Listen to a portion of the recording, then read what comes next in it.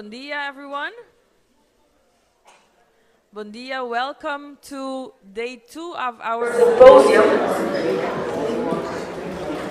Yesterday we had a nice informative session with a lot of keynote speakers with a whole lot of information. I also want to thank everyone who showed up last night to the documentary of the Akari family, showing basically the community aspect and also showing how important it is to tell our stories. Like Clara said, the story. It is, I think, last night also I felt like a nice sense of community amongst ourselves as well, because we could also see how a story originating from Aruba had impacts in other parts of the kingdom as well. Today we have more in-depth informative sessions. You guys already know me. I'm Rayanne Hernandez. I'm the managing director of UNOCA, and I'll also be serving as your MC today, together with the lovely Miss Adiela Adamas. Adiela has been helping us tremendously this week with the logistics part for the symposium. So Adiela, Bomini. Thank you. Good morning, everyone. Welcome to day 2 of our Digital Heritage Week. We're going to start immediately. We're running a little late, so we're going to start with our first presentation.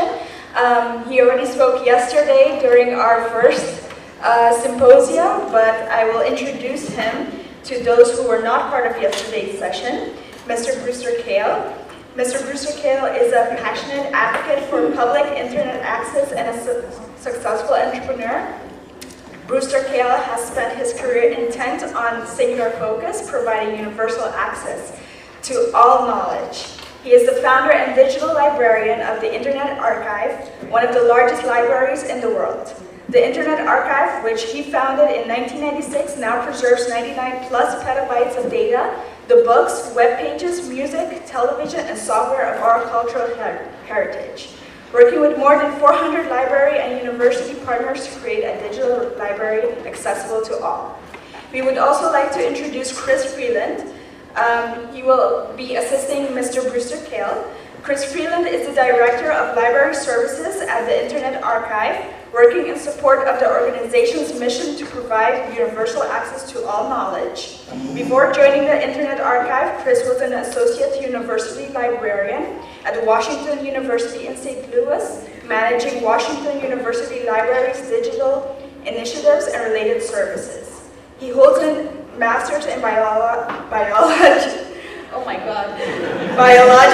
sciences from Eastern Illinois University, and a master's in library and information science from the University of Missouri, Columbia. His research explores the intersections of science and technology in a cultural heritage context, having published and presented on a variety of topics relating to the use of new media and emerging technologies in libraries and museums. Ladies and gentlemen, please welcome Brewster Kale and Chris Freeland. Of information, and what I would like you to do is to write down the things you want. So out of this next session, which I think goes for quite a while, it's ideas, it's interaction, because what Aruba and Peter has, and a whole group here, and I met a bunch of them last night, pulled off is fantastic in leveraging the Internet Archive. But the Internet Archive can do much, much more for you if you're interested. So the question is what? And I would just go about it and say, okay, say it's all free, right? There's no costs, and say it's perfectly easy to do. Okay. I think we can make the first one happen, but the second one, it may not be all that easy to do, but just think that way and dream a little bit. What I would like to talk about is, what if we really build digital libraries for digital islands? So we take advantage of the communities that are bounded in in this region, and try to build a digital library infrastructure that serves your islands, your existing things that you're trying to do, and the things you've always wanted to do for your communities. The Internet Archive, we have over 8 million. Some of these are lectures, some of them are short movies, some are all sorts of different kinds of moving images. We have 15 million audio recordings. So these are kind of mind-bogglingly large numbers, but the idea is to go and say you can do all. So for instance, in these audio recordings, we have, we've been donated 600,000 CDs, audio CDs. It's kind of, well, all of them. We have 450,078 RPM records. So the idea of having our legacy, but digital, is there. We've also archived television, and I understand there's some interest here in archiving your television, so we might be able to help with this and integrate it so that it's full text searchable and usable as a resource. So that's a, so in other words, the Internet Archive is not just one thing, it can do many, many different things. And I was inspired by this conference yesterday, and I rewrote this talk to try to go and give you a list of what if we were to work together closely? What if we did your libraries, but digital? And what if we tried to do it as a model for the world? Dream a little bit. I'm going to suggest a whole set of steps, and I take the little parenthetic, brace yourself, this list is long on this next page, but this is going to be the agenda, and I think that if you could go and as we go through them, go and say, that could be useful to me, or nah, not so much. Prioritize this next list. That's the list. So these are things that we do with libraries currently, hundreds of libraries.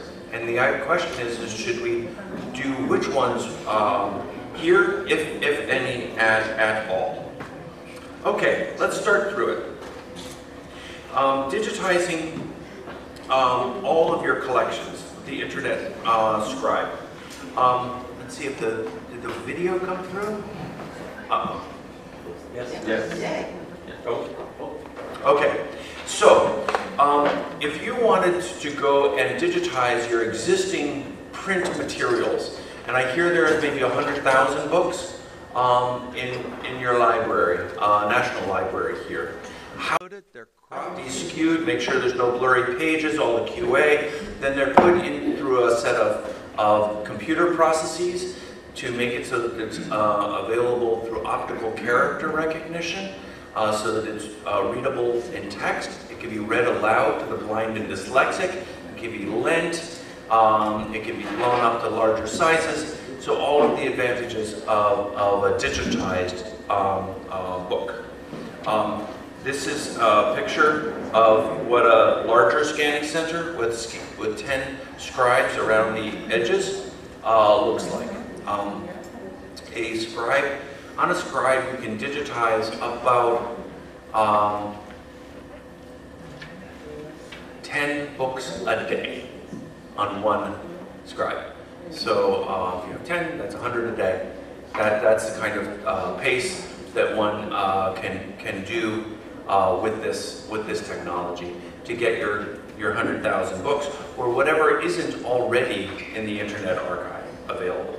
So we can digitize your existing holdings. There's also, you probably have some records and some other types of things. We do those sorts of things as well, mostly in centralized scanning centers.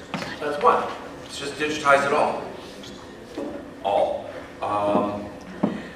Okay, another thing to see, would you be interested in this offering? Digital interlibrary loan. Interlibrary loan you probably think of as a book being put on a truck and worked through, legal, known, how this all works. So you basically get to do this interlibrary loan very, very fast. we've tried to make it extremely fast. So it's usually, if we have it already, it's usually answered in systems. One is a Rapid ILL. Do any of you use Rapid's products? No. Okay, that's easy. There's IDS project, there's WorldShare. You use WorldShare, OCLC? Per day. So that's by web standards, that's very low. By ILL standards, that's very high. So we basically try to turn these around if we have them in our collections already. So, ill.archive.org. Would that be a service that would really help your communities? Okay, remember this is a long, so it's going to keep going. And feel free if you have any questions on ILL. Interlibrary loan. Do you do ILL now? A little bit. It's a question? If I ask a question, I have to do it in English, or can I do it in the language I prefer? The interlibrary loan? Yeah, you type in titles and authors, whatever. I think our forms are in English, but you can type in anything. Our collections are largely English. Think of the collections of digitized books and digitized periodicals as the American library system. Maybe not a Yale or a Harvard, but the next tier down, and all of them. So it's an enormous collection. The thing that we do not have is the very newest things. Those are in databases that we don't license because we don't get to own it. We tend to only pay money for things that we get to own. So the newest articles, if you wanted those would go through the Boston Library Consortium, where they do have the databases. Any other questions on interlibrary loan? We're going back about digitizing your collections? No? Okay. Borrowing digital books. So interlibrary loan is doing just a chapter or an article. A newer system is called controlled digital lending. Controlled digital lending is the process of having a physical book, digitizing it, putting it aside, not circulating that, having now the digital, and lending it to one reader at a time, and protecting that with the same digital rights management system that the publishers use for their in-print works. So if it's good enough for Harry Potter, it's good enough for our old scanned book. This is, I think we have a little movie here. Is it? Yeah. Does it have audio? It does.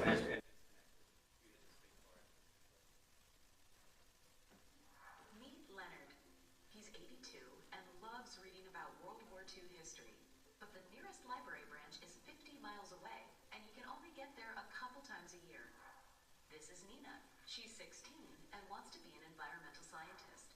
Because she has dyslexia, Nina uses a special device to read. But it's hard to get the book she needs in any digital format. As a result, she's fallen behind. For centuries, libraries have put books into the hands of those who need them, helping millions to build better lives and creating informed citizens. But many people still face barriers to accessing knowledge. Thankfully, a practice called controlled digital lending is already helping to bridge these divides. It works like this. Let's say a library buys a book. That's what libraries do. They buy lots and lots of books. The library scans the book, and now they have a digital version to lend as well.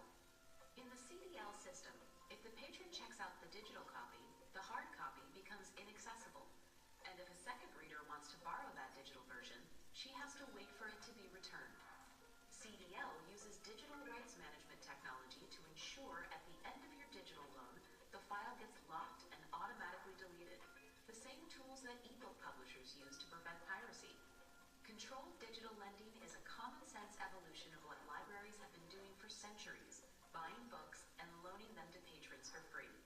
It gives Nina access to millions of titles that work with her adaptive reading device. It means that even in a pandemic, Leonard can continue learning while staying safe. And think about the future of learning. We can search through 1 million books in just a few seconds. And we can rest assured that these digitized books will be available for future generations, safe from damage or disaster. With controlled digital lending, libraries continue to fulfill their essential mission, making knowledge accessible to everyone. For more information or to support controlled digital lending, visit empoweringlibraries.org. So this is a way to virtually have millions of books on your shelves and available immediately to people without their actually having to come into the library if they have a device and an internet connection. Yes? I just wanted to add to that we've been doing this for part of the Aruba collection since before the pandemic, and it really worked out during the pandemic as well. A lot of book authors that we are in contact with directly, they don't want their books to be downloaded, but for instance, during the pandemic, there was the school exams still were going on. The books in Sacramento were not easy to obtain. The school closed, the library, the school closed, and those kind of books the people didn't have at home. The students didn't have them at home, and that was for a solution to make them available so that the students could do their oral exams in Sacramento, for instance. And with a lot of other books that are recent but quite important, or history books, for instance, we decided to scan them, make them available through login, one person per at a time, and the copies that we scan was not out for lending. So that we actually did a target on the book. Thank you, Peter. Yes, it's been very successful. I should say, though, this has been going on since 2011 with the Boston Public Library and hundreds of other libraries, mostly in the United States and Canada, doing this system. It's now part of the NISO standard for doing it. It's being integrated in with the ILSs, but the publishers are not happy. The big publishers when the beginning of the pandemic, when the libraries were all closed, they decided to sue to try to stop this practice. So that suit is ongoing, and in the United States, we don't think it's right. We think that libraries need to be able to own digital materials and loan their collections. So it's a bit controversial still, but it is hundreds and hundreds of libraries are going this way because it's about the only way to really serve our patrons well. Where the books come from is two major sources. One is libraries give books to another nonprofit that's associated with the Internet Archive, and then they hold them and then make them ready for digitization, and then other libraries go and digitize these materials that then can be made available. So they're from libraries that are closing, or libraries that don't need them as many books anymore, and also through a nonprofit bookseller called Better World Books. Better World Books gets their books looking at that sort of sea of books. So this would be what would be available to you. Okay. Another one, print disabled access. So it was mentioned in that little movie of if you have a print disability, there are explicit laws that allow libraries to digitize materials and make them available to your print disabled. And that's not just all fully blind people, it's anybody that has difficulty with print. And what we're finding is mostly either older people, myself included, that might have some trouble where print might not be my preferred way of reading, or dyslexic children. So the university librarian at University of Toronto, Carol Moore, inspiring woman, she said that she thought 7% of the incoming freshmen had trouble with print. 7%. That's much fewer than go to the print disability office. The print disability office gets very few people because it's slow and clunky, but she thinks 7% of those that got in and are attending University of Toronto have print disabilities that would qualify under the Canadian Print Disability Act. This is a remarkably large number. And imagine all of the kids, if they had access to good resources before they applied to college, how many more could go to University of Toronto? That's a hard school to get into, and those are the ones that have struggled through. So why don't we make it easier for our elderly and our children that have issues? So this is wonderful because it is so straightforwardly legal. I don't know if, I think Holland has adopted the Marrakesh Treaty. Is that true? Any library law people here? Most of the major countries have that allow free movement of digitized books for this purpose. Okay. Any questions on print disabilities? This is a whole nother feature that can be used and leveraged on your islands. All right, I'll keep going. Yes. I'm sorry?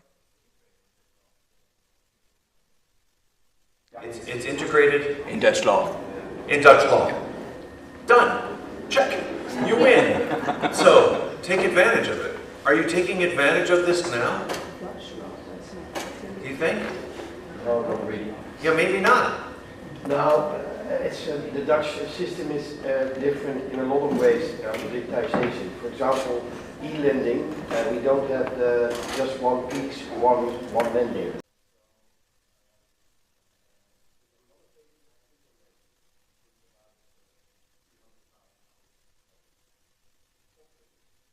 Fantastic.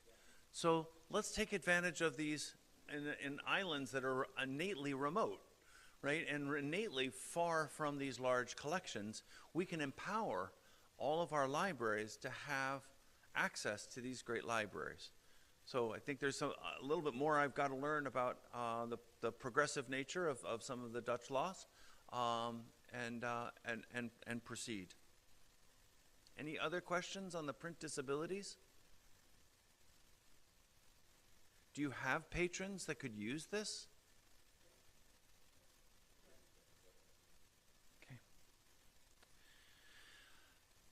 Okay, another one. Archiving television. Television was not archived very well in the past. In the United States, there was a law passed in 1976 that said that the Library of Congress was allowed to archive television and radio, and then they didn't. But they did publish a report saying they didn't do it in 1996. So based on that, we decided to hit the record button. There's a Vanderbilt University had been archiving U.S. television news since 1968 and cleared some of the way legally for doing this digitization of television. So the Internet Archive records Russian, Chinese, Japanese, Iraqi, Al Jazeera, BBC, CNN, ABC, Fox, 24 hours a day, DVD quality. So a lot. And has been doing it since the year 2000. Since 2009, we've used the closed caption information of U.S. television news to make it so you can search and find snippets, times that things have been talked about on television, to be able to find the one or two very influential programs. The most popular news program is Fox News. And trying to get an idea of what is being discussed on Fox News takes computer analysis. So there's researchers, there's a fellow named Caleb who's been doing great things, taking all of the transcripts and being able to go and use computers to go and analyze how what's being talked about on one channel is not what's being talked about on others. To go and take these materials and make a transcript. So taking Russian state television and then taking the speech and making text. So now it's in Russian, but I don't speak Russian. So then takes the next step and translates it into English, which isn't perfect, but it's pretty good. And then this next step I find very impressive is it summarizes. So we try to find yesterday what were the top 10 points that Russian state television was broadcasting to its population. This is something you can do now. And it's a very helpful way of trying to get an idea of what's going on in a society and what is being broadcast at the population. It's being able to see inside other people's bubbles. To be able to go and look inside their bubble and try to understand what are they seeing. I mean, I think that I'm not in a bubble. Everybody else is in a bubble. Well, that's not true. I've got mine as well. So how do we go and relate in this media landscape, which is becoming actually dangerous to our democracies? So this is a tool that we would like to see more broadly used, and it can be used here if you would like, in terms of recording radio and television and even podcasts, which are becoming very influential on how people think. So can we do those within the island context here? I think so, yes. Yes, Peter. One of our newest partners in the Aruba collection is just started actively uploading. 15 years. So you can hop forward instead of just taking these little programs and uploading them, which I think is great that you've gotten the permission to do that, but we can now take another bigger step if we wanted to. And there might be other television, radio programs that are available in your on your islands that we can expand into. Will the searching work with Complemento? Yeah, well, it's Roman. It's Roman letters, so yeah, it works in any language. You just have to be able to type it. So, television, radio, that you would get people going and saying, okay, let's make a success of this. So I think going in and boldly saying, we're going to become the first digital islands, and we're going to work through the first digital islands, and we're going to work through the democracy's library. Democracies need educated populace. They need their people to be able to think critically and think for themselves. So democracies tend to publish openly. They tend to make things available for free with little or no copyright restrictions at all. And this is great because it's kind of different from what you see out of authoritarian governments that want to restrict what it is people can see, or large corporations that only want people to see what they want them to see. But governments publish openly. The problem is that most of what the governments have published is not very available. or if it's available, it's not available very well. So in the Boston Public Library, they used to have 9 government documents librarians. Now they have about 1, or not even 1. It's whittled way down. And that there's some corporations that go and take some of these government documents and make them into a database and sell them back to the libraries under very restrictive terms. So people don't really have access to the information that they've paid for with their tax dollars. This makes no sense. Why don't we go and take all of the publications, not just the laws and the reports, but all of the reports about rivers and planning documents, and why don't we take all of it and make it available to everybody to build new and different services, so there could be, because there's no copyright problems, it could be available from the Internet Archive or from the Aruba National Archives or National Library, but other people can then download those and build new services to try to build a more effective government using the digitized and also collected born digital materials from your government at all levels. So we launched with Canada and the United States. And so working with the government printing office in the United States and the state levels and municipal levels. And in Canada, it's actually even going faster. It's really quite inspiring because the University of Toronto has basically a print collection. And they basically said a few years ago, we're just going to digitize it all.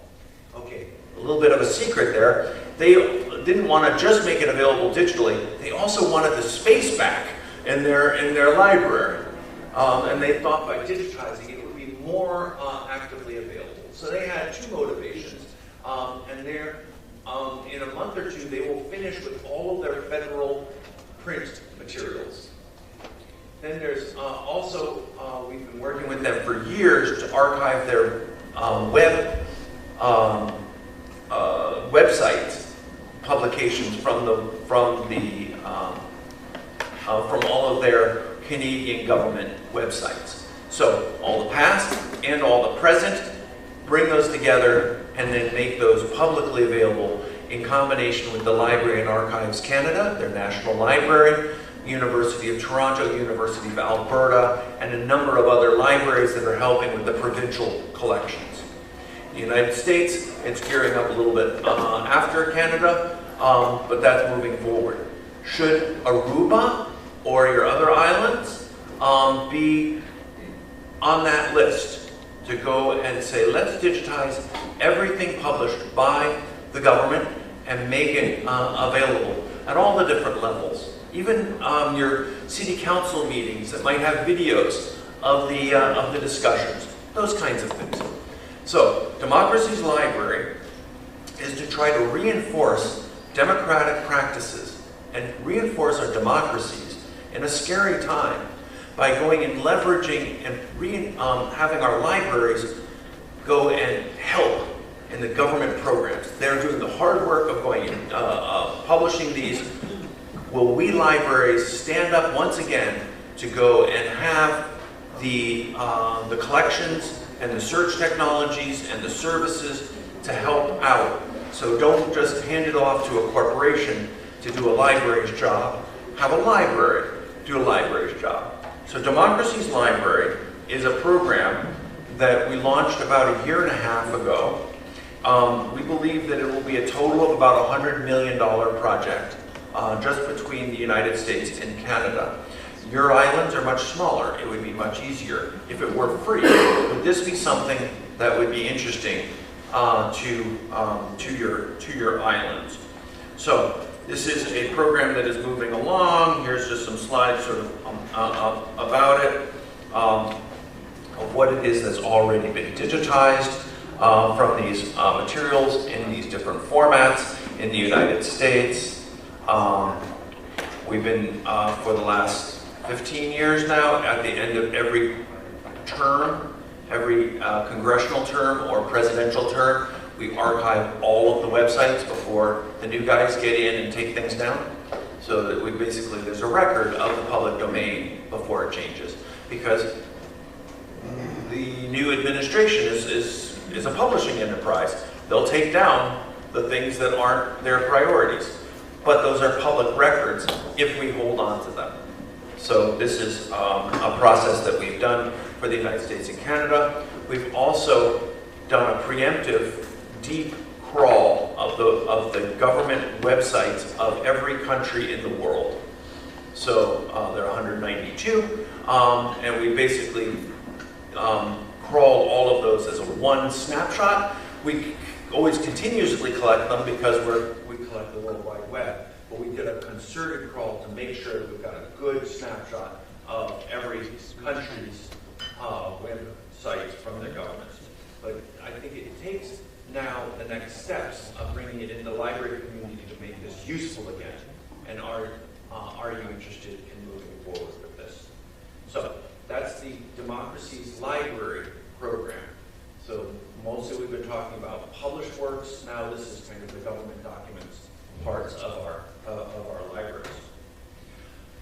Any questions on Democracy's Library or government document digitization or collecting from the World Wide Web? Yes. Currently or recently, the Aruban government was granted a fund from the European Union to invest in e-government. Great. And part of that is not just to try to facilitate the access to information, like for example, if you were to need, I don't know, a loan by the bank or something, they would require from you to deliver one of the different templates that they have from the census, for example, where we call it the papel signature, so a paper worth 5 florins. You would have to go to the building, get the copy, and then kind of embark on your journey. But now they would want to facilitate that so you can get everything online. One of the issues that we have, let's say, within that idea of the government is we're trying to integrate the connectivity and the collaboration between, let's say, different departments within the government, because now it's very still fragmented and scattered around almost. And based on what you kind of explained, that's sort of the feeling that I still got a little bit, that you could digitize, let's say, documents that were already in the past, but still scattered through the departments. And you can digitize things that are now present and very current, but still the idea is to scatter. How do you see in your experience based on internet archives that you could use, let's say a tool like this, to sort of, I don't know if retrain is the right word, kind of give an idea of how collaboration can be effective so that we don't work very fragmented, because that's still very much an issue here on Aruba when it comes to, let's say, the departments of the government. You have a lot of information accessible, but yet somehow it is hidden and becomes more inaccessible even within that cooperation within a department. So there's like a lack of synergy so that this information becomes available. So how do you see, let's say, using this idea of digitizing can help? Because we're kind of at the crossroads now, I would say, that we have documents in the past that are being digitized, and that's a good work that, for example, the team of Collection Aruba is doing. But because Aruba is focusing on the next steps of innovating, and digitization is part of that innovation, like how can we combine that with the innovation of the mindset? Because we're still there. It's a combination of different things. So we're trying to look beyond just digitization, but again, a synergy of implementing and incorporating all the different elements, especially this idea of mindset and collaboration. So based on your expertise, what advice could you give to take that into account in this process? I think that we understand or have attempted to only do a part of the project that it sounds like you are outlining that is going on. Like lots of governments are going through an e-transition of how do you apply for your driver's license? How do you do your tax forms electronically? That kind of interaction with your government is not what it is I'm talking about. What it is that I'm talking about is trying to take the publications, whether it could be manuals or how-tos, but it could also be reports and the like, and making those more digitally available. And yes, they're everywhere. They're just all sort of tucked away. And that's where leadership comes in. If there were a leader that said, okay, bring these things out, let's go and get them digital, then I think we will find, or at least what we found in the United States, is we find that there are librarians or people that are in government, they're not actually librarians, that they know that these things are really valuable. They're really great, and they've been holding on to them for all this time because they don't want them thrown away. And every so often a new boss comes in and says, clear it all out. And they say, no. Those people are our friends. So let's find those people that have been keeping some of the collections going over the years. And with leadership and a thing where we don't take them away from them, we take them, digitize them, and if they want them back, they can have them back. So that they don't feel like they're losing anything. But call out the leadership to go and say, it's now time to make an e-island or something. I don't know, whatever you call it. And try to basically make a digital islands initiative and make it more useful. Once you've digitized it, or once you've collected it from the World Wide Web on the ongoing publications, that's actually, in some sense, the easy part. The harder part is then making it useful again, so it's not hidden, so that you can actually find what you want out of it. Because a lot of these things are fairly specialized things, or they were meant for a very specialized purpose, and they're not generally useful. They're not like a book that sort of describes itself. They're part of a series of documents on some subject. That is going to be an important curatorial role where we're going to need your librarians to help work together to build e-resources that are findable. Fortunately, the getting metadata from these documents has often been dismal. It's just been really hard because you don't want to do MARC records for every one of these things, and it's expensive. What we've been doing now, both in the United States and in Canada, has been using the AI technology, running optical character recognition on the, say, reports about rivers or national parks or whatever, and then run optical character recognition, give the first 300 lines of that to ChatGPT with instructions to go and find the author, title, date, publisher, what branch of government is it from, and then it makes guesses. And I emphasize, it's only guesses. Then basically a person goes over and says, yes, that's right, or it's mostly right, no, or no, that's completely wrong. But it speeds up the process of trying to build metadata for government documents greatly, and makes that process something that you can imagine doing to these less formal publications. Anything else in Democracy's Library? Up for another one? Or are you up for standing up and going and stretching?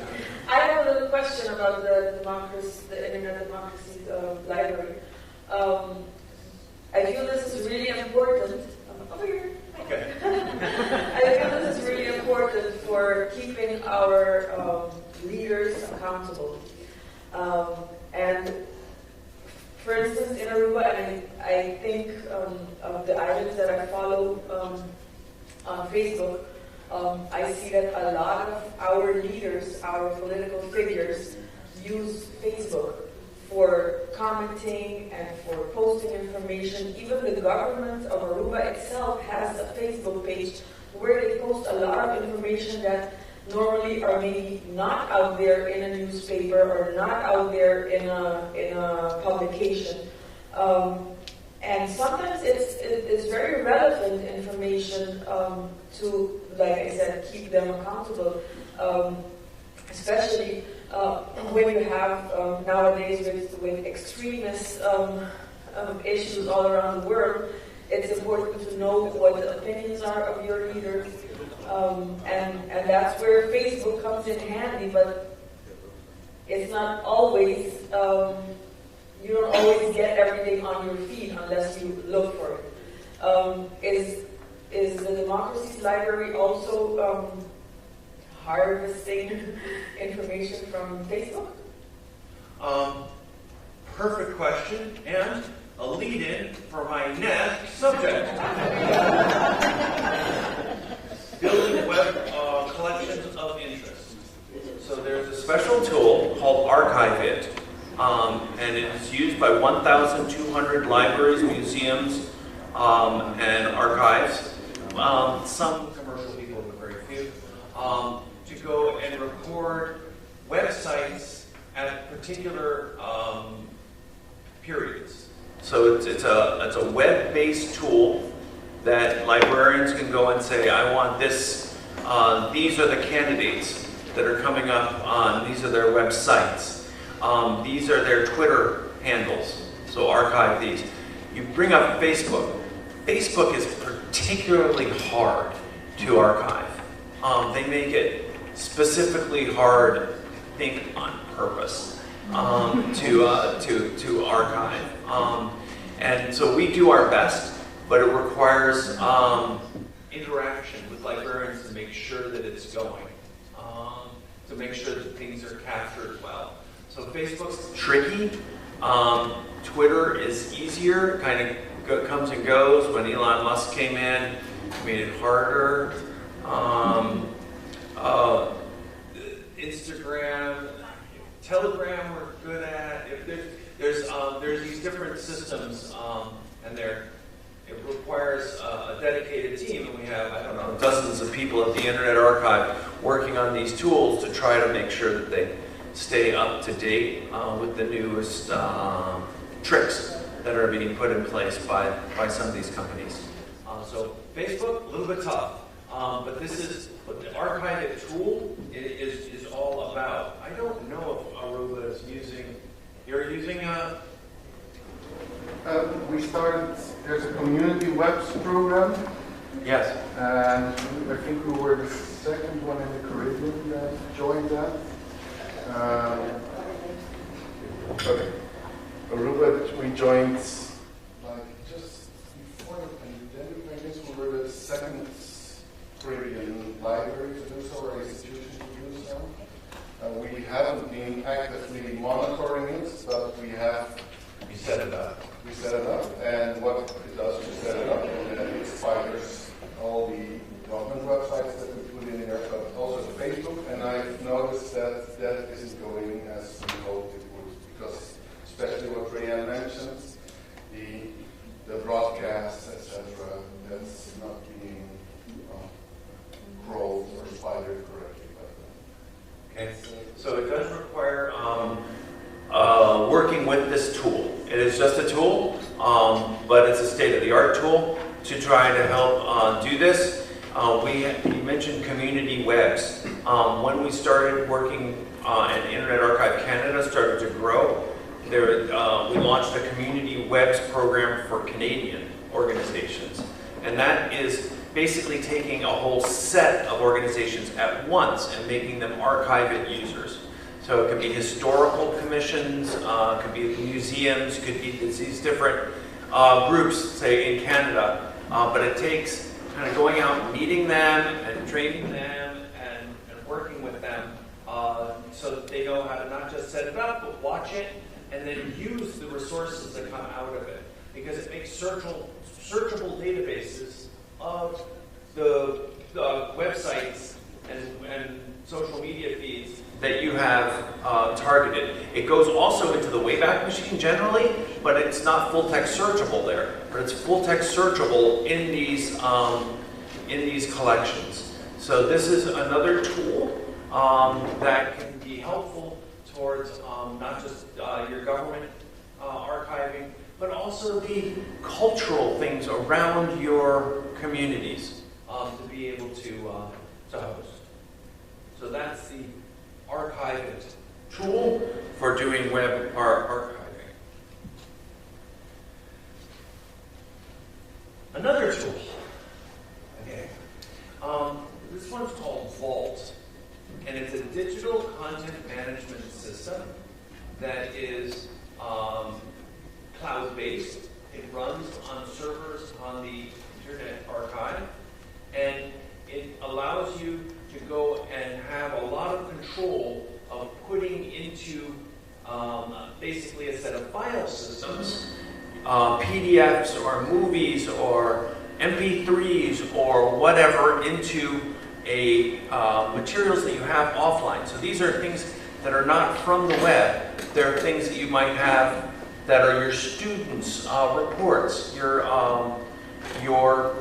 teachers, your schools, your hospitals, your whatever. They can go and add things into these collections. Some of them can be private, some of them will be public, some of them can start out private and then be made public. That type of service is called Vault. The idea is to give permanent access. It's a mission-aligned storage system. So if you think of Amazon Web Services as kind of a big file system that you can rent, if you ever stop renting it, they will delete it. We won't, right? So it's more along the lines of what cultural heritage expects, because your funding sometimes comes and goes. So you don't want everything deleted by some company. So this would be a more mission-aligned way of storing materials, and it has services where it's not just a big file system like a Google Drive. It allows you to go and put together your own file systems, I guess kind of like Google Drive, unlike AWS, to be able to go and build your own repository in on archive.org servers. There are now about 50 or so, I think, using this system. It's fairly new. It wasn't available when Peter really started the collection, Aruba, but over the last 5 years, it's come a long way. I guess there are now 50 plus organizations that have been using it in the last year as a full-fledged service came out of testing. So this is another service that would allow you to go and store materials through a web-type interface to go and store and have access to that. The sorts of things that we try to find people that are excited about, like I just highlighting Laura Gibbs, and she has got a real interest in African folktales. And African folktales are difficult to get access to, but the Internet Archive has digitized lots and lots and lots and lots of them. So she goes and reorganizes these for other people. This is just another kind of tool that would be available to you to go and help tell stories using online resources that other people can then go see.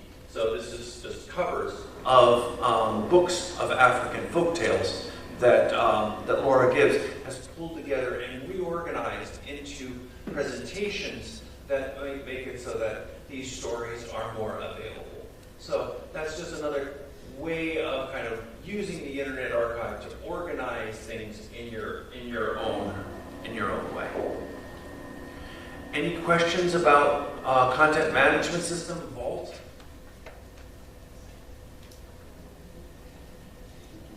You guys are being heroic. I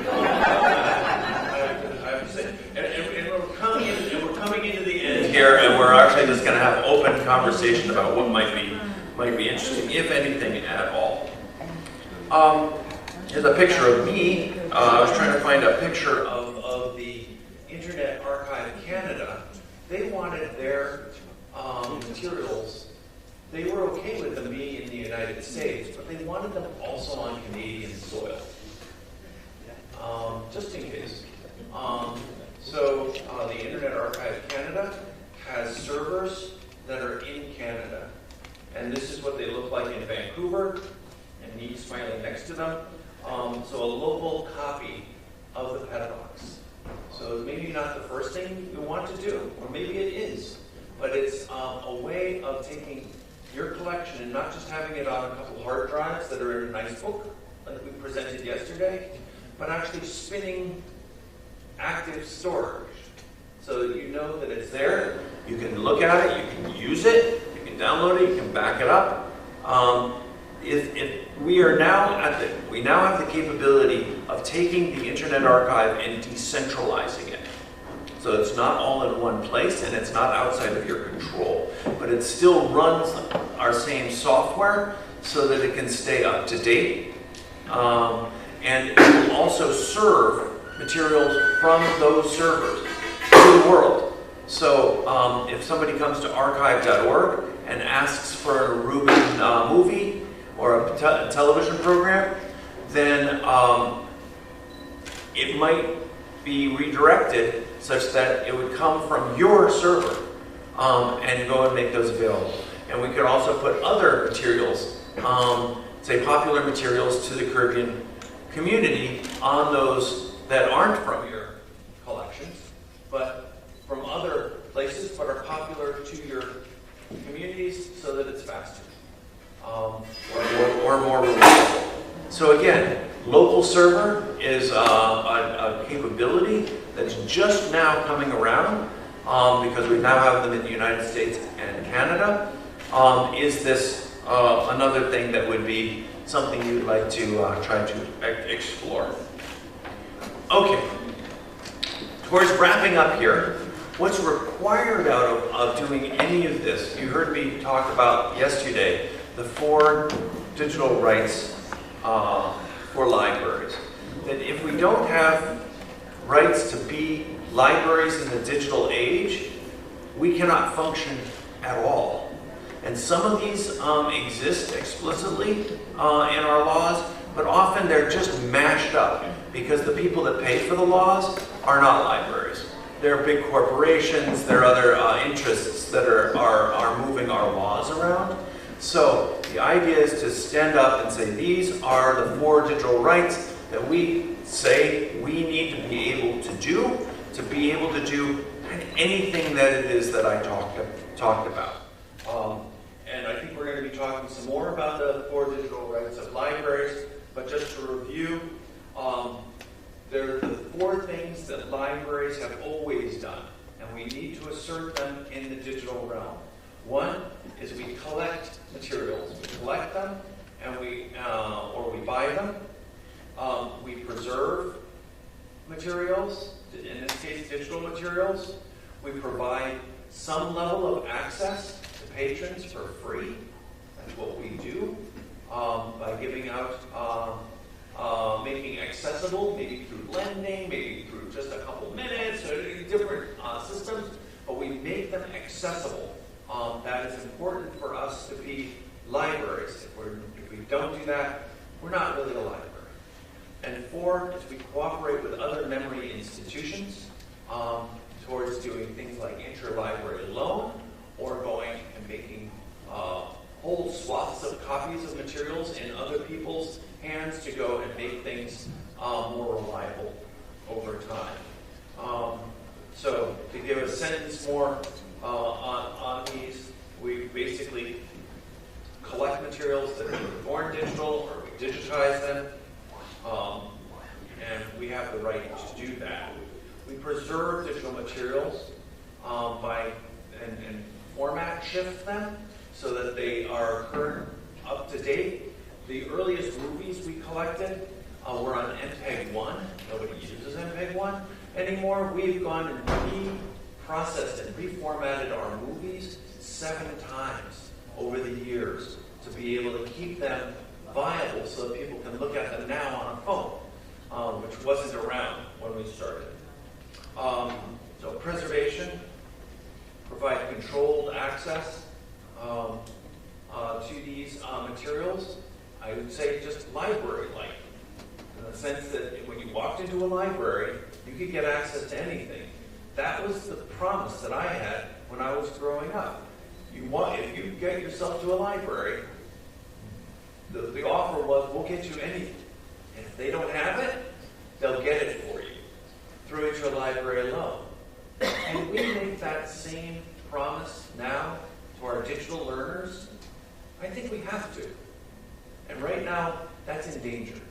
So let's make sure that we can provide access. And that's part of our mission. And cooperate with other memory institutions to help reinforce them and help them serve their patrons better. Okay. Last slide. Your libraries, but digital. What do you think? Should we work to make the Caribbean, the Dutch Caribbean islands, a model for the world by going and saying, let's go and do this? And the answer is probably, well, we'll do some of it, or something like that. That's fine. But is there an appetite for moving forward in this area? And thank you for making it through a very long list. Thank you.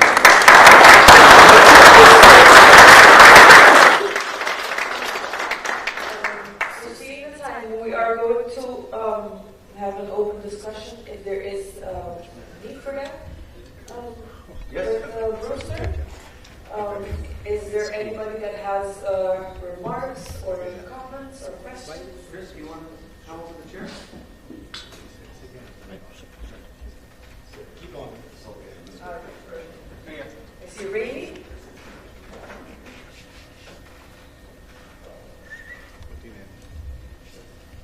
Thank you. Beautiful presentation. I thought it was very insightful. And I had some questions, and then you came to the 4 digital rights of the library, what kind of automatically clarified a lot of things. But I was really curious to see, and also from others in the room that are working in digital heritage, what ethical challenges are you facing when it comes to digital heritage? Because I wrote it down here. Sometimes I get the feeling that we, as we move into this kind of new thing, we should kind of establish those guidelines. But why I'm saying that is because you don't want it to be a form of information control. Who gets to say what is being uploaded, especially when you look at governments and institutions. And you don't want it to be that it comes down to now who controls the past information controls what the future thinks. So these are the questions that arise when it comes as we move into this kind of digital heritage age. So I just wanted to know, from you guys. The Internet Archive takes some of the library systems, like the American Library System. The American Library Association has a set of ethical guidelines. For the registry. The ALA, the American Library Association, has guidelines for what should be in collections and what should be taken out of collections. And we use those as our guideposts. And that inclusivity. You try to keep things as available as you can, even if they are not popular, or what the current government or what current people think is what should be there. But it's tricky because people will upload things that are controversial. And then how do we warn people and give context to the materials that are available? I can imagine slave documents in parts of the United States would not be received very well right now. There are people making laws in states in the United States that say you cannot have documents that are about race in them. And it's like, this makes no sense to us. So we try to make things as available as we can. We use the American Library Association. You may come up with your own guidelines within yourselves. And I would suggest that our heritage institutions think of themselves as just part of the solution and allow other people to take and reuse and recontextualize and make them their own materials and make that work.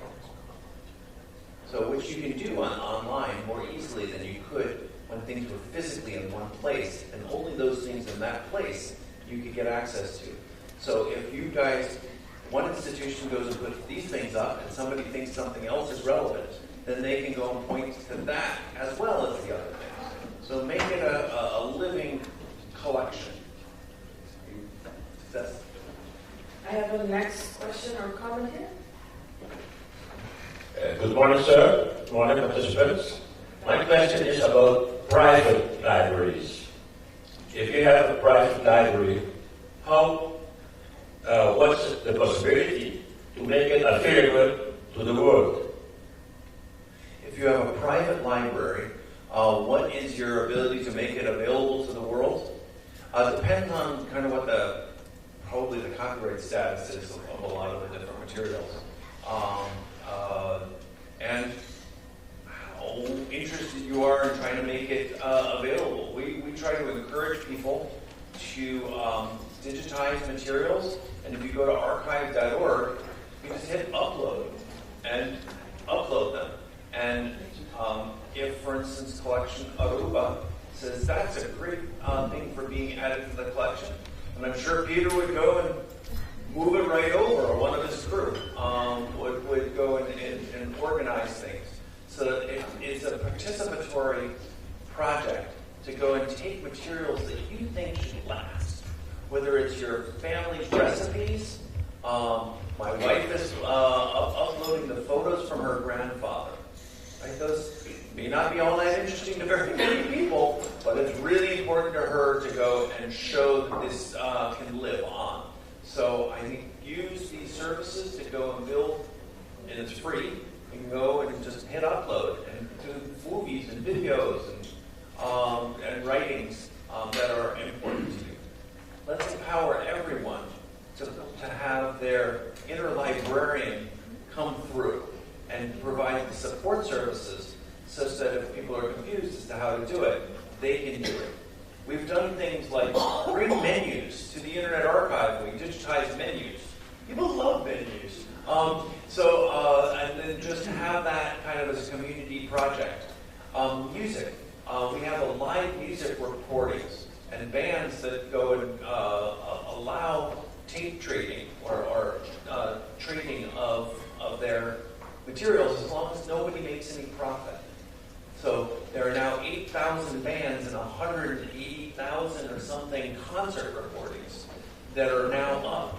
So how about the bands that are playing in the hotels here or in the bars? Go in and make heroes out of them and add them to your library.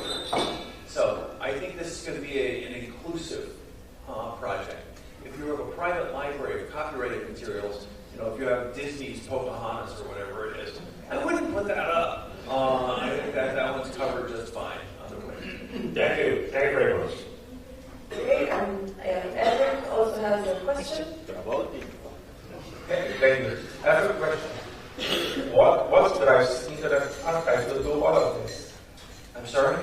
What drives you? What's your mission? Tell us why you want to do all of this. What's the permission? Your mission. Your drive. Okay. Motivation. What drives Internet Archive? Oh, Why do it? Why do it? Okay, let me hit it from a personal angle. So, I think of myself as on the tail end of the hippies. Right? The hippies kind of happened a few years before me, but I still was affected by the ethos of we're here to do something. And in college, a friend of mine asked, okay, you're a technologist. I went to MIT, so I studied computers. I said yes. And you're an optimist, utopian, idealist. I said yes. I said paint a portrait that's better with your technology. Go and say something about the future that's better because of your technology. We were very good at complaining. We could complain about anything. But what was a positive thing? I found this a very hard question to answer. So in 1980, I'm just walking back and forth across the bridge to get to school, and I was trying to figure this out. And I could only come up with two answers. One was to try to protect people's privacy. The other was to try to make the Library of Alexandria for the digital age. Could we make universal access to all knowledge? I thought the second one, the universal access, was too common. Other people would do it. So I tried to do the privacy one, and I failed. I could not come up with a system that was inexpensive enough to help the common person with 1980s technology. So I went for Plan B, and I've been doing it ever since. The opportunity of having access to everything ever published by anybody was one of the things that you can only get with a new technology. So they had papyrus at the Library of Alexandria, which was amazing, and that allowed them to think big. The early part of the printing, people thought big. With digital, we could think big again.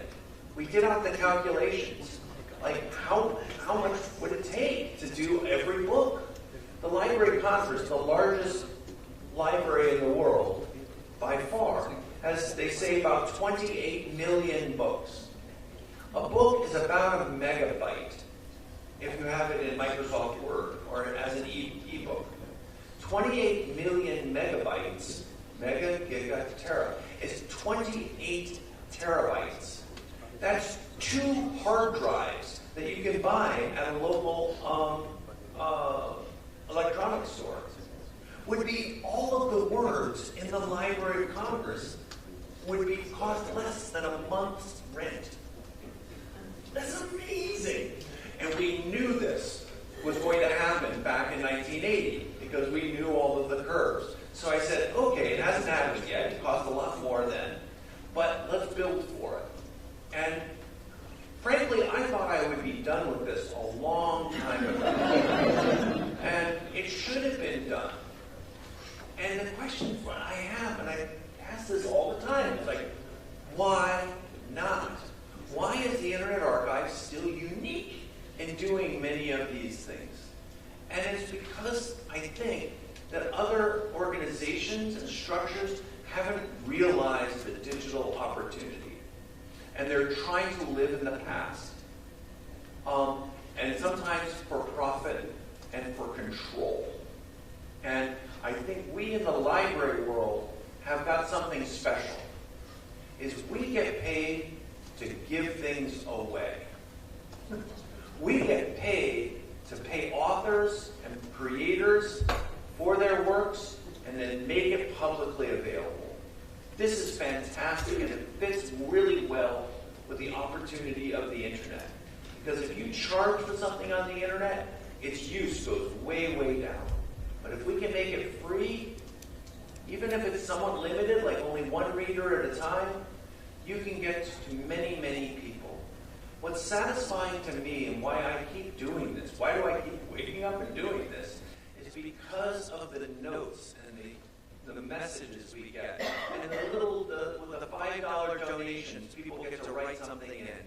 And those give me life every day of just people needing access to information to understand their world. The world is chaotic out there. It's getting worse. And in many ways, it's getting worse because we libraries are not doing our jobs enough. That we have a lot of the material that would make it so that people wouldn't be as confused about what's going on, but we don't make it available. Or available to digital learners in the way that they're trying, that they want it. We convince everyone. I'm guilty of this, because I've been at this since 1980. I helped get the internet going, the World Wide Web going, the system before it, getting publishers online. We said, turn to your screens and answer questions. And now they do. But what you get from your screen is not the best we have to offer. We know this. We know this. It has something. Thank God for Wikipedia. But it's thin. It's thin. Or it's behind a paywall. Or it's lies. So we convince people to become digital learners but we didn't do our part to go and put the best we have to offer, the best works of humankind, standing on the shoulders of giants. We're not standing on the shoulders of giants. We're standing on the shoulders of a couple giants here and there that the publishers allow us to go and make accessible. This isn't good. So there's the array from the people's needing access to this, but also it's the compelling nature. We really have to do this. And it's our jobs. It's our day. This is what we're here for. It's why we're paid the big bucks, is to go and make information that are in our collections as available and as relevant, contextualized, and present for people. And that means on screens. So let's go and get and find a way to move forward in this way. Again, my favorite line out of this whole weekend, this whole week, has been Astrid saying, "Why not?" That is a beautiful way of thinking. And I think that a model can be built that will be replicated. A model that hasn't come about yet. We have pieces of it in different places, but there hasn't been a group that has said, let's take the leap and let's go and try to build a society that leverages the digital technology as best we know how. And let's take our angle on it, which is libraries, and make it come about. Thank you for this wonderful, inspiring answer, calling us all to action.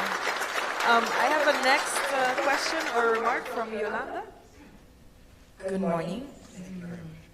I'm still processing my question, but I think it's why not, but not only why not, but how. So I'm from the University of Aruba, or at least I work there, and we have a learning management system. We work with Moodle, and I think everybody, I mean, if you're in education, you have students making all these assignments digital, or at least they store them, you get them digital. And then we have the Department of Educational, the Office of Administration. I think their role is that they're supposed to safeguard and archive material, study material, or students' assignments. Who's supposed to do that? The Office of Educational Administration. Okay. At the university. So you have this situation, I think, where they are still driven by pen and paper exams, and the situation where, as a lecturer, you're busy thinking, how do I engage my students, how do I create these exciting exams, and they're usually digital. So they're born digital. Many of my assignments are born digital. But we don't have no time to really talk about how we're going to archive them and save them. I mean, I'm just running, coming to conferences, going back to teach, and, getting my scores, and just running. So I thought today, why not?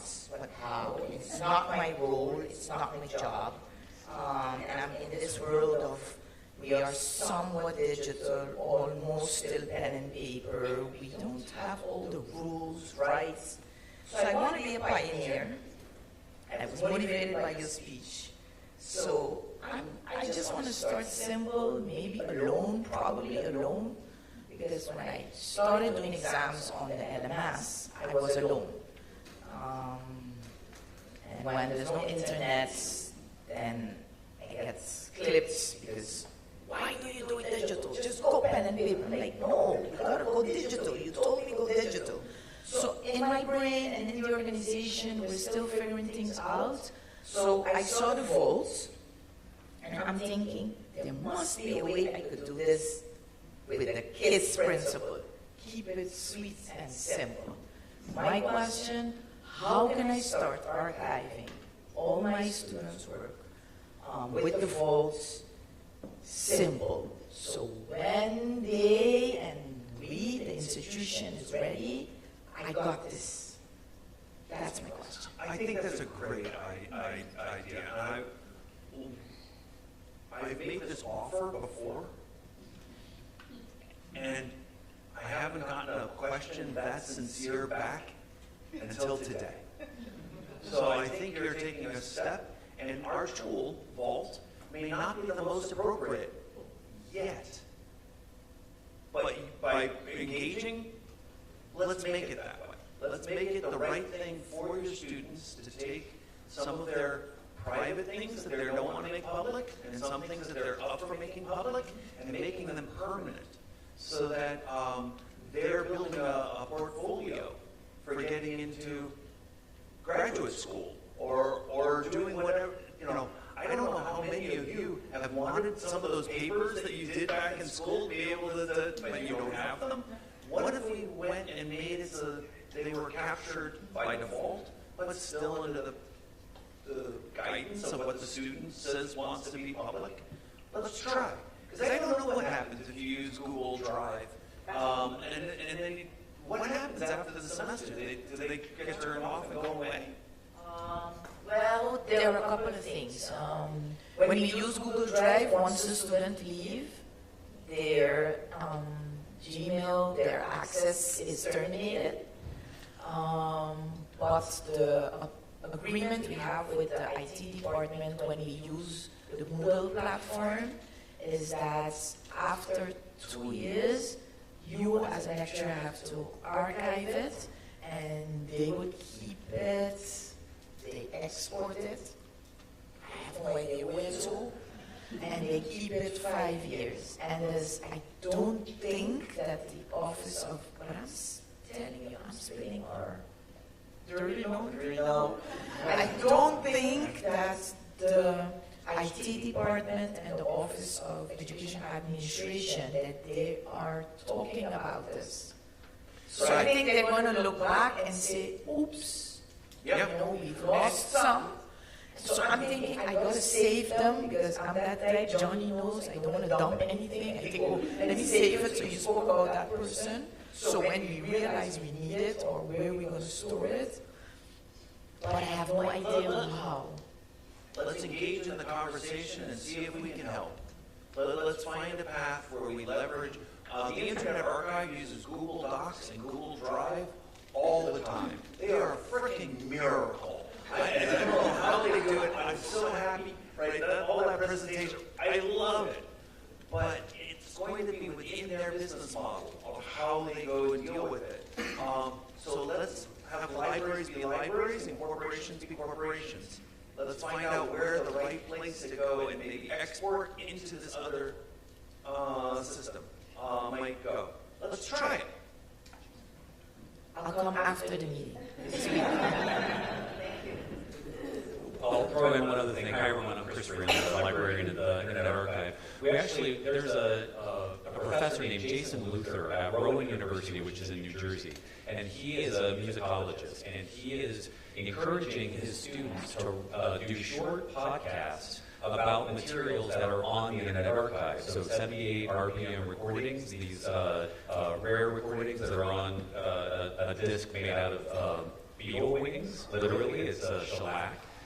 And so his students are creating 3-minute podcasts based on these materials. They work offline, or they work in Google Drive, or whatever their learning management system is, but when they publish it, that MP3 file is published to the Internet Archive, so that the final product lives online. And again, it's the student that initiates that, and it's the student that is uploading the content. So there's already some sort of precedent for professors and schools to put their materials online individually. Rowan University, I can give you the link after this. And I'm going to stray just for a minute into something I don't know much about.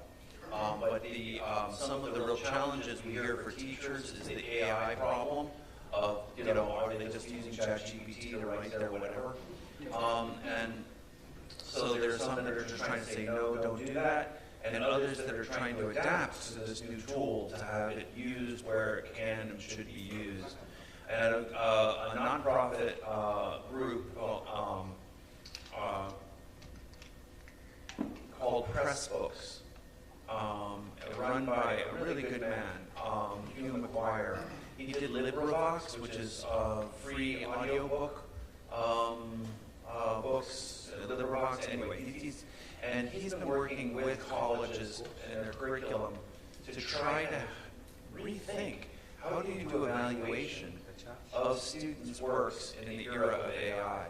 And he said that the thing that's been working out well with he and his library, his university partners, is to have students work collaboratively to write a little textbook about what it is they're learning. It may not be the best textbook, but it's by having them engage in a group to go and build something together, kind of peer review and trying to keep themselves honest against, putting crap in it. And it drives forward. So there's some new approaches, and then we're working with them to go and archive the ones that are worth keeping. So it's sort of rethinking our instruction, especially at the university level, in the era of AI.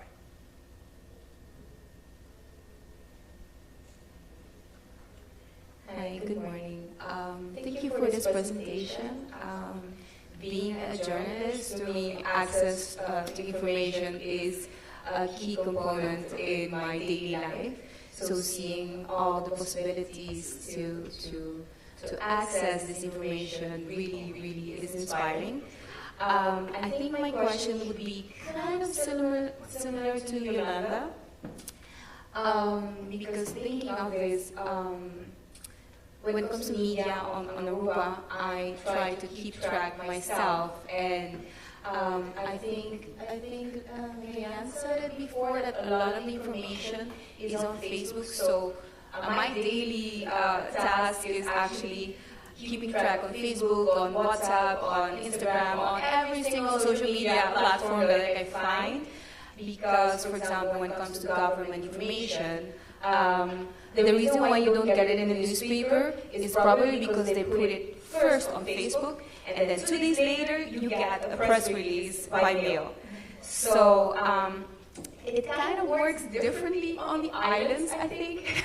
So how is there a way that media can have some type of like a vault or something that maybe I can start in trying to keep track? Because right now I'm just keeping track for myself. I save everything that I see, but there's not a central point. When I want to do research, it's very fragmented. So is there a channel or source that could be directed for media on the islands specifically? Because it's a different type of world. The Internet Archive does not really offer a content management personal scheme. There's other ones like Zotero in the academic world, which I've never used, but there are a few tools that we do make available. One is a toolbar, a plug-in for your browser. I think it's called the Wayback Machine plug-in. I use it all the time, and you can do Save Page Now, which journalists use a lot because things may disappear. So they're going around, they're looking at web pages, they're looking at something like social media posts, and they just say Save Page Now, and that way they know they're given back a URL that's in the Wayback Machine that they can use and cite in a document. Journalism. You can also hit a checkbox, which is save it in your collection of websites. So you can go and say, Save Page Now, add it to my collection. Save Page Now, add it to my collection. Save Page Now, add it to my collection. And that will then land in a collection on your archive.org account. So does that organize everything you got? No. You can do favorites on Internet Archive items as well, but this is kind of favorites of web URLs. So it's not a bookmark because it's a saved bookmark in a collection. Maybe that's a tool that will help you. We're doing a lot to help journalists now, especially in these times of these difficult times, when people are erasing things or saying things that just aren't true, or saying they didn't say something but they did. And so there's a lot of use of the Wayback Machine and the web tools towards journalists. And Mark Graham, who runs the Wayback Machine program, is particularly interested in helping journalists. So he goes to the journalism conferences and works back and forth to go and help as much as we can. The other area that I think can be useful to you is if you can get your television and radio archived and searchable. That has been useful to a number of journalists as well as a mechanism of documenting what's going on. Thank you for that. I do know Wayback Machine and I love it. That is a very useful tip for journalists, and that was, I think, one of the first tips that I got as a journalist. So I really do use it.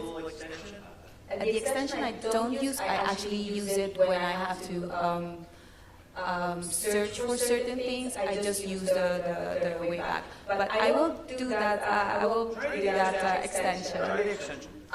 But for personal, I already am doing it. My question was more, how can I make it accessible for other journalists? Because right now I'm just doing it for myself. So technically, I'm just keeping the information with me. And I think it would be helpful for other journalists to have this, because I am doing it, I know, because that's my daily job, but I know that a lot of them, I'm a freelancer, so I think I have the luxury to choose how I manage my information. But I know a lot of my colleagues, most of them just work at an editorial team, which makes it very difficult to have the time to do this, because it's a daily grind that they just have to publish news every single minute, especially when it's online. So it was more of a general question, how can I make that accessible to other journalists? Or people? Not sure.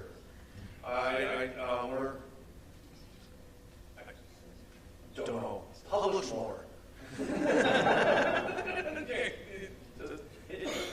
But is it like True Vault, for instance, that she already mentioned?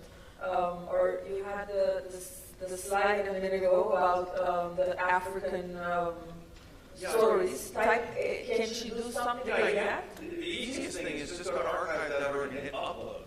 I mean, if you have things that you want to keep around, like all your past writings, or even the ones that don't make it into some other publication, keep them, right? Hit upload. Hit upload. If you hit upload 100 times, right, and you start to build a collection, somebody in the archive staff will notice, and they'll offer to make a collection, or Peter might offer to make a collection and make it part of a collection of Aruba. So at least you're right, that's one way. That's the easiest way. Vault is a more formal system that's really designed for institutions. In the same sense that Save Page now is meant for individuals, and the archiving is more of an institutional system. Thank you, Melissa, for your questions. Are there any other questions or remarks in the room? I see Chris wants to say something. Well, we've had a couple of questions that came in during Rooster, your talk, and I thought maybe in our remaining time we could hit a couple of those and then wrap with our celebration. Yes, go ahead. So, Rooster, you mentioned decentralized storage a bit in your talk. Can you talk a little bit about what decentralized storage is and how it sort of fits in? Oh, my favorite subject. Okay, so in the old days, publishers used to publish materials like a book, make a bunch of copies. They were bought by individuals and libraries, and they were kept available from those different places. Now we live in the modern day, and we have a website, and it lives one place. And if it's ever changed or deleted, it's changed for everybody forever. Right? This is not a step forward. So Tim Berners-Lee, who I know very well, he did a simple system with the World Wide Web, but it's too simple. We tried to patch it with the Wayback Machine, but it's just a patch. What I think we really want is a decentralized web, a web that lives everywhere and nowhere, in the same sense that you have libraries that have books. So that when the publisher changes something and decides that they're going to take the pressure from the government and go and wipe out, all mentions of some peoples, that it doesn't disappear from our literature because it's in our libraries. So we've been working to go and do something called the decentralized web. And this has been an ongoing program for now 7 years because it's harder to do than to do centralized systems. We gather, we have the decentralized web camp, which is people trying to reinvent the web to make a better internet that serves more people than just a few. We all feel that something's gone wrong about the web. So how do we go and build a better web? We're also working with one of the groups that really kind of came out of this. It's called FilePoint. And they are a group to go and do decentralized storage. So instead of AWS, it would be in a number of different places, FilePoint, and they've actually helped fund some of the Internet Archive's efforts, and they're particularly interested in Aruba, because they want to show positive examples of having their services available for free to go and try to make permanent the cultural heritage of the world's most important information permanently. That's their motto. And they've gone and funded the Internet Archive somewhat, such that the Aruban collection is now already in this FilePoint.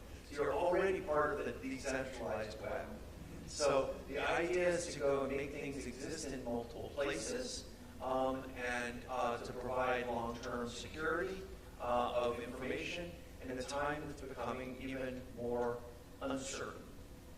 So decentralization, we think, is a more difficult path than centralization, but it's the right path for we libraries and we in the civil society institutions to move forward. And Aruba is already part of it, based on your collection, Aruba. That's great, Boucher. Thank you. To our last question. You struck a nerve with some of the librarians in the audience when you said, hey, what would it take to digitize collections? And could you, it's better when you ship them and put them into one place. And of course, every librarian in the room, I'm a librarian as well, said, I don't know that I really want to give up my collection or move it to somewhere else to digitize it. So here's a two-part question. There was also then interest in the servers. What would it take? Is it possible to establish an Internet Archive Aruba, or an Internet Archive for the Caribbean, that has both a component for digitization that could maybe go from island to island, as well as a data hub, where, like you talked about for Canada, where materials could be served from the Caribbean? I think this could be a great idea.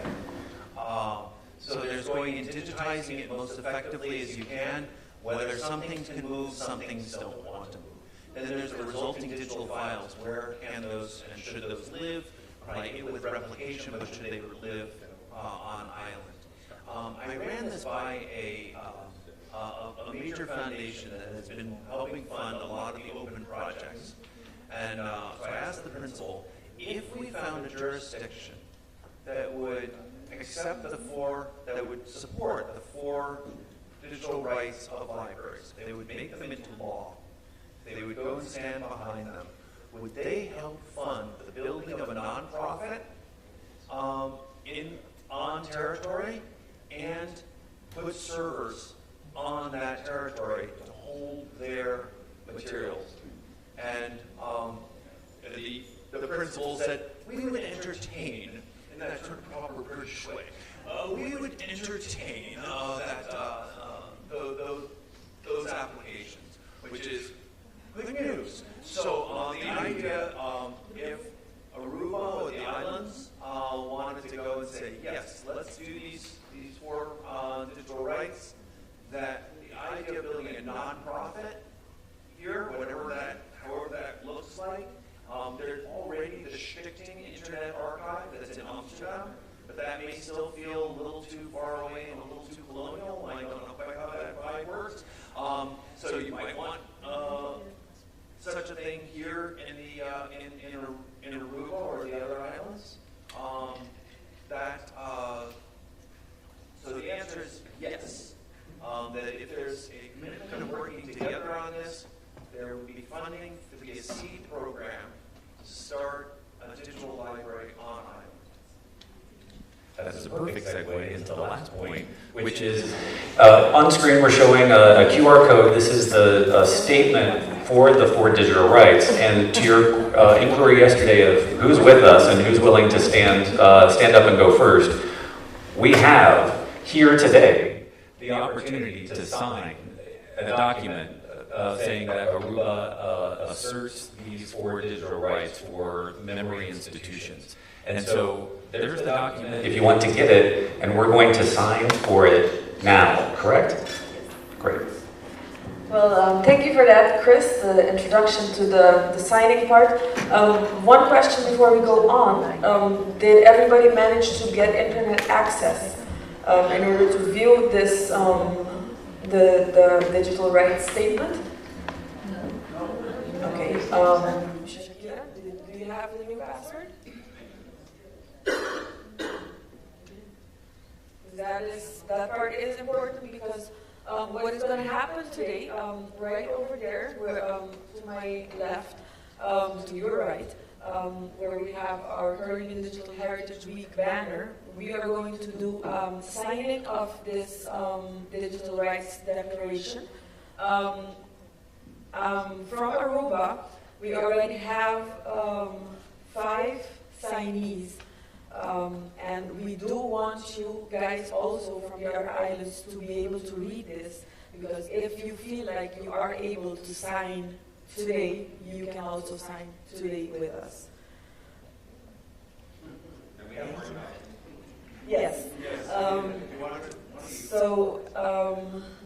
I'm waiting on Shakira. No, Adela is not here either. I'm gonna. This is Raymond. I just want to add that for our local partners and local people that came today, that the Aruba collection is, we use the term strategische autonomie. It's a strategic autonomy that you will be the boss or the owner of your own collection in our collection. It's not that the collection is part of the National Archives or of the National Library. It is your collection. And whenever you want to get out, you can get out also. Thus, what we are signing as institutions today is not of the platform itself, because we can't sign for other people, but I know for sure that the National Library and the National Archives, and I heard just that we have other 3 institutions signing also, I think the UNOCA. And just feel free to do it, and maybe you need the time to read it and think about it, but we are encouraging you to do this, and this is also for all our brothers and sisters of the other islands of the Caribbean. Since we do have to look at the time, and I understood that the new password for the internet is not yet available, we are going to go ahead with the signing, but you keep in mind that we are here, we are all here together for this whole week. That means that if at any point you do manage to go through them, it's not too long of a document, and that you do feel excuse me? Yes, to sign the document, just let us know and we'll arrange for this to happen. Okay, so I want to invite Brewster to sit right here at the table, and I'm going to see if the cameras are going to turn towards the signature table. I invite everybody as well to witness this. The first, I want to call forward the first signee, the Library of Aruba, the National Library, the director, Astrid Burton.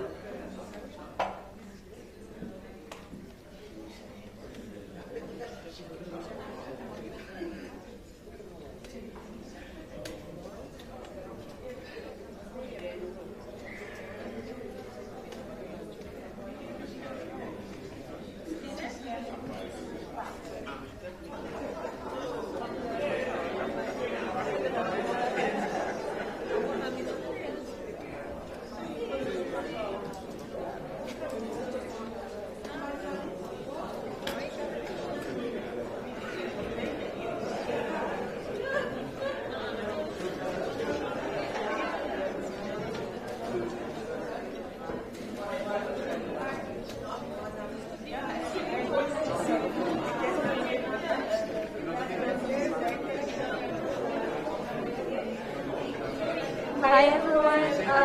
Quick question. I've been busy with the general manager about the Wi-Fi situation. If all is well, you will be able to connect now to the Adcock Wi-Fi. For those who haven't connected yet, can you please check so I could communicate this as soon as possible? Let me put the password.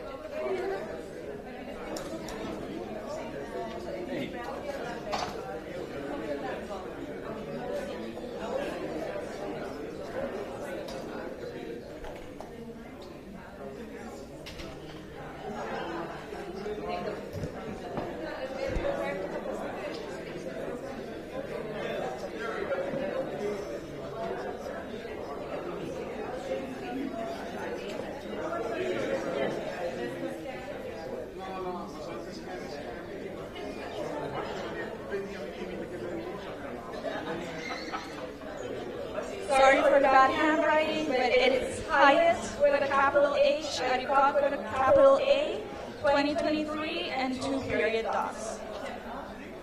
2 period dots at the end. 1, 2. The H is a capital and the A is a capital.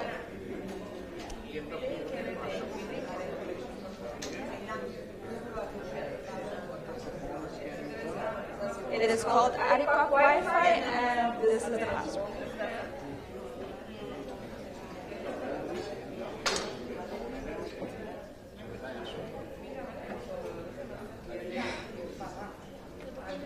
A round of applause for the National Library of Aruba for officially signing the 4 digital rights of the library.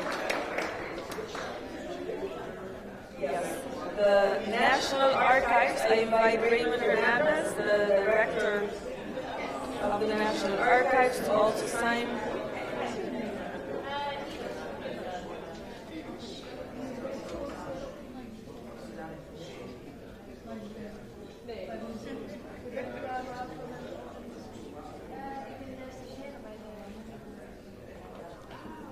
If anyone needs assistance with Wi-Fi, please let me know.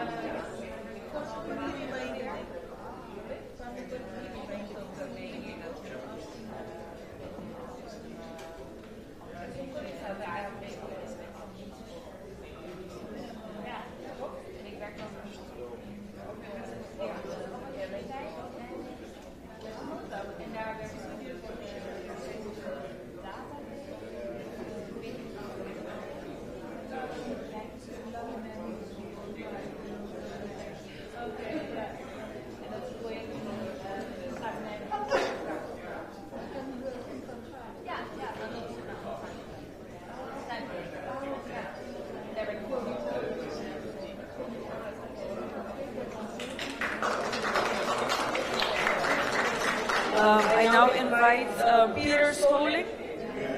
Peter is going to sign on behalf of the Memory of the World Committee of Aruba.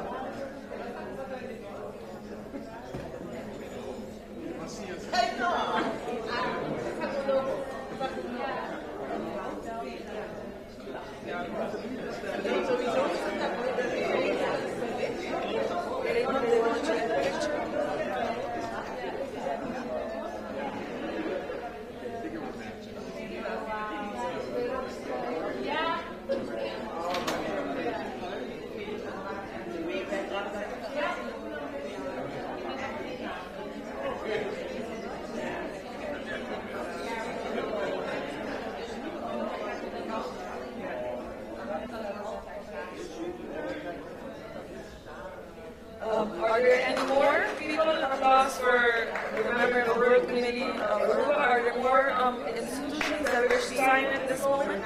I also wanted to invite Edric Cruz to sign on behalf of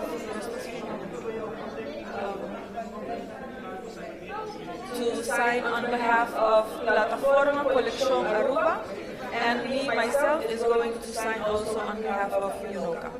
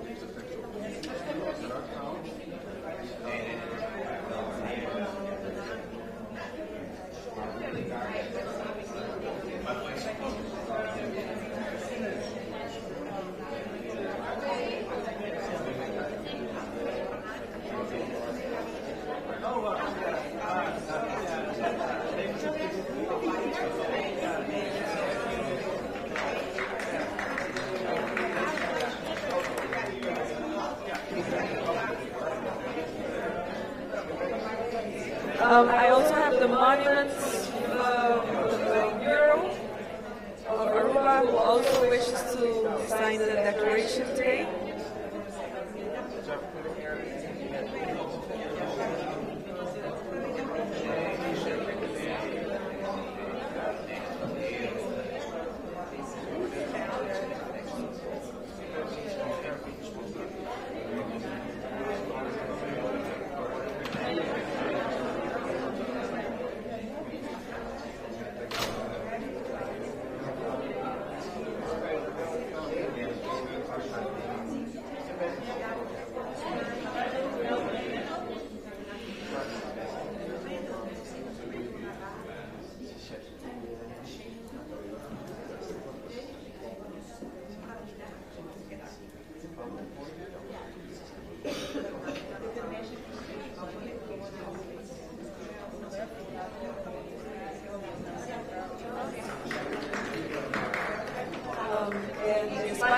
The Archaeological Museum of Aruba also signing? Yes? National Archaeological Museum of Aruba, Juan Herman.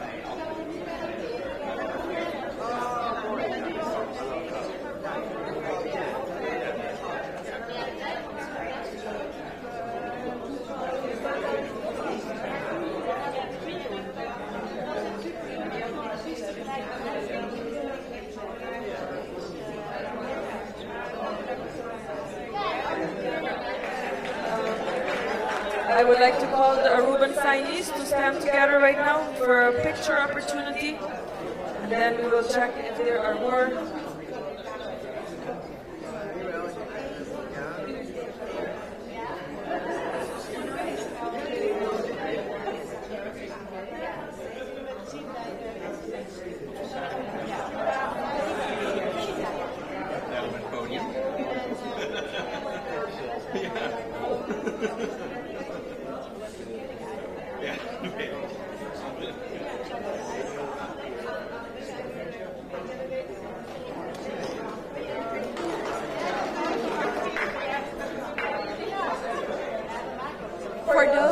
haven't been able to connect to the Aricaquan, they informed me to try to use the Hyatt _ Wi-Fi. So we're going for a little break before we continue with the program. I invite everybody to go get some tea, stretch their legs, and do whatever you need to do before we can continue and settle back into the program.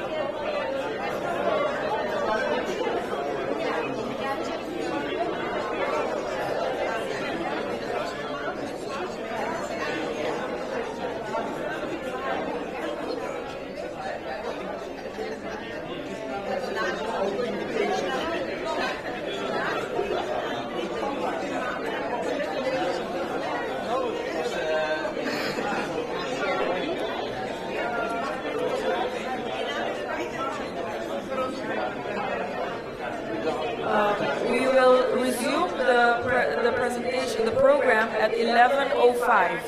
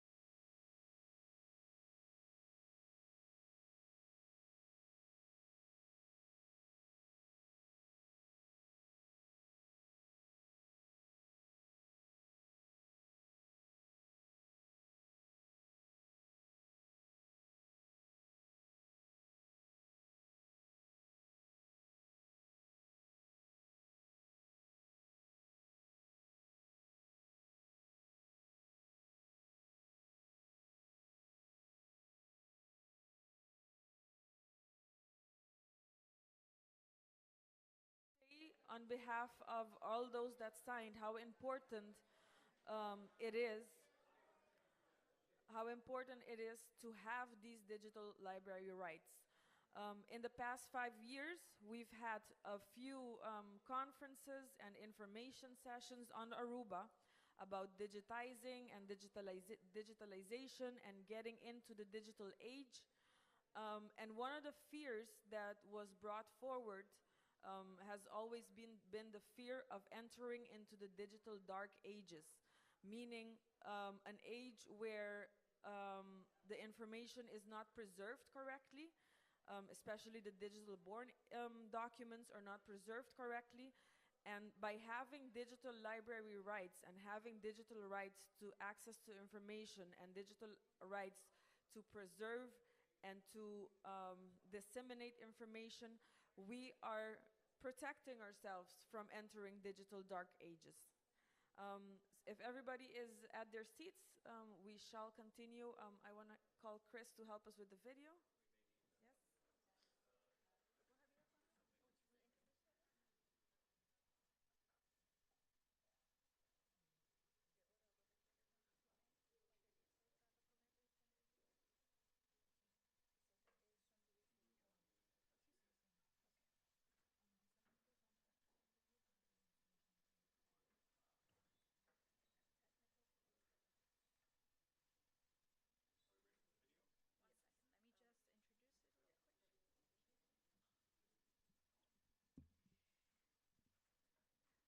So the next video is a technical video, but it's important information. It comes from Sir William Kilbright. It is called Digital Preservation, a Shared Challenge. Mr. William is an executive director of the Digital Preservation Coalition, a dynamic sector-making charity that provides community engagement, advocacy, workforce development, capacity, good practice, and standards in digital preservation. William started his career in archaeology in the 1990s with an unusual mix of qualifications in computing and archaeology, when the discipline's enthusiasm for new technology outstripped its capacity to manage the resulting data. In 2020, he was jointly named Information Manager of the Year by the Chartered Institute of Library and Information Professionals, and in 2022 made honorary professor in the College of Arts at the University of Glasgow. William is not able to be with us this morning, but sent his contribution to our discussions via video. Well, hello everyone. My name is William Kilbright, and I am the director of an agency called the Digital Preservation Coalition. I'm sorry I can't be with you in person today. I would love to be able to do that. Just too much travel, too many other demands on my attention. Perhaps next time we can do that. So you've got me my recording today, and I want to talk to you briefly around a shared challenge which we all face, which is the challenge of digital preservation. And I'm going to look briefly at some of the approaches to addressing that challenge in the next 10 minutes or so. So, first question, what's this problem with digital preservation? Digital preservation, I understand, the series of management activities necessary to ensure continued access to digital materials for as long as necessary. Let's pull out some things here. First of all, it's a series of activities. You can't simply do it as a once-off and expect it to last. We need a managed framework. It sits within a management framework, so it aligns with strategic plans and plans. We look to provide continued access. That's more than backup. There's more to this than simply having a copy of stuff. It needs logical access. It needs to be made accessible to people. And we don't need to keep everything, and we don't need to keep everything forever. We just need to keep some things as long as necessary. And consequently, digital preservation, although it starts with the archives and memory institutions, it actually has wider applications in many other different fields. Let's explore that now.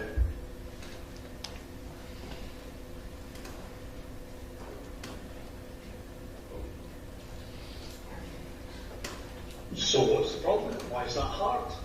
Well, here's a classic list of the kinds of challenges we face in digital preservation. And I'm not going to read this list, just to make two observations. Firstly, this is a long list and it's not even complete. So we have a space which is occupied by multiple different challenges simultaneously. Secondly, notice that some of these challenges are themselves dynamic. Take, for example, malware or cybersecurity issues. They are emergent. And consequently, as we look at digital preservation, we realise we have a series of activities which are constantly in motion. You solve the problem, well done, however the problem is likely to change. It's characterised as a wicked problem, therefore, one that requires constant attention. It is, in its own way, emergent. So a complicated issue, but it's also, thankfully, ready-made for partnership. We'll look at a shared challenge, we can then start to look at shared solutions, and notice that there's no preservation without collaboration here. So if you're doing digital preservation on your own, probably you're doing it wrong. So let's talk about the shared challenge of digital preservation. Firstly, what's in scope? Well, structured and unstructured data are in scope, or digital and digitised are in scope. Important to tease this out. There's a distinction between digitisation, which creates digital versions of analogues, and things which are born digital, email or databases. Digital preservation arises in both contexts, not simply the context of digitisation. And that means everything from a selfie stick to a spaceport, things which have taken years to plan and develop in terms of the digital outputs, like a spaceport, or things which are ephemeral and just for the moment. All of those fall into scope for digital preservation. What does that look like in practice? Well, it looks like this kind of data set. It looks like every kind of MIME format, every kind of digital object you can imagine, and you can phrase it as if it is a series of specific data types or formats. It's also useful to think about it in policy terms. It includes your most important digital objects, your favourite digital objects. That's to say, it applies at an organisational level, policy and strategy level, memory institution and its collection, but also at a personal level. So again, we can all play irrespective of our institution. So what would you like? What would you like to have in 10 years' time? What would you wish that still survives of the digital materials that you created or were involved in 10 years ago? All of that falls into scope for what is therefore a shared challenge. Well, I mentioned this is a shared challenge, and the good news is there are also shared solutions in this space. So, for example, there are individual tools which will do little parts of the digital preservation puzzle for you. There are places to keep things safe, repositories for keeping data. There are data sets available where you can access, which will give you advice and guidance and access to information you'll need in order to keep data safe. There are end-to-end systems which will look after all the workflows for you and put something into a safe place.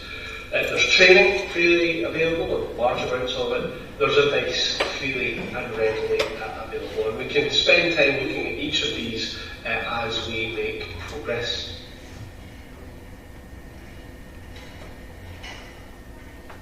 Talking about progress, how do we measure progress? Well, I'm a fan of a set of tools called the Rapid Assessment Model, which is a maturity model, allowing you to set goals, to assess where you are, to measure the gap between where you are now and where you want to be for the future, and consequently develop a preservation plan to match that. So the Rapid Assessment Model takes you through a series of criteria, and you measure against those criteria, and obviously you begin to identify the challenges you face, but also, cleverly, it's possible to share anonymously your rapid assessment model with others and learn, compare, contrast your own experience with the experience of others, set goals collaboratively, understand requirements in a shared environment, and also, to an extent, set yourself up against comparators or competitors and say, how are they making progress? Where do we need to make progress to? Highly recommend the Rapid Assessment Model as a way to begin your digital preservation journey, to begin your digital preservation progress.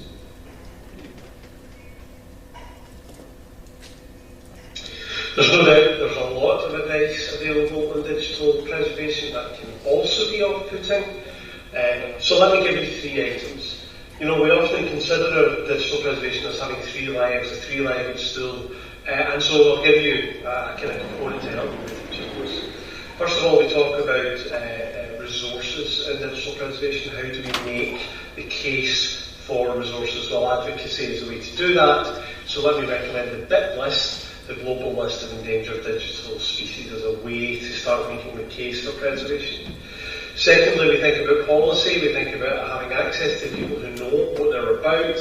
So training is needed. Let me recommend, therefore, the Novice to Know How training platform, which is again freely available, and you can help yourself from the DPC website. Finally, technology. Thirdly, we need access to tools. It's not, by the way, a technology first issue. The policy, the resources, all of those are equally important. And if all you end up with is technology, you won't solve the problem on its own, by the way. Nonetheless, making sense of the world of all the different tools and approaches available, let me recommend a tool called Copter, the Community-Owned Preservation Tools Registry, which one of my colleagues here at DPC looks after and develops. And it gives you a listing of all the different tools, and maybe you're looking for an individual piece or maybe you want an end-to-end workflow.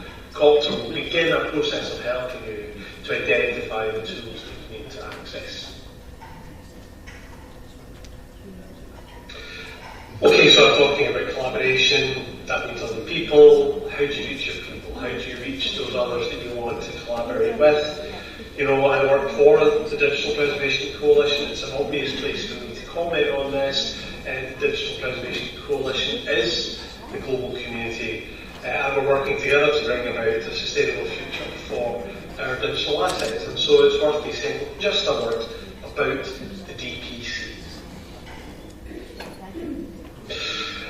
So the DPC is a membership organisation. The best of all logos is to thank the sponsor, but to remind you of that. We don't have a big grant behind us, we don't have a big foundation behind us. What we do have is a large network, 25 different countries, 150, 160 different agencies collaborating with us and collaborating through the DPC to make progress against their own digital preservation challenges, and also to an extent to help each other and to help meet digital preservation challenges in the wild. The DPC does 5 things. We do community, we do advocacy, we do workforce development, we do good practice and standards, and we are accountable and transparent to our members through a series of activities around management and governance. We don't do this because we choose to, we do this because our members have mandated this to us. So as well as participating in the work and benefiting from the work, members set the agenda for the coalition. So we respond to those needs and we respond to this mandate which our members have given us. So to bring this conversation to an end, let me just offer a hand of friendship. DPC is a friend and ally to your digital preservation needs. So that just leaves me with a word of thanks to Peter for the invitation to speak to you today. To repeat apologies that I can't be with you in person. I wish that were always possible. Perhaps the next time we can arrange that. And remind you of that hand of friendship to you all from the Digital Preservation Coalition to help you meet your digital preservation goals. It is a shared challenge, so let's work on this together to address it. Thank you very much, and goodbye.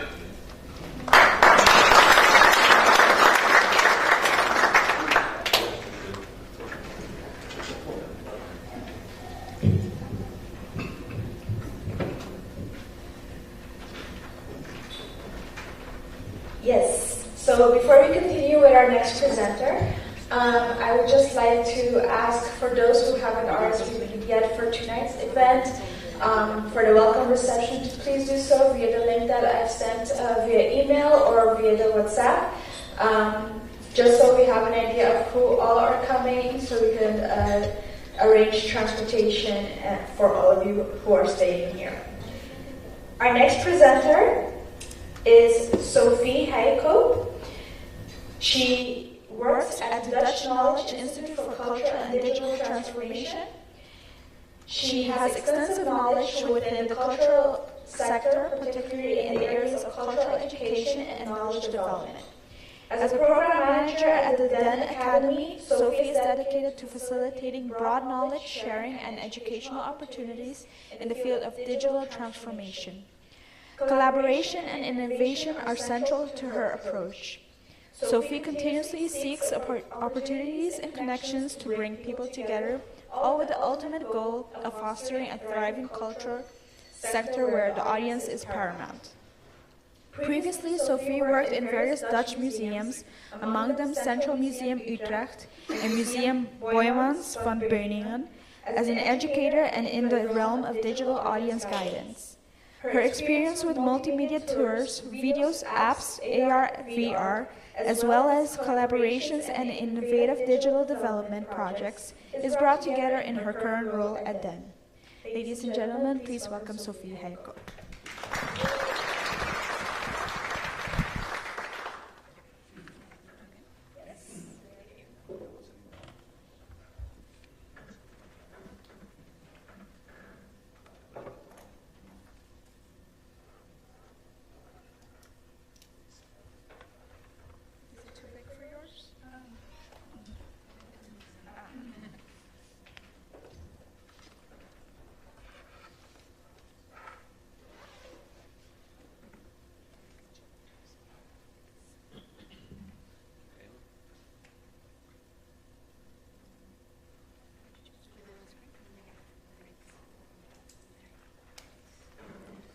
Good morning, everyone. And thank you so much for the invitation, Collection Aruba, and the whole team. And again, compliments on the organization because it's a wonderful event, I think. And thank you for the introduction.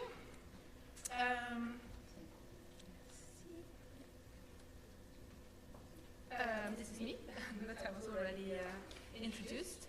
I will share at the end a link where you can find my sheets, so feel free to take photos if you like, but you can also download them as a PDF afterwards. Let me start by telling you a little bit about DEN, where I work. DEN is the Dutch Knowledge Institute for Culture and Digital Transformation. We stimulate and support cultural professionals and cultural organizations to put their audiences center stage, create additional value in the digital realm, and increase their relevance in a changing society where digital innovation is default. How do we do this? By doing research, working together with organizations on certain topics, and topics like strategy, vision, AI, using digital in education, which many of you know because a large group from Aruba was able to take part in our digital education workshop thanks to Anoka. And we work together with other organizations, some are also here today. And we also offer training and workshops via the DEN Academy, which is my department. I want to show you a video that tells you a little bit about why we think working on this is relevant and how it can benefit your organization and your audience. Audience of the future. Our lives are increasingly digital. We meet up online, view the world through our phones, and anything we could want is within hand's reach. Nearly all sectors of human activity are evolving from physical to digital, or exploring hybrid forms. These transitions are known as digital transformations. It's time for the cultural sector to move on as well. DEN can help you prepare your organisation for the audience of the future. An audience that is bigger, more diverse, and more engaged than ever. That process starts with digital leadership, and that is where you have a role to play. DEN knows how to make digital transformation transparent and manageable for you and your team. Find out what digital opportunities are for your organisation and how to get others on board. Create a strategy that looks ahead and focuses on the audience of the future today. Develop an innovative organisational culture and explore new collaborations within your sector and beyond. Together we can reach the audience of the future. Take the first step today with DEN. DEN, Knowledge Institute for Culture and Digital Transformation. about making a digital strategy with your audiences in mind. And I wanted to start by delving a little bit into the digital world. We already discussed a lot about this yesterday. As we all know, we live in a digital world. And for younger generations, this is even more the case. As Mr. Rainy Richardson told us yesterday, this also brings opportunities for new ways to reach young audiences and engage them with heritage. I wanted to show you some examples of heritage organizations who are benefiting from the digital realm and have found some clever ways to present themselves and connect to their audiences. So this is the first example. It's called Moving Stories. And it's from Landhuis Oud Weert, which is an old home, historical home near Utrecht where I live. And this is an old house from the 18th century. It's decorated with Chinese wallpaper from the 18th century, and you can visit it. It's a very small heritage organization. There's only one paid position and a couple of freelancers and a lot of volunteers. Even so, they worked on a storytelling and archiving system called Moving Stories. Back of house is a digital archive in which they manage all information about their collection. And for the audience, front of house, this is an interactive digital experience that you can visit both from home and use when you're visiting the house. So this means people can experience anytime, any place, anywhere. Using digital, the Landhuis house is not limited by their physical location or opening times, and they can reach an audience across the world. You could visit it right now if you wanted to. But better is But what's even more interesting is that Moving Stories is an open source platform that they specifically developed in a way so that other small heritage organizations can use the system as well. I know they are talking to Collection Aruba also. So if you're interested, let me know and I can connect you. The next example is heritage in games. This is an example from Minecraft Education. That's a gaming platform that promotes creative and inclusive learning via play. And this is an example from New Zealand. A game designer called Wet Patai created a special Minecraft world called Nagamotu, that means the islands, to immerse young people in the Maori culture. The project shows the immersive and interdisciplinary world of Minecraft, and they bring to life indigenous culture and build social emotional skills because students work together to explore their country's language and history. They're also supporting resources for this, like a lesson plan, to help teachers bring into the classroom. So it's a smart way to connect to the day-to-day context of the students via a game they likely know, and take them into other topics through this means to learn about heritage and the Maori language. My next example is crowdsourcing. So the internet gives you many opportunities to let your audience participate and contribute to your activities. I'm sure many of you are familiar with Wikigo's Caribbean, where Black organizations and volunteers work together to improve information on Wikipedia about this region. And this is another example called Telehanden, or Heritage Helpers in English. And it invites people to contribute to add metadata and other information to heritage collections. This gives people a sense of ownership and they feel involved with the collection. And also, it's fun. People are really addicted to it. They spend evenings and evenings entering information. So therefore, it's a great way to involve people in your collection and your mission.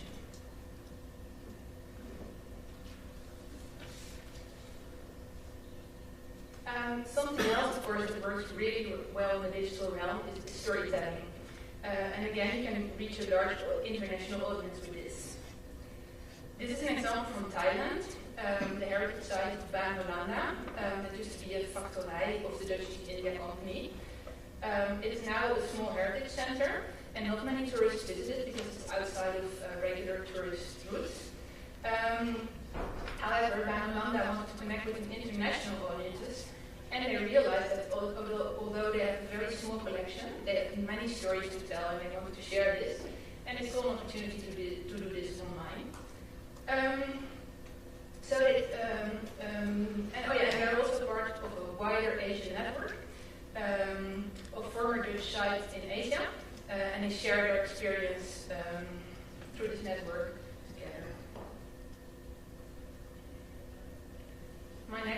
example is about amateur art. Ms. Clara Rees yesterday told us about the importance of art, and I'm sure we all feel this very deeply. You also might be an amateur artist yourself. Maybe you're a photographer, or you paint, you write, or you play music. And then the question is, how do you learn and share your skills? This is a report from last year from the Netherlands that shows that in the Netherlands, about 1/3 of amateur artists use online resources to practice and learn. And this can be anything from tutorials on Instagram or YouTube or Facebook. And people also use these mediums to display their own art and connect with others within their niche. So again, this can easily cross boundaries, and people can connect with people across the world who have the same interests. And it's therefore also interesting to think how your organization can connect to these highly interested and motivated practitioners. I also had to talk about AI a bit, of course. A disruptive force that is both might be a threat or an opportunity. We already heard about how Collection Aruba uses transcribers to make the heritage collection more accessible to a wider audience. And generative AI can also help us to make our work more efficient. For example, I'm not really good at making titles, so I asked ChatGPT to suggest titles for this talk, and it helped me to come up with a good title. On the other hand, there are some things to consider when using AI. For example, there are ethical issues about copyrights and jobs that are threatened, like you see here, the example of the Hollywood writers. They went on strike last year and demanded that there will always be humans in the writing room because they felt threatened by AI for their jobs. Also, AI costs a lot of carbon footprint and water to run. Apparently, one question to ChatGPT amounts to the energy and water use of a family in a day. So think about it and don't play games with it as I used to do at the first month. But AI is here to stay. We need to think about how we can work with it. And I think the best way to think about it is to think of it as a new colleague or tool, but I think even a colleague, with whom we need to learn to cooperate. Again, there were a lot of talks about this yesterday as well. The digital realm is really good for inclusivity. For example, it helps to preserve marginalized and erased cultural expressions, as with this example, which probably most of you know from the Radio Haiti archives. They digitized audio cassettes, audio tapes, VHS, from the Radio Haiti and documenting an whole archive from the second half of the 20th century. And this also gives, or the digital realm gives us opportunities to connect with communities all over the world. When people are geographically scattered, you can bring them together online.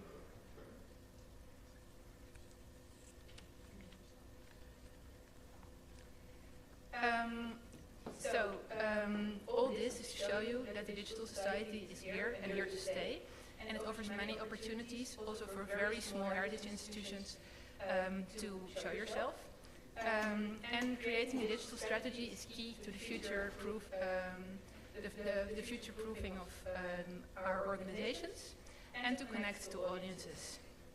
So in the next part of this presentation, I will talk about digital strategy and how you can start thinking about it.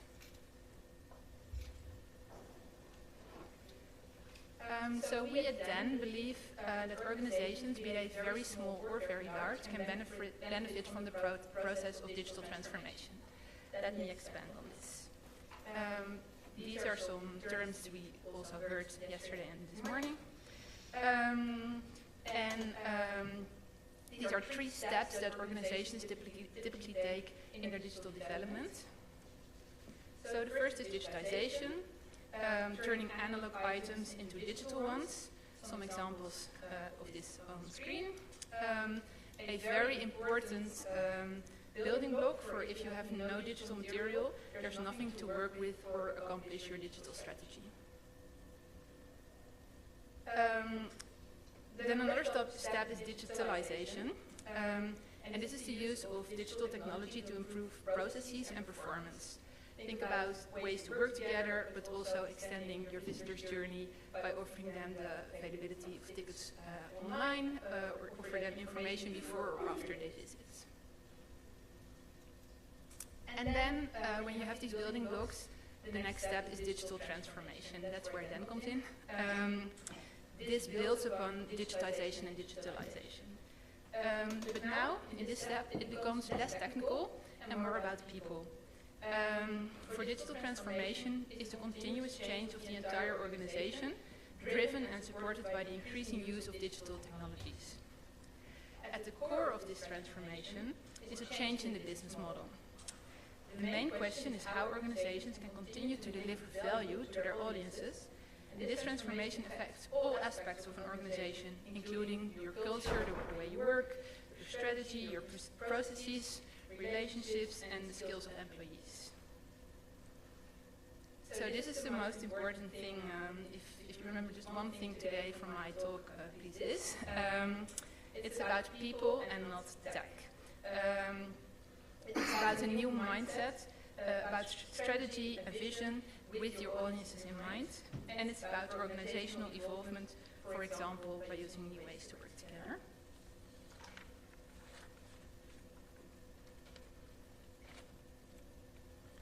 There are many official definitions for digital transformation, but this is the one we use at DEN. And it comes down to this. It is a change that happens because of more digitalization in society. It influences all aspects of your organization.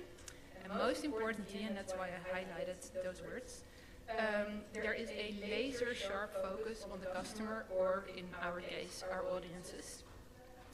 You see this reflected in this definition by Emeritus Professor Rick Maas from Amsterdam University. Also, it's good to realize that there's no one-size-fits-all solution. Digital transformation is a process that will only happen in response to various individual and organizational contexts, be it size, location, purpose, audiences, everything. So, how can you take a first step in this journey and think about an audience-centric digital strategy? This week you are inspired by many best practices, and there will be an extensive work session in the next 2 days thinking about this and how you need to cooperate to bring this further.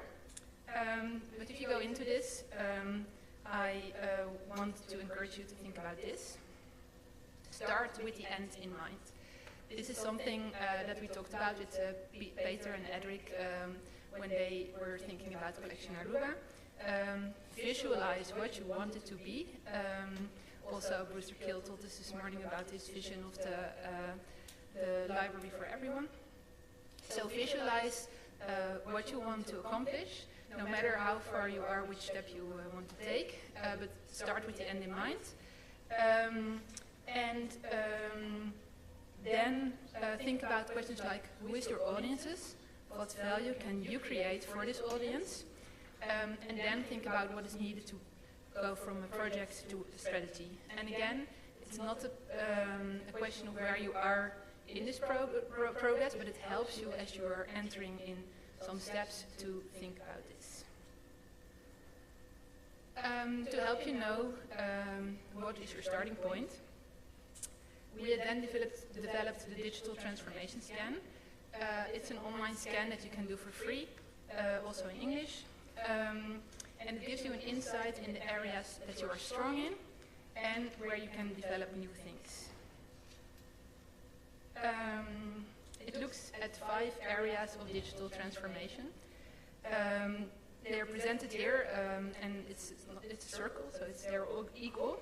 But one of them is audience and value, and it asks questions about why do we exist, what value can we add for our audiences, and how do we use digital to achieve this. Then there's strategy and budget. Do you have this, and what is still needed? There's data and technology. Do you work in a data-informed way? What technology do you use? What technology do you need? And what insights can support the choices you make? And then there's processes and structure. This is about digitalization and working together, both inside and outside your organization. And then there's culture and competencies. So I practice this, but I still can't pronounce it right. So this asks a question, do you have the digital skills in your team and the knowledge that is needed? If not, how can you develop this, or can you work together with others who do have this knowledge and learn from each other?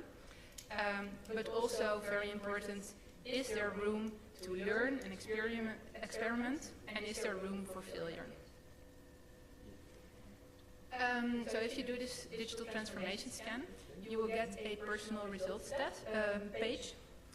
And there you can see where you stand, what's already very strong, you get tips on what to do next, and based on this you can start thinking about your digital strategy.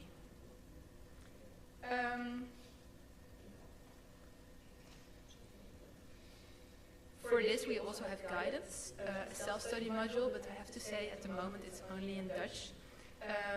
We are working on translations. This developing a digital strategy takes you to some steps to come to the digital strategy. And the most important thing is, do not do this alone. Even if you're all by yourself and you don't have a team to talk about this, still involve others, peers, critical friends, and stakeholders. It's a process that takes time and many conversations.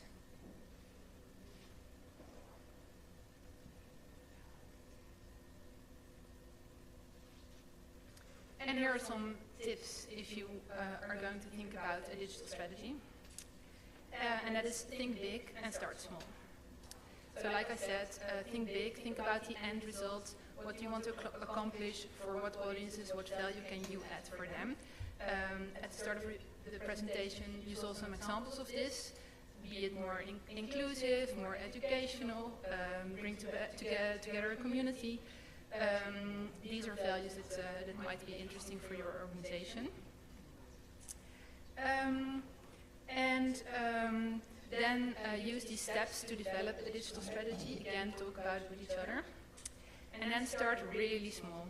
What's the smallest thing you can do in your position to take action? Well, you are here this week, so that's already a very, quite large step actually. But think about it. Maybe you take some time to dive into a tool that you want to use and check if how it works and if it works for what you have in mind. Maybe it's taking the time to connecting with people that you met this week later and catch up and talk again about things that we discussed this week. Maybe you schedule in a meeting that's every month you discuss and review where you are and what steps to take next. Make it as easy as possible. So that also means start with the low-hanging fruit. What would be the most easy to tackle? And experiment. Do not be afraid to fail and to learn from the experience. So to wrap up this part, digital transformation is a means for cultural and the creative sector to stay relevant in a changing society. To be successful and benefit from sustainable new value creations for your audience, and a strategic approach is necessary.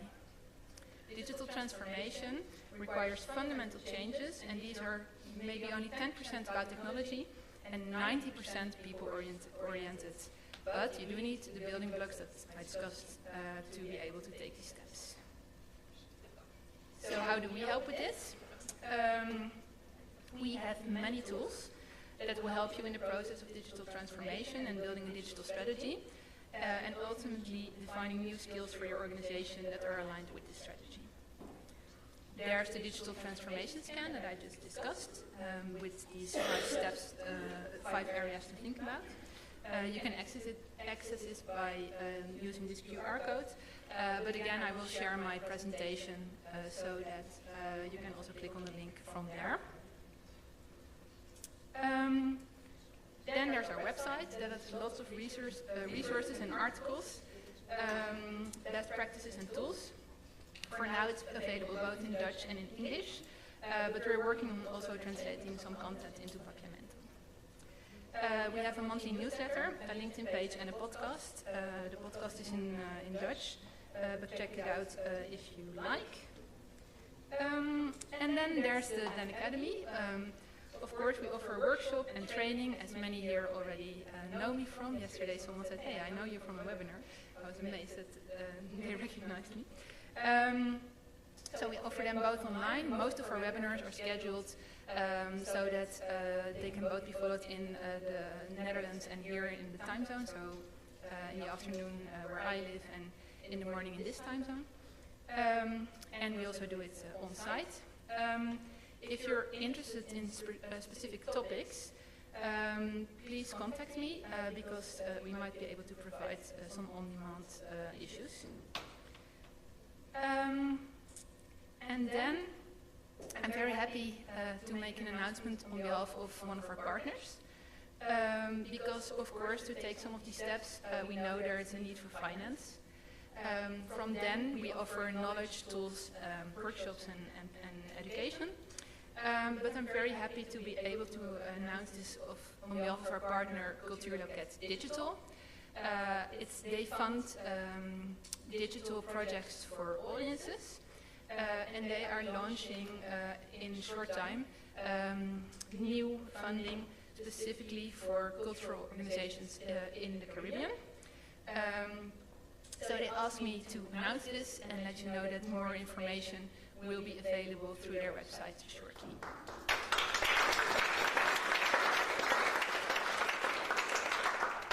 Thank you, I'll tell them. And now there's some low-hanging fruit that I want to benefit from, so I ask you to also help me. Please talk to me this week. I want to get to know a lot of you that I don't know already. And specifically, I'm looking for people who could provide training or webinars in digital skills. We are always looking for guest speakers, so if you think you have relevant knowledge or skills, please contact me so we can see if we can work together. And also, I'm always looking for best practices. I already talked to Melissa just now to make another one. Best practices from projects that you have, that you want to share. And we're very interested to publicize them on our website. So if you have done an interesting digital project and you are willing to talk about it, both the successful but also the hard and challenging part that you learned from, please let me know. And that's it. You can download my presentation via this QR code or via the tiny URL that is on screen now. And I want to thank you very much for having me today.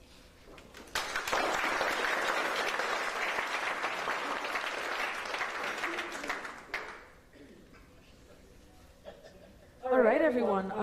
Since we still have a couple of minutes left for Sophie, are there any questions in the room? I think. Yeah. Oh, sorry. I'm reconnected. I see Edric. Is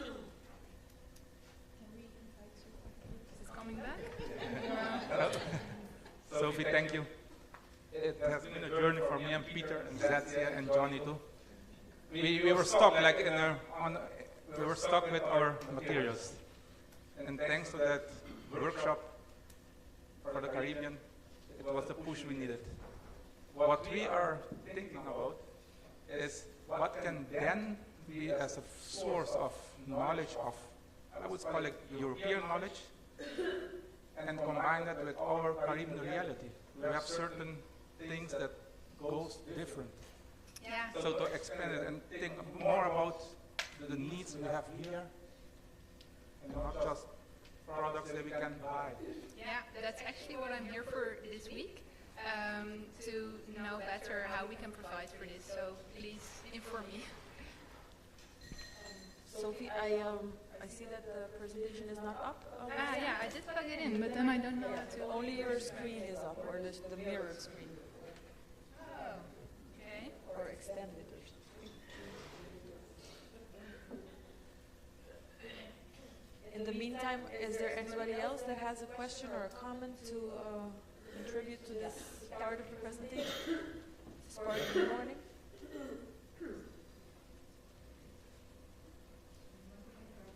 Everybody wants to download your presentation. Take your time. I'll also share it in the app. Yeah, unfortunately they can't use the QR code right now because of the internet issues that the hotel is having, yes. So I'll share it in the WhatsApp group then.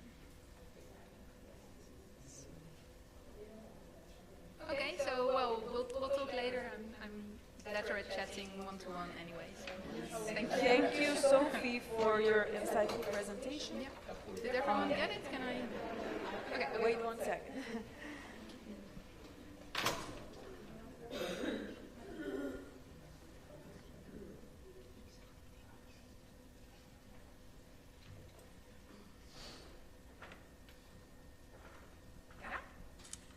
It was very insightful, Sophie.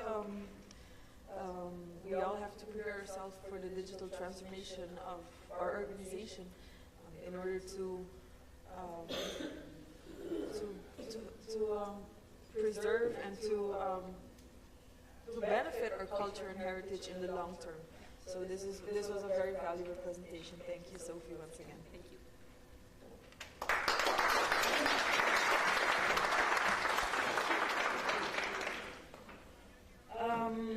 And now it is with great pleasure that I get to introduce to you kind of a colleague of mine.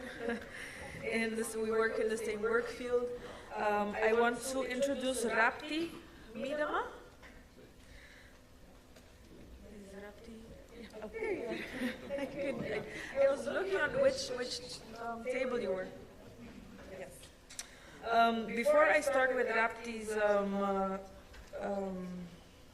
bio, I would like to also remind the locals or anybody that has parked in the parking lot today that right before lunch you can get your parking ticket from Shakira.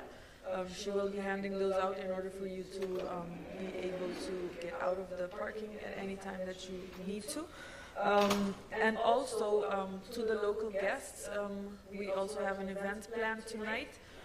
If you don't have the URL to RSVP to that event, let us know and we'll make sure you get this so that you can also join us this evening at the welcome reception.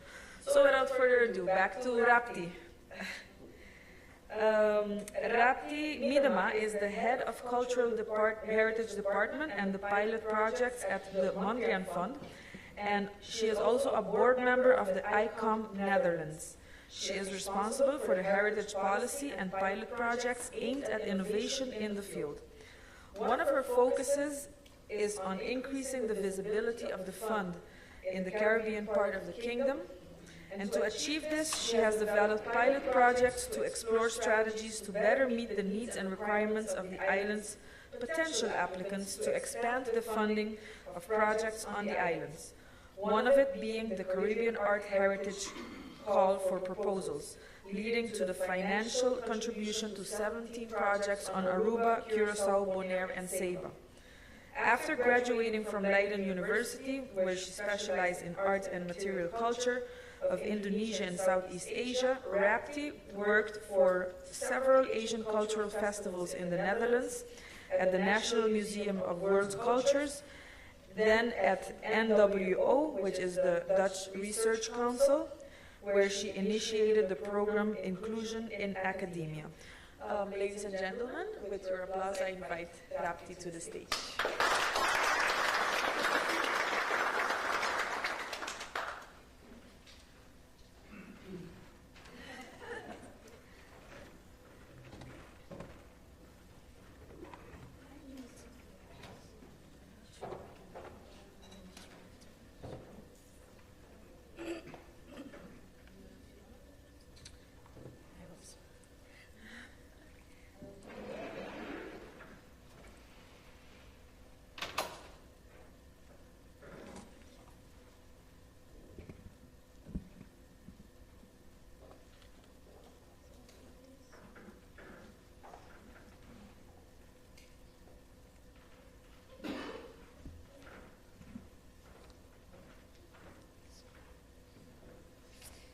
So, hello, good morning.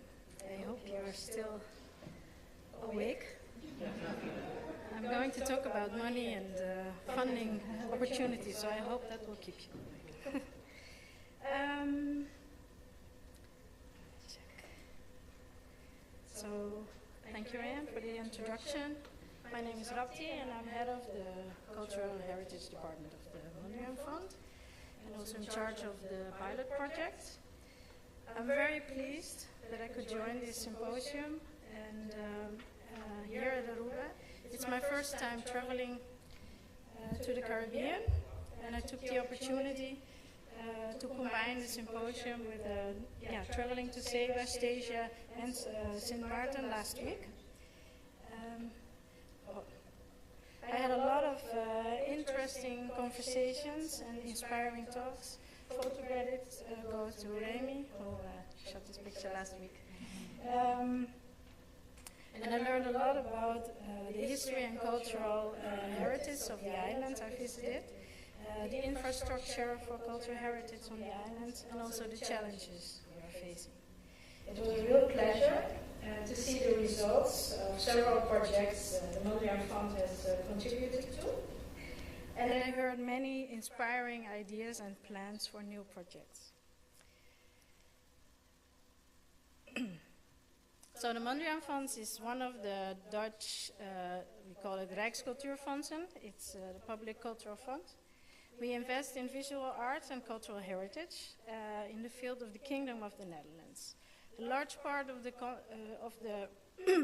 government grants for arts and culture is invested through these 6 public funds, in addition to the basic infrastructure, which falls directly under the responsibility of the Ministry of Education, Culture and Science, OCW.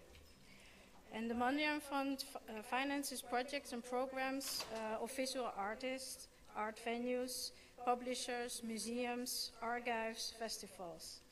But we also organize activities ourselves, such as the Dutch presentation at the Venice Biennale, which will start actually next week, and an exhibition on the art fair in Rotterdam. It's called Prospects, with upcoming artists we fund, we support. All applications are assessed by an independent advisory committee consisting of independent experts. Each grant scheme has its own committee, and the committee assesses the application according to a set of criteria which belong to that specific grant scheme. Arminda Frankenroy over there, she was one of our committee members for the 4 years. I think I'm okay. Thank you. We have a yearly budget of about 35 million euros. In the last 2 years, we received in total an average of approximately 3,400 applications each year. Almost half of these project proposals were granted. An average of 40 of the applications were from the Caribbean part of the kingdom, of which 51% received a grant. So there's still a lot of work to do for us. Cultural heritage shows where we come from, and it's therefore a manual to ourselves. Visual art reflects on the past and present and offers us possible scenarios and perspective for the future. We are ultimately the connecting link between the past and the future. So the Mondrian Fund is responsible for stimulating and creating new developments within cultural heritage and visual arts, so that link is and remains strong. We recently published our policy plan for the upcoming period of 2025 up until 2028. As in the current 4 years, our main 3 goals are to support development, collaboration and connection to the audience, and to support presentation of visual arts and cultural heritage. And our financial instruments are all related to this goal. The Mondrian Fund schemes are open to applicants of the Kingdom of the Netherlands and therefore also for applicants from the Caribbean part of the Kingdom. These are examples of projects we have been able to contribute to. This is in the left corner, it's the Terra Mar Museum. The left corner is the Sint Maarten Museum with a position for a heritage professional. We've supported that for the redesign of their permanent collection. And there's also Terramar Museum at Bonaire. We supported them with positions for heritage professionals as well, who then helped design as well the permanent collection. Well, then there's collection Aruba. We supported the Create and Learn project, for example, of the See and Learn Foundation in Seba, who organized workshops and on traditional art forms like Seba lace, as well as new art forms. And I could visit last week the Berkel Foundation in Stasia. They developed VR presentations, and then you can see the collection being the story. You can hear and see the collections and stories of Mr. Ismail Berkel in the Family Museum. At Curaçao, for example, we contributed to the realization of the Cathedral of Thorns and also a project on cultural tourism. At the same time, the arrangements and instruments of the fund are not necessarily all accessible or applicable to applicants in the Caribbean part of the kingdom, as our schemes are primarily based on the cultural infrastructure of the Netherlands, art history and history, as experienced in Europe. So to gain a good insight into the cultural infrastructures within the Caribbean part of the kingdom, it's desirable to have a sustainable form of relationship management, which should not mean that in the Netherlands we ask the questions and some of you here do the legwork. But it is important that the cultural, social and administrative dynamics in the Caribbean are better understood, so that the communication about the funding possibilities, as well as the funding itself, can be better designed. We will also look at where adjustments can be made within our scheme so we can better meet the needs of the applicants here and prospective applicants. So I'm very thankful for the insight this trip gave me, and I can't wait to propose the ideas when I go back to the Netherlands. My ideas for adjustments, which were born here in all the inspiring talks I had. So at the same time, we also hope that applicants and policymakers on the islands can be helped to understand our administrative context and legal regulations and application procedures. In collaboration with the other 5 public funds, we are looking for an intermediary who can contribute to better coordinating between the funding sources and the cultural field in the Caribbean.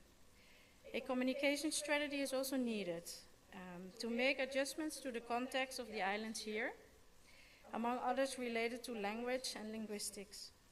So these mediators could, for example, be a human individual agent or an information desk or a digital platform.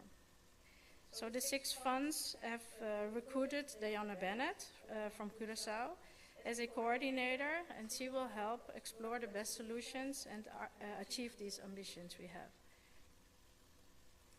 So in the past, the Mondium Fund received additional finances from the Ministry of OCW to set up a grant scheme for projects on digitization. We then were able to contribute to several digitization and digital transformation projects to unlock collections and archives to become more accessible, like Collection Aruba. We hope that similar resources will again become available in the sector.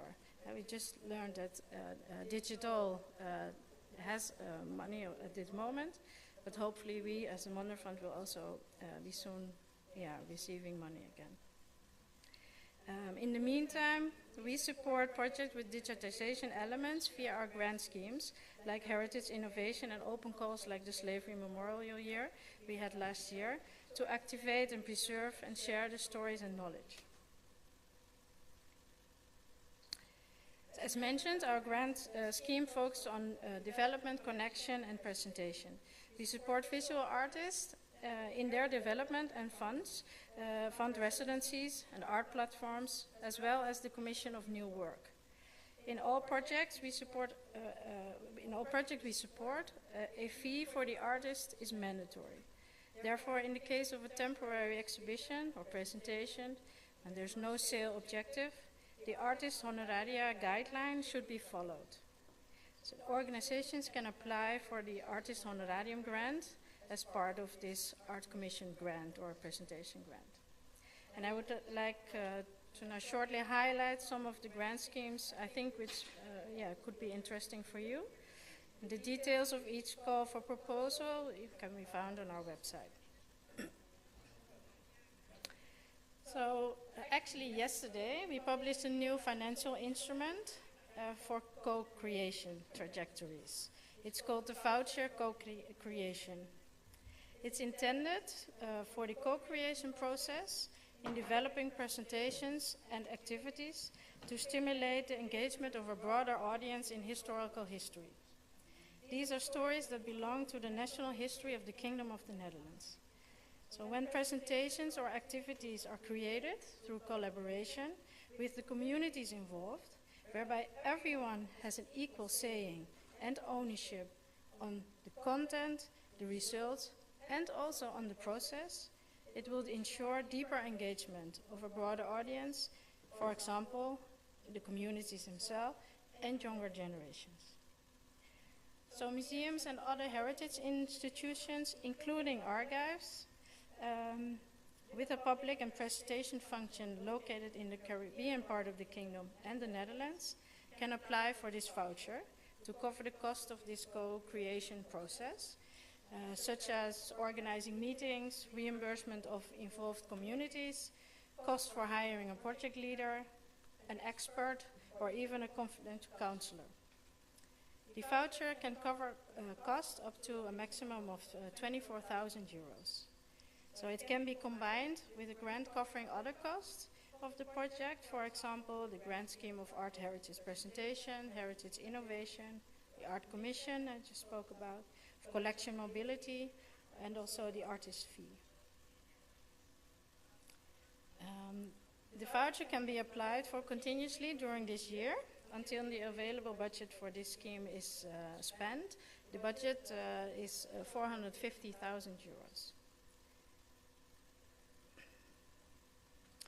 And we also support international collaboration projects of heritage organizations in the Kingdom of the Netherlands for research activities on their collections. So perhaps a collaboration project of a Dutch museum with a heritage organization in Sri Lanka on colonial collections or archives could be supported.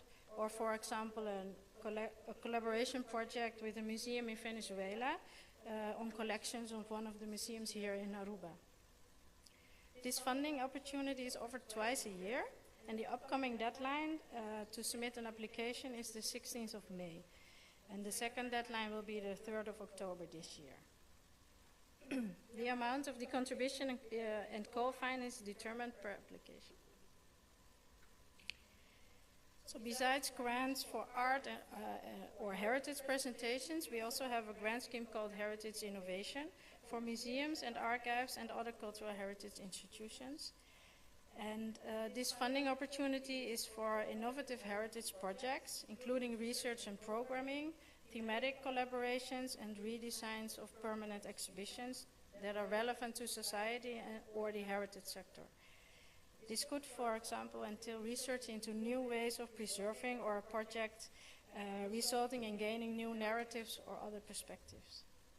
The funding program also offers the opportunity to conduct a feasibility study as part of the development process towards a program or a thematic collaboration. And the grant for innovative heritage projects contributes up to a maximum of 40% of the cost.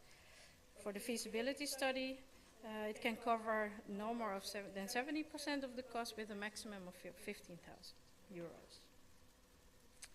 And lastly, I would like to let you know that in addition to the regular subsidy contribution, we also have a budget available for pilot projects.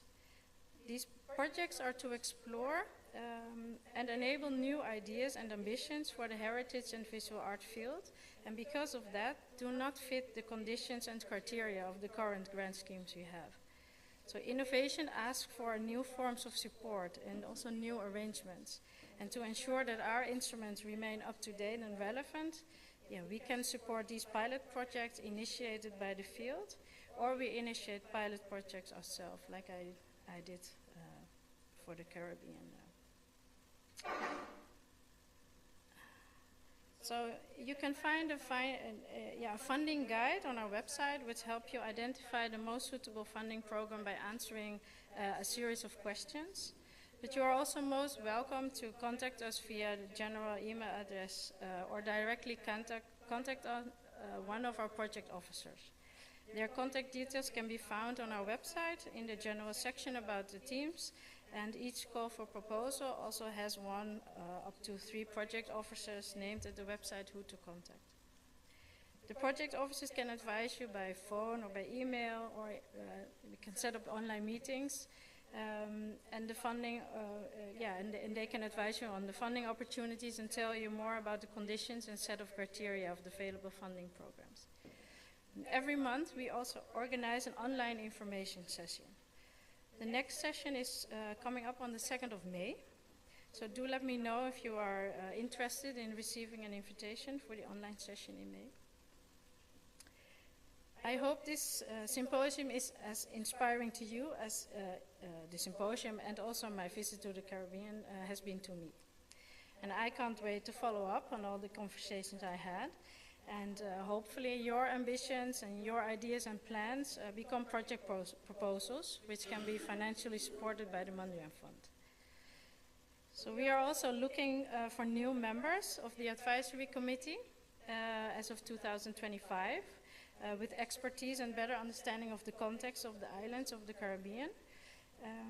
So let me know as well if you are interested in this position. I'm happy to tell you more about it, and perhaps Arminda can also share her experience with you. And in the meantime, so don't hesitate to contact us, and we really look forward to hearing about your plans and receiving your applications. So this is the upcoming information session. Thank you so much.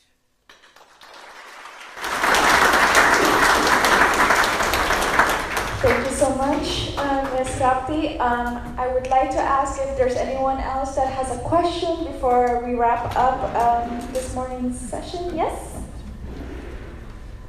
Good morning. My name is Ruby Ekmeijer. I have a question for Mondrian Stichting. I don't know all the criteria at this moment, but I'm very glad to hear that Mondrian is also adapting their criteria. And up to now, I had some conversations with Fonds for Cultuurparticipatie, for example, and I'm working at the UNESCO National Commission in Aruba, so I know the criteria for UNESCO too. My question to you is, when taking into account our own situation in the Caribbean, did the Mondrian Stichting now accept, for example, I know in the past some of the funds in Holland are asking our NGOs to present a yearly financial report. Our reality is that most of the NGOs, they don't have a financial officer a paid one. All are working on volunteer basis. Another situation is that they don't have the funds to pay for a yearly financial report. So most of the time, when our NGOs go online and they want to submit a request, and then when they have to submit the yearly financial report, there is where the request stops. That's why it is for me not a surprise that only 40 organizations from the Caribbean are receiving funds from the Mondrian Stichting. Do Mondrian Stichting now take that possibility or reality into account? And how do you deal with that when the criteria are not meeting our own reality? Yes, thank you for your question. Yes, we do take that into account, and for grants up to 25,000, it is not necessary to send in a report after finishing the project. Grants above of more than 25,000 euros, it is. We will request a report, but it's also possible to put the cost for like a financial report, setting up a financial report in the budget. So this can be included in the coverage of the project. And regarding a lot of conditions we have, like I explained, we are looking into that, whether it is possible to adjust our condition specifically for the Caribbean part of the kingdom, or at least we're trying to have, when we receive questions or like, yes, we can't meet the conditions or it's very hard, like also getting, I don't know the name in English, the KVK inschrijving. Yes, thank you, Chamber of Commerce. We know that it's very difficult, so we always try to work around that, yeah. But still, there will be conditions either we do not know yet about, or but we would, yeah, really like to look into that to see what adjustments we can make. Based on the conditions, another point is that most of the funds don't subsidize equipments. And our NGOs in Aruba need the equipments, because without equipments, most of them can't produce. Yeah. For example, we need laptop, we need hard drives, sound systems, if you want to do something with the community. And that is also not available. So those are the things that we need in the Caribbean. Yeah. Yes, I know. And I've, yeah, this is something that came up in many of the conversations I had, so I will definitely take that with me and see whether and how we can adjust that. Yeah. Thank you so much. Is there anyone else who would like to ask a question to Ms. Rapti? No? Well, with that, I would like to thank you for being here this morning and being able to present for us. Right now, we were going to take a lunch break. You can pass in the lobby. There will be food ready for you guys. We'll take a break of an hour, and then we'll be right back with the next presentations.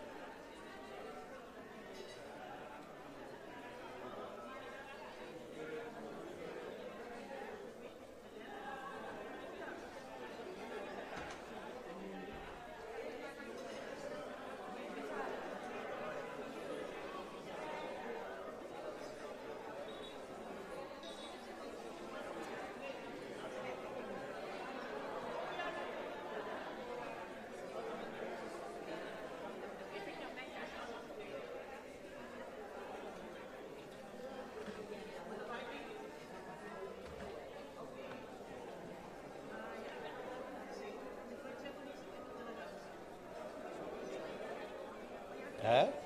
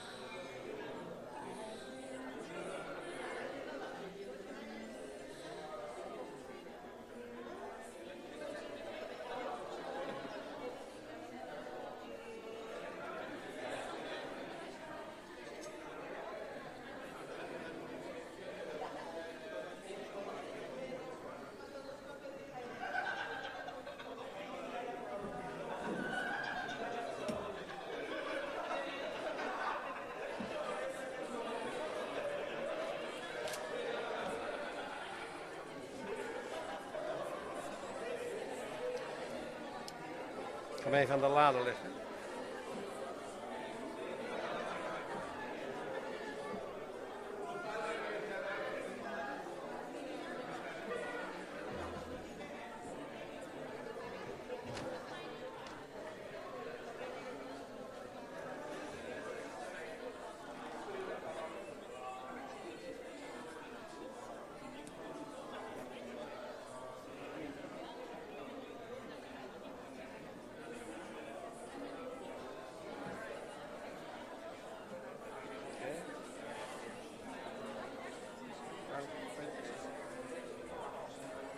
Hier, deze. Kijk.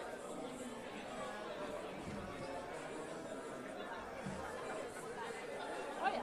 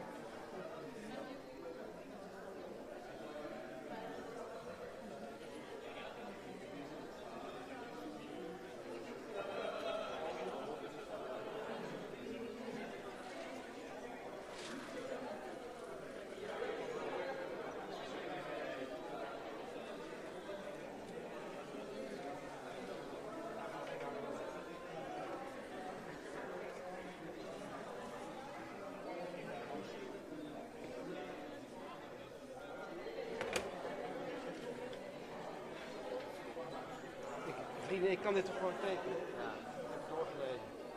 Ja.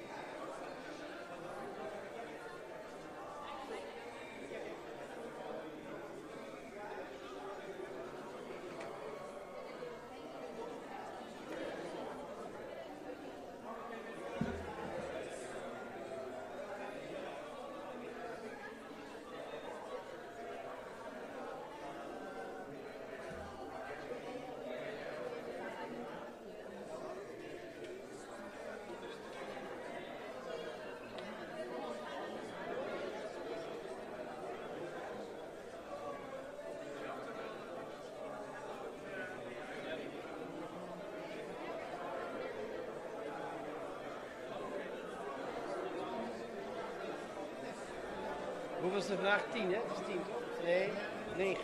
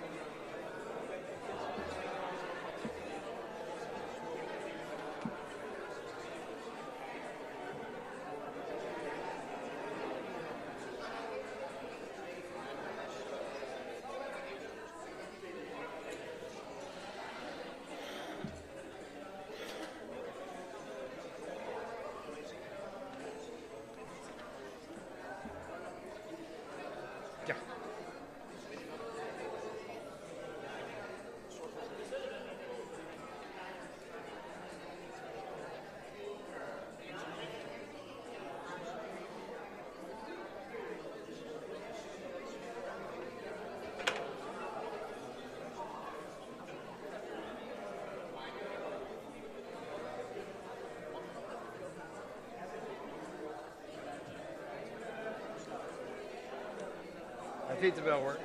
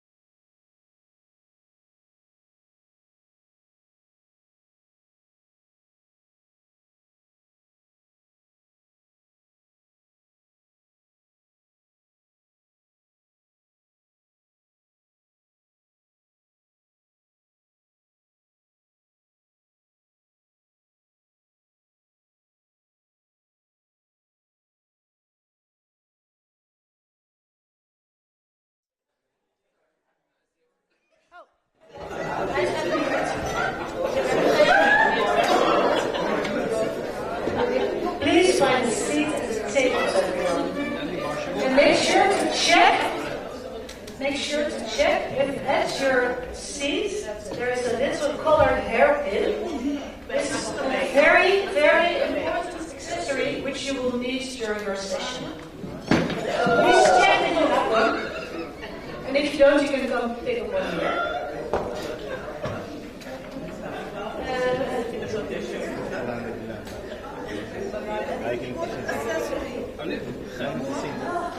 Okay, I'm just going to starting up our presentation. Welcome to the Sound and Vision World Cafe session. And we've decorated it a bit here. We've actually put up our Sound and Vision colored flags. Blue and pink are our colors. And of course the UNESCO flag. Thanks Tim for bringing that in. And we've created a little cafe setting because that's what we like very much. Which you will see soon, because at Sound and Vision every year we have the Top 2000 Cafe, which is at the end of the year the radio station airing the 2000 most popular tunes. And we've created this very good spirited way to bring a lot of people to the archive and bring music live. And that's what we're doing right now. We will have a 2.5-hour session. For the first hour, we will do a couple of presentations, if everything's working out. I will tell you a bit about the program. Emma will give some information about Sound and Vision very briefly. And then Johan will tell you more about ways to connect to new user groups, different user groups. And the final presentation is me telling you a bit about what Sound and Vision has done in the Caribbean in the past year and a half. And it's also the bridge to the next hour, in which we will do World Cafe sessions. We will explain a bit more about how it works, but we will have questions we would like to discuss with all of you. We will elaborate a bit on that later on. Yeah, so that's what we're going to do. If you have any questions or remarks, or you just want to shout out something, just raise your hands and do it, because we would like to collaborate a bit and bring some liveliness here into presentations. Bob, are you ready to start? Not yet. We'll work on that. Yeah. I'm ready to start. It's always the quick fix of technique. And that's always the same, because we always have to find out this wonderful world where technique is everything, and we're lost in just telling stories about pictures or sound, and we're from Sound and Vision. How do we get this thing working? So now I made a terrible mistake by changing it over. So I'm putting it over and getting back to where it belongs. And it will have work. So, everyone happy? Yeah? No complaints so whatsoever? How many brassas have been made?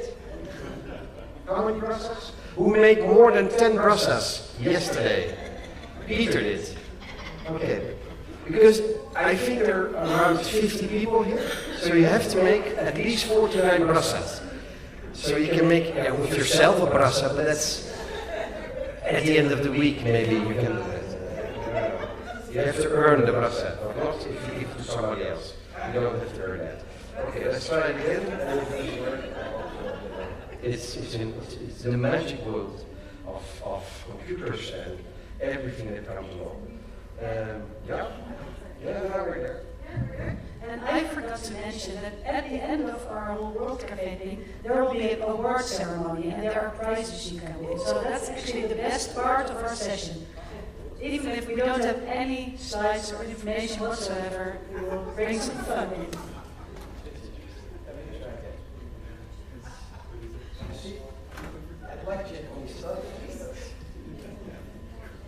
Because Japan missed it.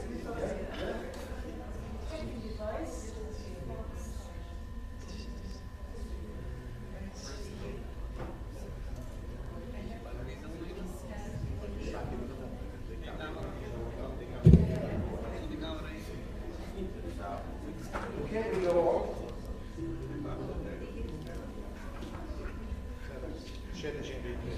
Yes, 17 years there.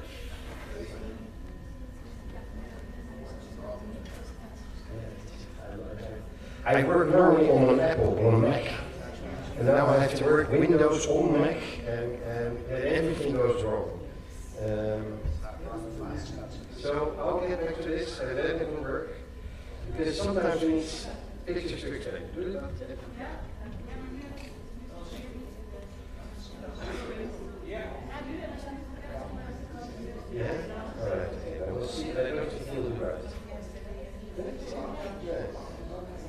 So that's why I don't do this.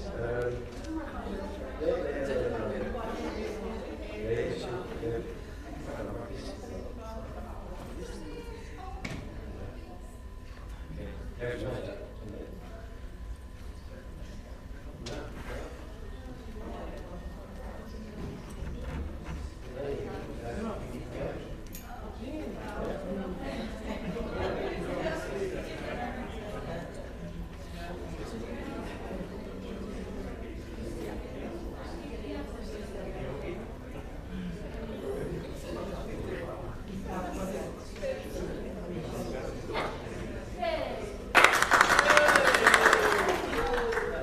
Okay, here we run very fast about sound and vision. And I was making sound, and I'll take you along what we do and where we are. We're called in Nederlands Instituut voor Beeld en Geluid. We're the second largest media archive in the world, and we're kind of totally independent. So there's nobody is the boss. And I told Brewster we're like Robin Hood. We steal from the rich to do good for the poor. We're not for profit. So we're not non-profit, but we're not for profit. That means that we try to make something of life itself as archivists, but also of the things we look for. And that's why we try to do Sound and Vision Cafe. We have the top 2000 called the most popular program at the end of the year, radio program. And at that time, that's last week in December, because music, Carla, where is she? She said so much. Music makes you tickle and brings things together. It was beautiful how this song yesterday. And I think that's all about. And it's very important to bring it in a cafe setting. That's a bit what we did, try to do. Some people here from Aruba asked, did you all took this from Holland? Yes, a lot we did. But yesterday we went to Tingway and to the North Supermarket. And we started to buy all this little stuff, except for the little vases, that's a tulip, and little waxing candlelight thing that are being made by Dutch artists who do them. And the nice thing is, you can take it all home, including the suitcase we took everything with. Yes? And that's really true. Okay, this is a little bit how we do. I'll give a short presentation, I'll give a straight, and Jan will, and then Juliana will go on to the cafe side. This is our building in Hilversum. It's a half art, you see. It's half art above the ground and half art in the ground, 72 meters in altitude. And well, there are actually at this time working around 421, a little bit more people with us in 2024. And we have a budget at least. We put on 1 million euros, of which less than half at this time is from private parties or other ones like Disney, for example. They use us for their storage. Netflix will use us for their storage for a lot of reasons. We're quite independent. We don't ask too much, but we do ask them more than we would ask anyone else. So we can do good. That's what we're doing here. And we try to keep our history. That's what I say, our visual audio history. That's the oldest image we have, Vision. Is a film of Queen Wilhelmina, at least Princess Wilhelmina, and then she has her coronation in 1897, and it's the shortest coronation ever, because cameras at that time were very new for moving images, and they were not allowed in the church where it all happened. Because today, when Willem-Alexander, for example, became king, it took, I think, 4 hours on television, something like it. But this is the shortest part because you see her walking in as a princess, and then the shot changes, and then she walks out like a queen. It takes about 12 seconds. and it's kind of fast now. We have this massive really stories of real things up and down, and we try to fight worldwide to keep the deterioration of materials that has something to tell about our memory. We try to keep them up. And this, for example, this guy came bring on this movie reel, and for us it's very important because what was in it, he had it under his bed. It was Mr. and Mrs. Lenden's honeymoon, part 2. And we all know part 1 from this, Amsterdam, the Hilton Hotel, the Peace. But they made a big European tour. And the second part was about the other cities. What we do, we store for eternity, so we don't store just for today, we store really for eternity, and that is a daunting task because how do you store things for eternity? As Bruce yesterday explained, that if you keep your hard disk of 20 the board digital is one of the biggest, I think, challenges of all time. If it would be only on print or on, we would be able to keep it for eternity, but when it's digital, it becomes much more difficult to do so. And 30% from what you see in the Netherlands comes from our house. So if you, for example, look to the news or to football, when it's not live, it comes most of the time really from our building up the area. That's always. We have Music Web, that's the public library.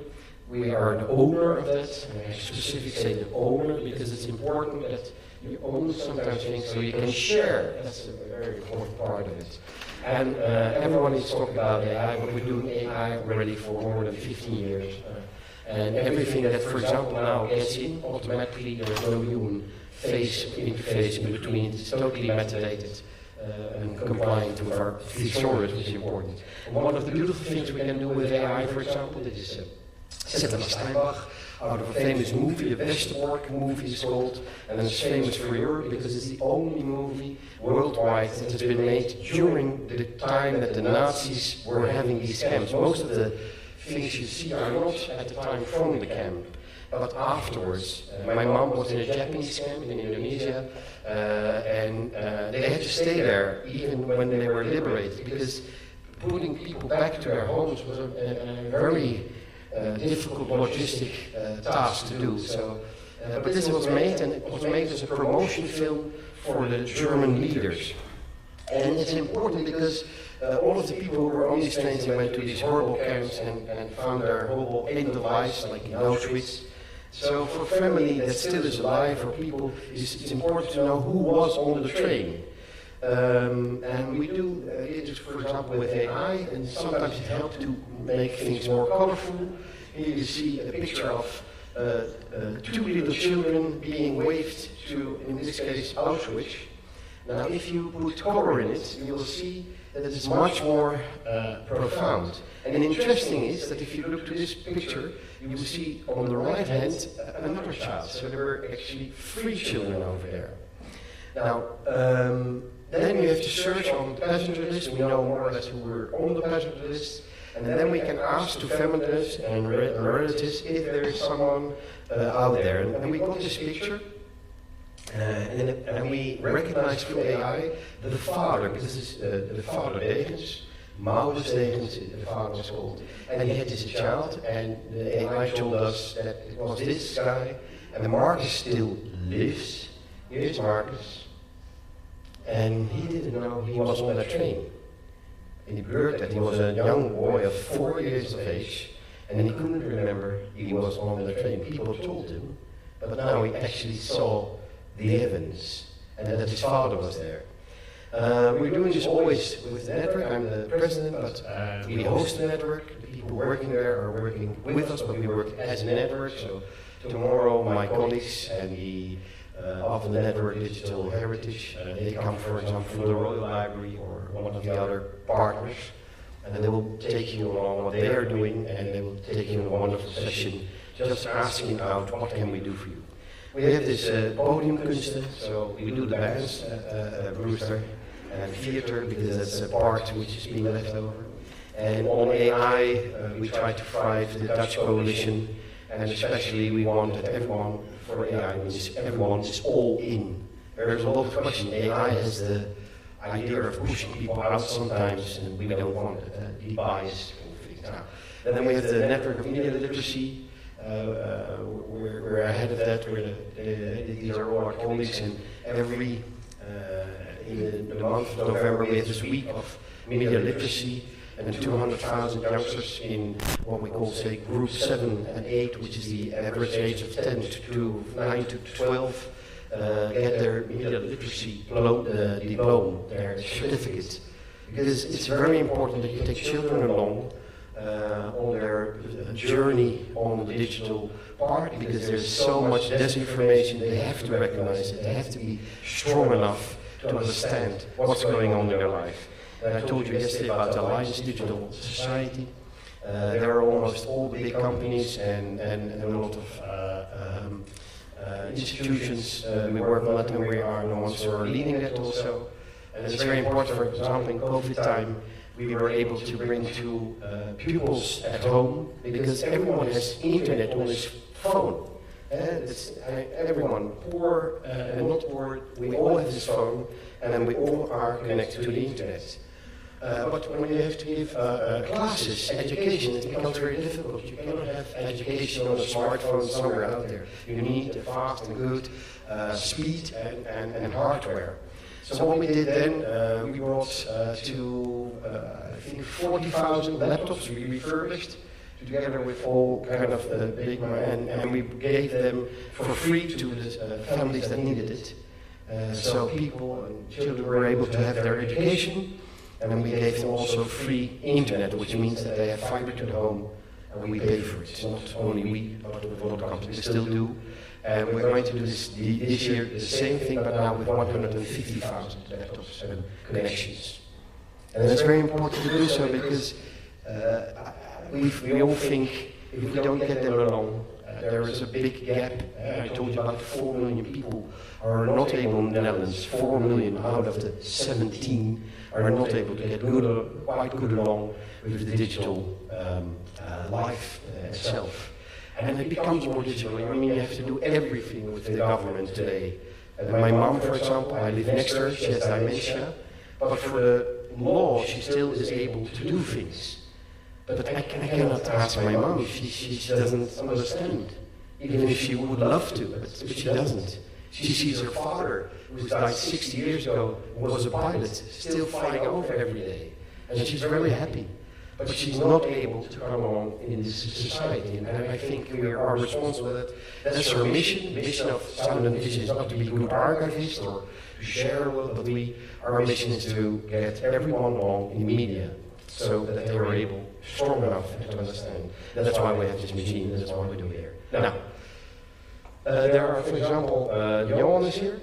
He does, we do more or less 51 projects, where a lot about disinformation, a lot about AI, a lot about cultural things. We're not going to talk about this.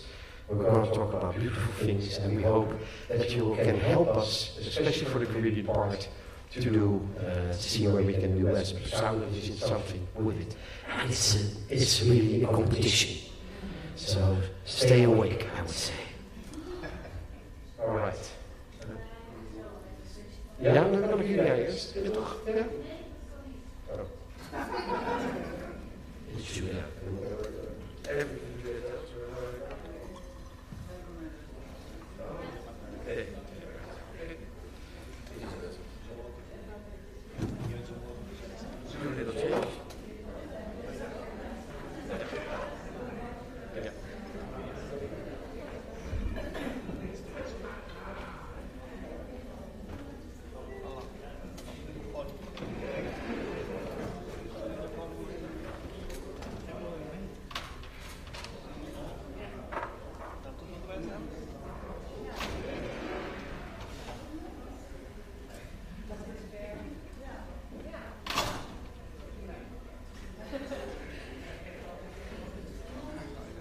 Good afternoon.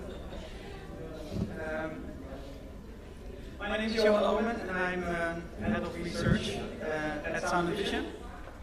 And in the next 15 or so minutes, I'm going to talk a little bit about end users and about how we can reach out to them, and also what it means for our IT infrastructure. And this is the Sound Vision sort of story, but the way that I sort of put it together is to really think about sort of what is common throughout different heritage organizations. So with that, Sophia did an excellent job already sharing her slides in the WhatsApp group, and so I think that's a very good idea. I already put my slides on the internet, so if you want to take a picture of the QR code, then you can just listen along and don't have to worry about taking any notes or whatnot. I'm here the rest of the week, so you can always come to me if you want to learn more. So let's start with the ending, the takeaway messages. What we found, and I think this is very common also in your working context, is that digitization and growing interest in multimedia means that we can reach out to many more user groups. It's maybe like not like blown out of the water kind of insight, but it's very profound insight. Also, we need to think about how to build, how to invest in IT strategy to actually be able to reach out to those user groups. I've been working at Sound Vision even before the building was erected, so for a very long time. When I started working at Sound Vision as doing my master's research, there were just a number of user groups. It was media professionals, people that actually visited our archive to lend tapes for them to reuse in linear broadcasting, and also media historians that would book a room, go to Sound Vision, and do some research also with the physical artifacts. But digitization really through that really made a big impact there, because we can now reach out to many more user groups. So next to the general public, we have a museum, and I will talk about this, but also reaching out to end users online, researchers, creatives like media artists or designers or other people in the creative industries, educators, heritage professionals like our colleagues that are making, say, presentations or making curators that are putting together like educational context, so library professionals, investigative journalists. So these are a lot of these users are quite new to us. Not a lot of them, but a lot are. So in my talk, I'm going to focus on these four, just to give a little bit of dig a little bit deeper, and to understand what are the expectations of these user groups. Also think about how are we reaching out to them? Which platforms are we using? Something that we build ourselves or something that already exists? And also who is responsible for those platforms. Starting with first the general public. And so we're reaching out to the general public via in two ways. One is via our own channels, and the other is via third-party platforms. And I have to sense that this is also quite true for organizations in the room. So when we asked the general audience, so what do you expect about access to our archive? And people said, okay, we'd like to search, 33% of the 1,500 people that we interviewed. Other people said binge watching, so they basically wanted to see all their series from A to Z. Other people talked about curation and suggestions, so they wanted to have contextualized material. So it's quite interesting to see these kind of expectations, and with these insights we're also building access points. So there is obviously video on demand, which would be aligned with the search, but also we want also to introduce our knowledge about our collection, and also work with outside curators to tell stories, so which would be connected to curation and suggestions. So this is a screenshot of the access point that we now offer for the general audience for searching. which is really good, especially when you know what you're looking for, and if you're able to translate what you're looking for into a query or into a search that aligns with the way that archivists have annotated the content. But then this comes with a few caveats. Because metadata is incomplete, it has been, written over the past decades, so also the language has shifted in the meantime. It's created with a specific user group in mind. In many cases, the user group would be the broadcast professionals that I mentioned in the beginning. But if you are a student, you probably are looking for, you want to use other terms. And also, you can only search for, you can only see so many items in one interface or one result list. So this leaves plenty of users with interest in our collections underserved. So it's very good at doing something specific, but given that with say new ideas of user interface design, with like artificial intelligence becoming much more mainstream, you can do actually a lot more. And we've been doing some experiments. I'm showing just one. This is together with VPO Broadcasting. They are just next door neighbors at the Media Park. And they celebrated the 20th anniversary of a program called Backlight. And they reached out and said, we would really like to do something special for this 20th anniversary. So we digitized the collection, if it wasn't already digitized, and we used speech to text and also image recognition, and also this concept of generous interfaces to allow for a new way to access this collection. See if I can get the video working.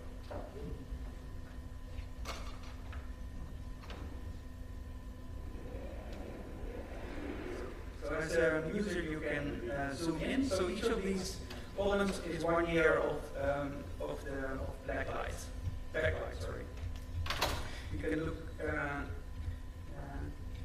and the colors on the left-hand side are the different themes that recur throughout the 20 years of backlight.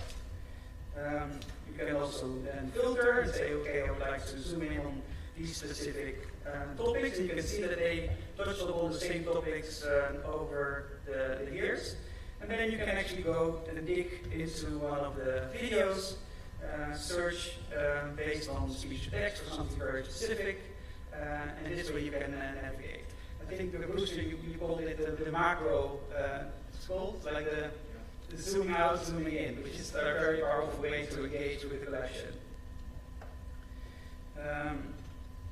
So just one example where we use image recognition. So I'm now searching for the word truck, Vrachtwagen. Okay, so there's recurring this term in different episodes, and then within this one video, you can see that there's two Vrachtwagens, one fancy Volkswagen, and also a more like contemporary truck is also visible, which is quite an interesting way to sort of go through this collection in a completely new, more fluid way. So this is like access through our own collection. But when you look at, for instance, at statistics like this, like how are people actually accessing the news? And it becomes clear that you see the, let's say, the bluish line is going down. So that means that less and less people are getting their news from like targeted news websites. And but social media access gets up. Like, this is probably not a big surprise. A lot of, let's say, young people get their news from TikTok, etc. So somehow, as a public organization with the aim to reach out to as many people as possible, we have to sort of look at these data and then see, how are we going to respond to this. So this idea of, be where your users are, looking at syndication, looking at which platforms are like good platforms for our collection, good meaning different things. For instance, good in the, when you look at Wikipedia, Europeana, and also Internet Archive, is also aligned with public mission, public value. Good in the case of TikTok, YouTube, is not really aligned with public values, but it could be good in the way that you can use these platforms to add snippets. So actually then to draw in people to your own website. So I think one of the things to consider is to really think about, okay, what are the third-party platforms and what are the pros and cons of using those. So one example, when it comes to Wikipedia, so the Wiki lemma of a boy, we saw a fantastic documentary yesterday. It features a video from our collection of his burial. So and this way, so it doesn't really, it's not super visible that it's from our archive. It doesn't really matter. That's not also the way that Wikipedia works. You see logos, but for us to be able to show this piece of content, this context is very rich. Okay, so moving along a little bit and a little bit faster. So the second user group, researchers. When you think about what are they looking for in an archive, they would like to have access to big data. So they like to download, let's say, subtitles or have access to our data in a way that they can then take to their own experiments and their own research. Data biographies, or that's about giving them also enough provenance information to understand what is in the collection, or what is it that we are looking at. And also researchers would like to add annotations as they are doing their research.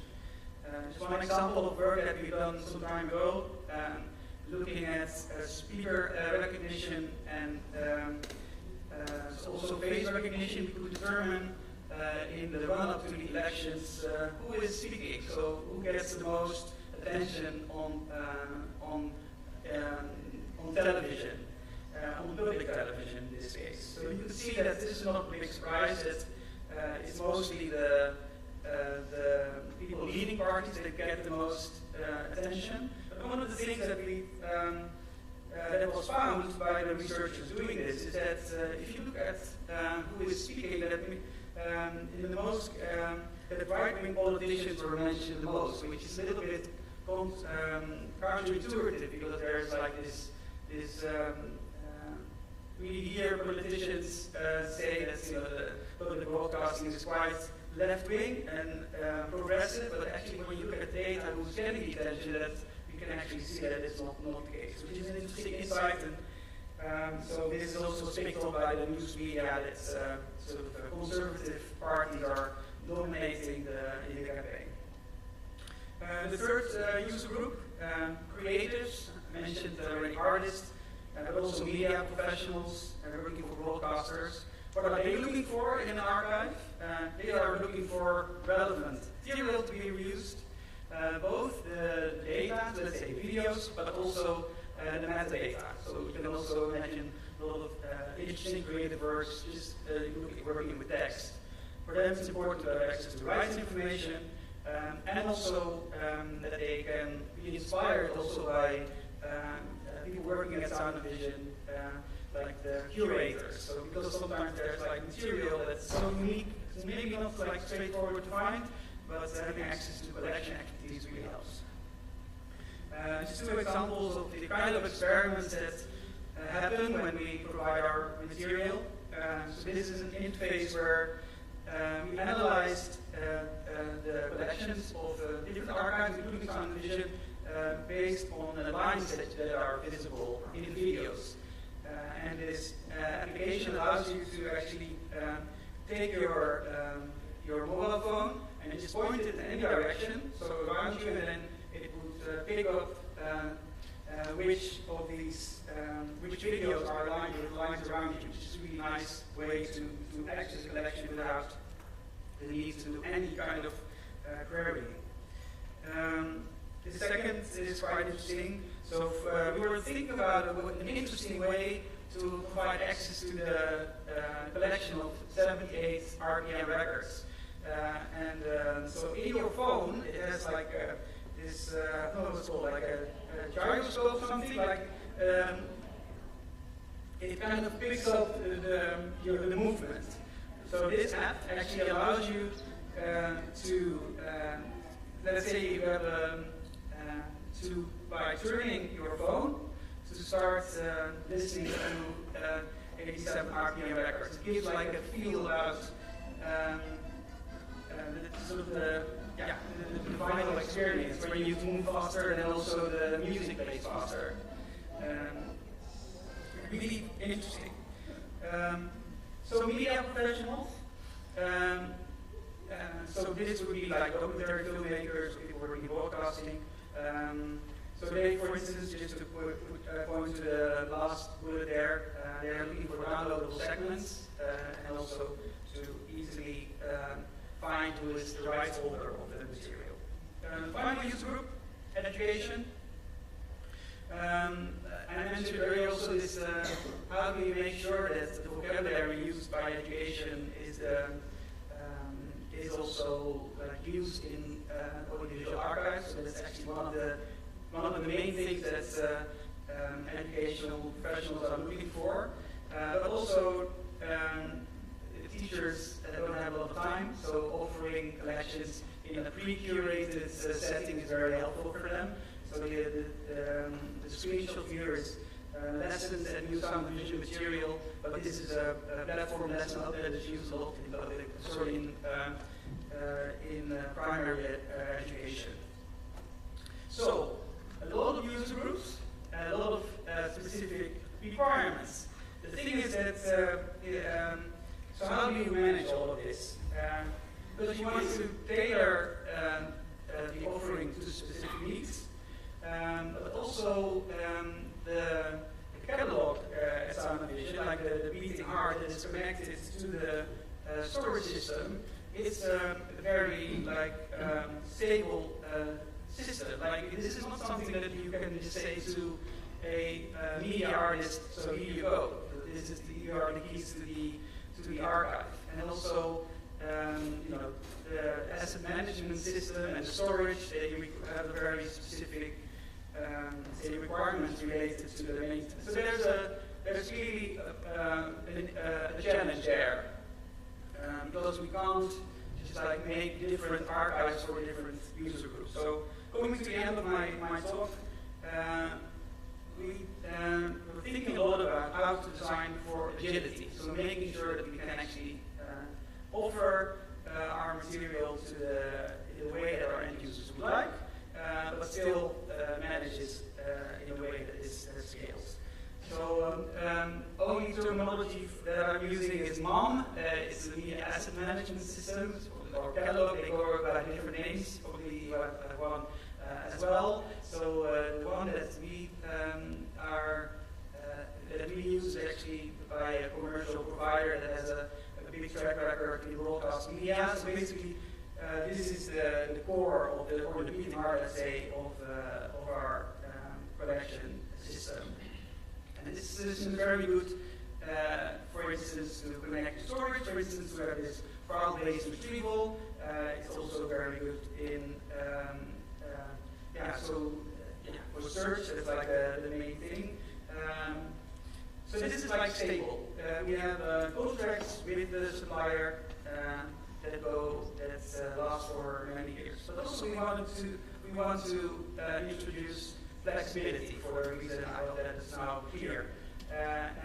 So one of the areas that we are investing in is to build like a layer in between the core MOM system, which is about slow and stability, and also then the flexibility on top of it. So if you translate this to the different user groups, that's this slide. So in education and for the general audience, we're actually tapping into the service layer to actually connect to the externally developed platforms. So think, for instance, about streaming media files. That's very distant from the storage at the very bottom, but these digital derivative we can easily serve out through the service layer. The same with the data services, like for instance the connection to research is done by tapping also into the service layer. But for media professionals, we are still using the MOM front end of the system that I talked about earlier. And so this is the last slide. So there is flight control with service level agreement and then more flexibility built in. So that's what we thought of. This is what we are now continuing developing, and I'm more than happy to answer any questions. With this, I'm going to hand it over to my colleague Lydia. Thank you very much.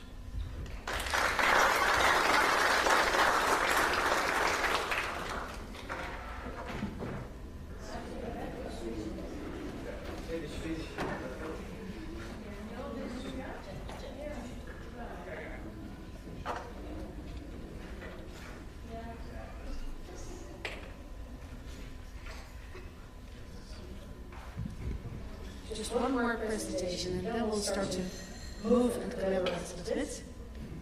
I think this is fine. Yeah. I'll start. Thank you so much, Johan, for the very nice presentation on how we actually work at Sound and Vision more technically. I'm going to do something completely else because I'm going to take you on a little exploration. The trip actually that we took in the past year and a half from Sound and Vision to explore audiovisual heritage in the Caribbean.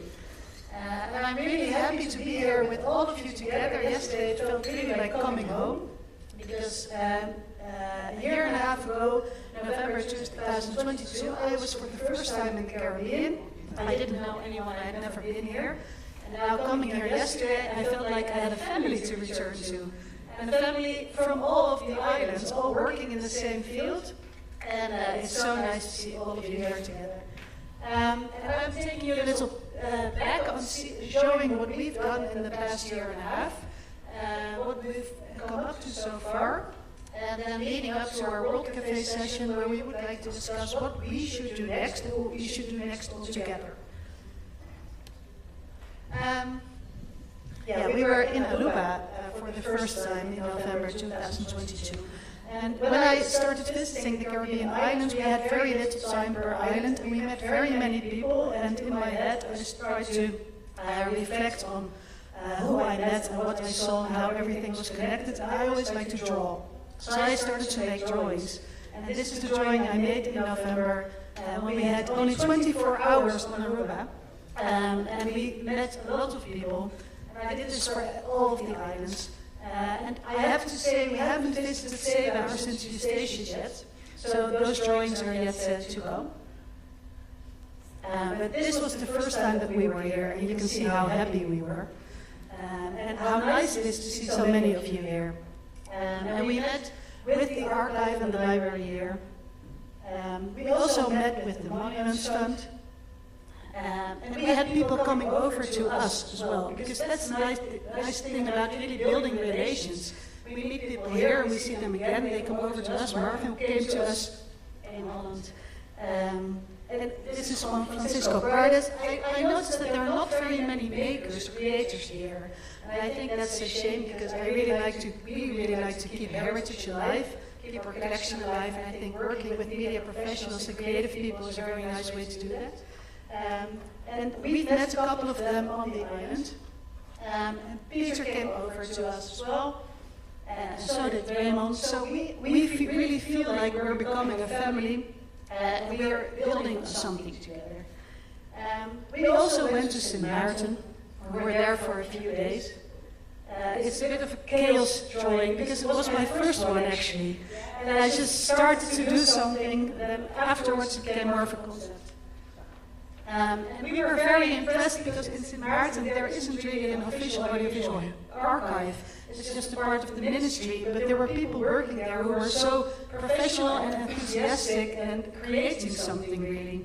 And not just the people in the department, also Clara and Kurt, who came over to us. And as Clara said yesterday, a couple of colleagues of ours checked the archive to see what kind of material we have from the St. Martin collection. And it was so nice to see you recognizing things, hearing your own voice. And that's one of the nice things that the islands are really small islands as well. So it's really helpful to work together on getting to know our collections and getting to know your collections as well. I don't know what you were pointing out here, but we were on Bonaire as well. We were there only for a few days, but we met very many people, and we learned song, and we did some theater making, and it was very nice to get to know the creative scene. And of course, also visited Fukibo, which is a very impressive organization that we would really like to collaborate more with. I think one of the most important heritage organizations in the Caribbean. And Curaçao, we've been there a couple of times. Actually, on Curaçao, we've set, I think, the biggest steps in actually creating a consortium or an infrastructure and taking steps to really save audiovisual heritage, because that's what we would like to do with you together. We started there with a session organized by the Prince Bernhard Fund, who invited a lot of people who were interested in what we were working on. Of course, we visited the National Archives as well. And Patrick Martijn, I don't know where you are, Patrick. Yeah, he deserves an applause, actually. Because we met you at the Prince Bernhard Fund meeting, and we had the feeling that you might be the Caribbean Sound and Vision all by yourself. So we went over to your house to see how you work and if you're really working according to standards that we all think are good standards, and you were, which is very impressive, doing it all by yourself in a few hours besides having a job. What we did next was to create formal agreements with the people we want to work with Patrick, with the Fundación Los Tesoros, with the National Archives, with Kibo, and just yesterday with NAM, we signed an MOU, which is a memorandum of understanding. It is an intention, it's not something promising to do something, but it's for us a very good way to have a standard to make sure that we can set steps together. And that's something that if there are any organizations here who would like to collaborate and make it more formal, that's something we can do. We just write down what we intend to do together and we can formalize it a little bit. And Dimitri came up to us because he had an oral history collection from Ella Juliana who would like to have digitized. And we were talking about that together. We now have an MOU with you as well.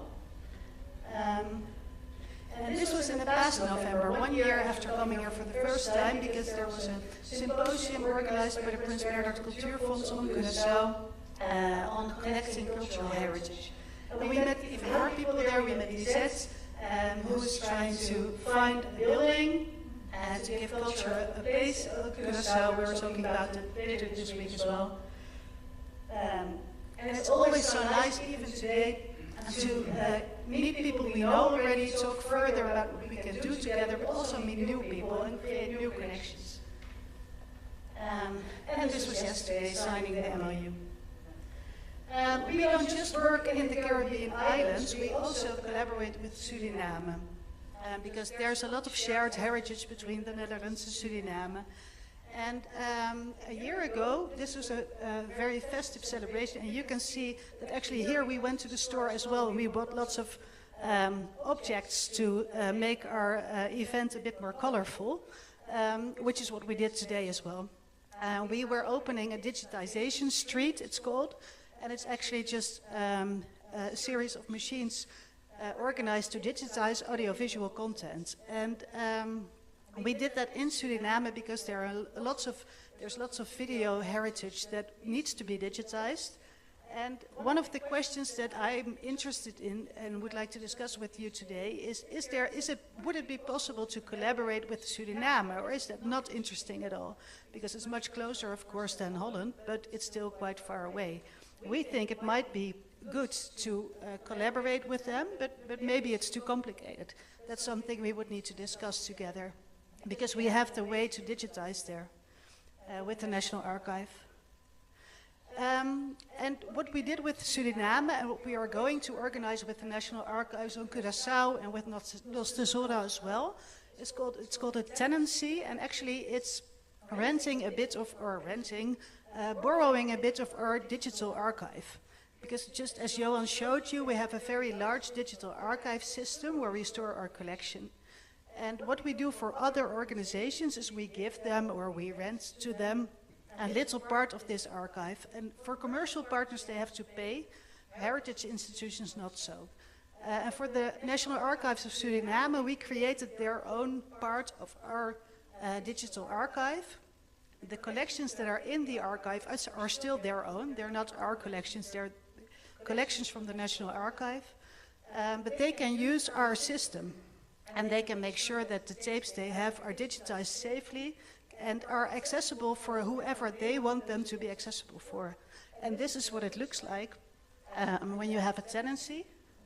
And then you can just watch. This is the material from, oh no, I forgot the name. Welke van de president? Ferrier, Johan Ferrier, sorry. And it's amateur footage that his family still had. And it's very important footage for the Dutch and Suriname history. And they have had it digitized, and they have it stored in their own little space on our digital archive. And they can make it available for anyone they want, media professionals or education. And this is what it looks like. And this is actually what we will do for, I have to press the play, I think. This is what we're going to organize for the National Archives on Curaçao, and I think would be interesting for more heritage partners in the Caribbean as well, because what happens is that you are still the owner of your own material. You don't give it away to anyone, but you use a public infrastructure working for standards that are used in the whole heritage sector internationally, kept safe for eternity, and you have your content accessible for yourself or for others.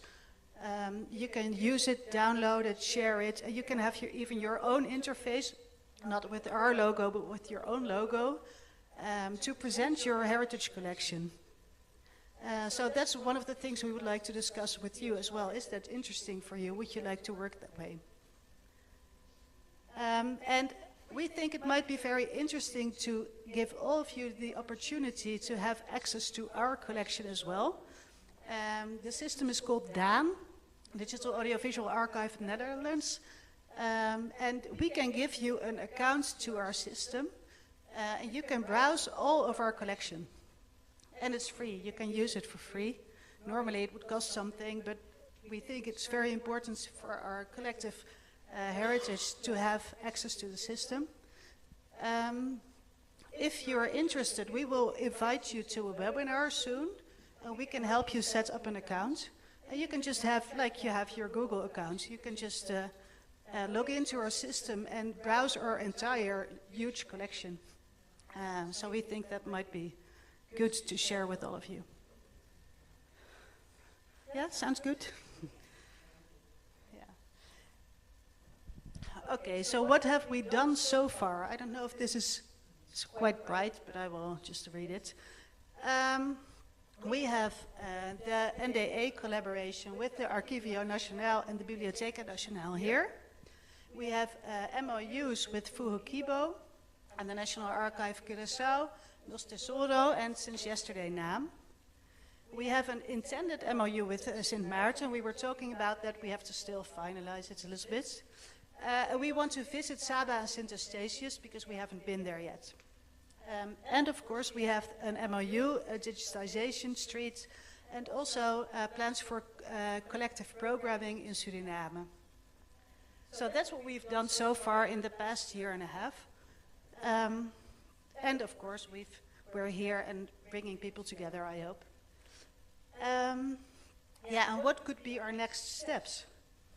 Well, we think getting access to our collection and giving online training in how to use the collection might be a good next step for you, or for us, both. We're looking to create a consistent network with the heritage institutions and parties here.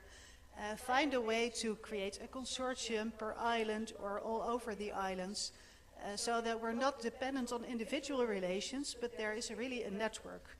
And I would really like to discuss with you what a good way to organize that would be. We're setting up the tenancy, so that's the part of our digital archive that you can use as a heritage institution. This is it takes a little bit of time and some technical research, so it's not done in a week, but we're going to do that in the next year for several parties. We're going to try to get digitization of the Caribbean collections up to speed, especially on Curaçao to start with. Patrick is doing a great job. But at the National Archives in Curaçao, there are wonderful collections, especially the Alex Alberto collection, that filmmakers really want to work with and that need to be digitized actually quite quickly because they're molding right now. So we're trying to make a plan, trying to find funding and setting up an organization structure to start digitizing quickly. And that's also a question that we would like to discuss. How should we do that? Where should materials be digitized? How should we prioritize? What should we do? And where should we find parties that already work or exist in the Caribbean or anywhere else? We're also curious to research how we can do fundraising together. Because we're already a big organization with a big budget. We don't necessarily want to raise funds for ourselves, but we want to make projects available here. And we think we can help in fundraising, but what should we do and how shall we work with that together? Well, start digitization is a big step. And of course, once we get things going on Curaçao first, how can we expand this? How can we start working on Bonaire as well, where there's a lot of urgency, I think, and on the other islands, on St. Maarten. So those are things we're looking into for the next year or two.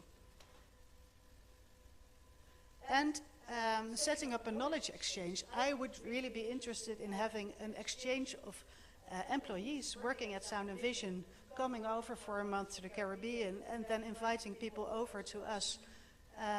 But how should we organize it? What kind of expertise is needed? What kind of focus should we have? And now, this was the end of the passive part. Now we have to start working together. So we're going to do a little World Cafe setting. And we have to all wake up. And that's why we're going to do something special. And maybe somebody already has a question. Because yeah. Yeah. Yeah? Somebody has a question? Yeah? No? No? No questions? So clear? We were so clear? Yeah? Does it feel good? Yeah? Okay. Feel comfortable? Yeah, Peter.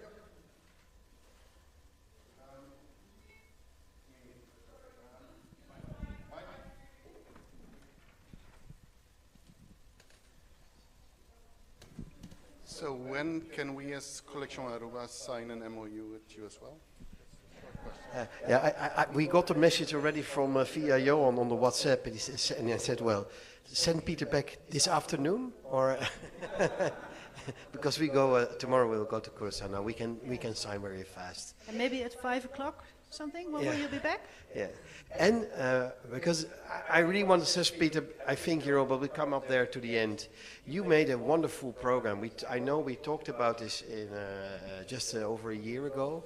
And see who came up and how we feel there's a strong energy to build up things together, to build up these stories. I mean, like you last night but it was wonderful for us not knowing this, just sitting in this more kind of sacred place in a way, seeing the thriving way things are made. You want to tell. Seeing Clara telling the things, come on, doing this, it was a wonderful, it's everything, you have so much to tell. And we can, just the only thing we can do, try to push that forward and help and to make the combinations. Sometimes money is needed, sometimes not. The question for hardware I can understand. That's always, you need hardware to produce things. Now maybe we can help there a little bit, I don't know.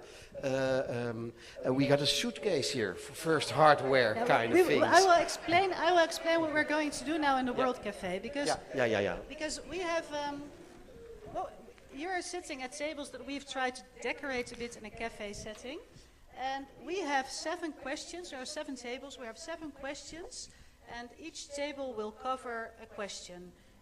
We have table hosts who know who they are. They will stay at the table, and they will each have a question ready, and you will be switching to 3 different tables. We will, in a minute, you will hear how we will do this. So I will just show you the questions so you know a little bit what they are. And they're follow-up of what I just said. I will not read them aloud, you can read them on the screen. So every table will have their own question. And now you need the little hairpin that I gave you. So does everyone have a hairpin? If you don't, come pick one up here or find some on the table. You are now, it's everyone, and put it somewhere on your clothes or on your badge or in your hair where you can see it. Yes, you too, Johan. And you are now on a table. Ja, Tim in je haar.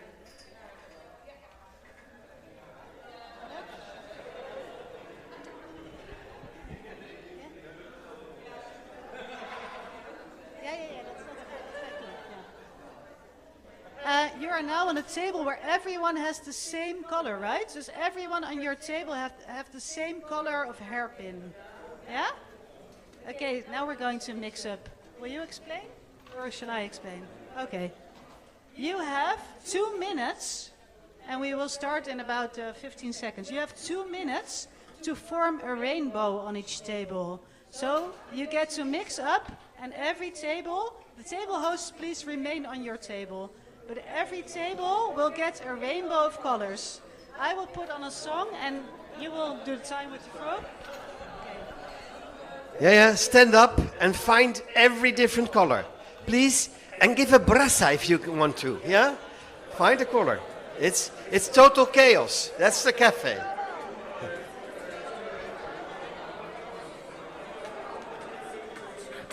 Like 2 shots in my cup, wanna get up, wanna get down. That's how I feel. There are 7 colors. Pink, yellow, green, blue. I'm way too fine to be distressed, yeah. Oh, I'm not the girl I was or used to be. Bitch, I might be ill. Turn up the music, turn down the lights. I got a feeling I'm gonna From here. okay, alright. It's about damn time. Turn up the music. Let's celebrate. I got a feeling I'm gonna be okay. Alright. It's about damn time. Okay, 1 minute to go. Cause you know what time it is. Come on, people, move! I'm coming out tonight. I'm coming out tonight. I'm coming out tonight. I'm coming out tonight. I'm coming out tonight. Okay. Mix up the colors. I'm coming out tonight. I'm coming out tonight. I'm coming out tonight. I'm coming out tonight. 30 seconds. Tonight. I'm coming out tonight. Okay. Alright. It's about damn time. 15 seconds. It's about damn time.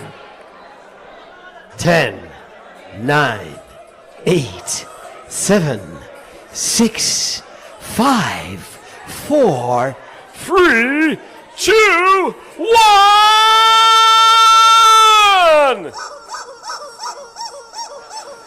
Did you find your table? Yeah?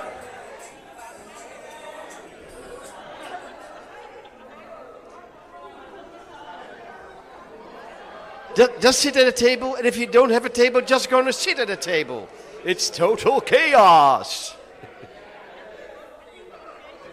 And we love chaos. Okay.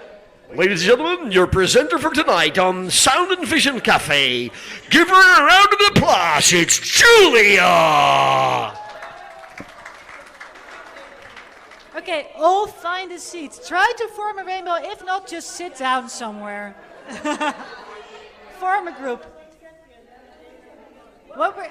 Yeah. Okay. We were actually planning to do magical chairs. Maybe that would have been even better. What we're going to do now is we're going to give each table. Yes, sit down. So we have to start work now. Every table gets a flip over sheet. and you get one question, and we will show the questions again in a minute.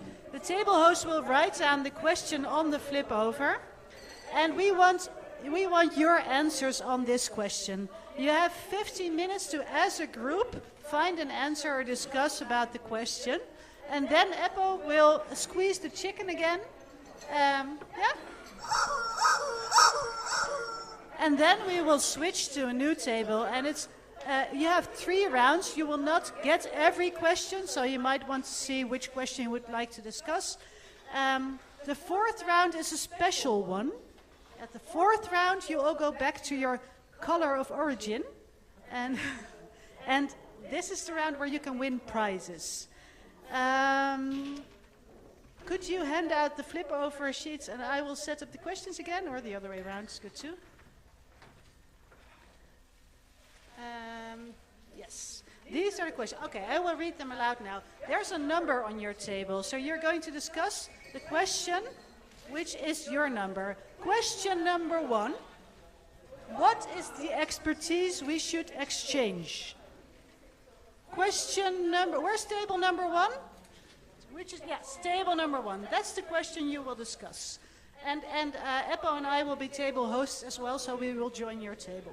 Question number 2. Where is table number 2? Yes, Johan is the table host on table number 2. What is the expertise we need in our collaboration? Who is missing? Which partners do we not have yet on the table? Table number 3, where are you? Yes, Tim. How will digitization change your organization? What will happen if everything will become digital? Table number 4. Which is table number 4? Yes. Rapti is the table host. What are the criteria for collaborations to be successful? What do we need to do to have a successful collaboration? Table number 5, where are you? Yes, Dimitri is the table host at table number 5. How to make heritage appealing to new target audiences. How to make heritage appealing to new target audiences. 2 more. Table number 6. I think that's you in the back with Marvin. I will join you.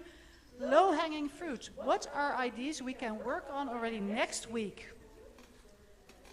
Table number 7. Where's table number 7? Is in the corner.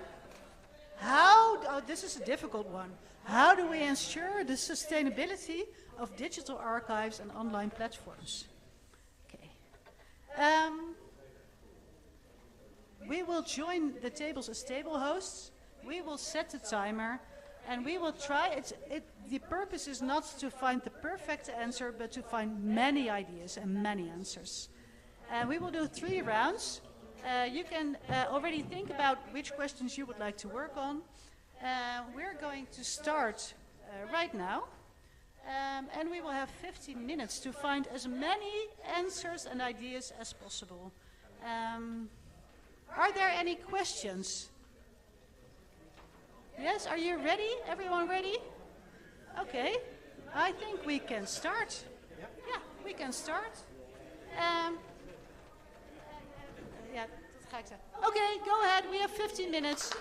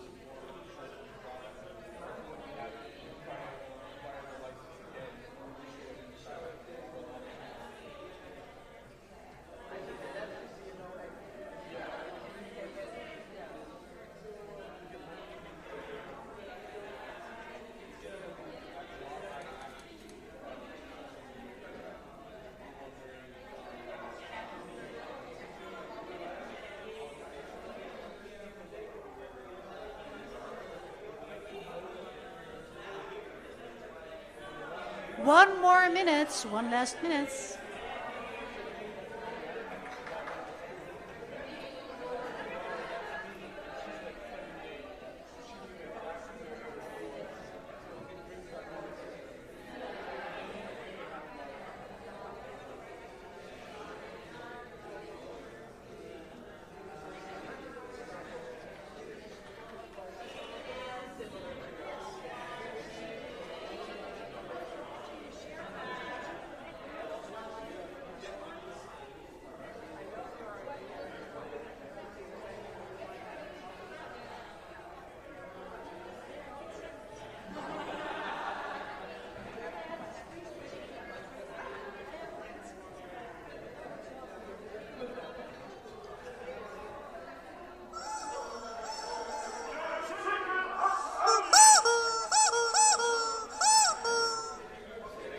Move to another table. Find a new table.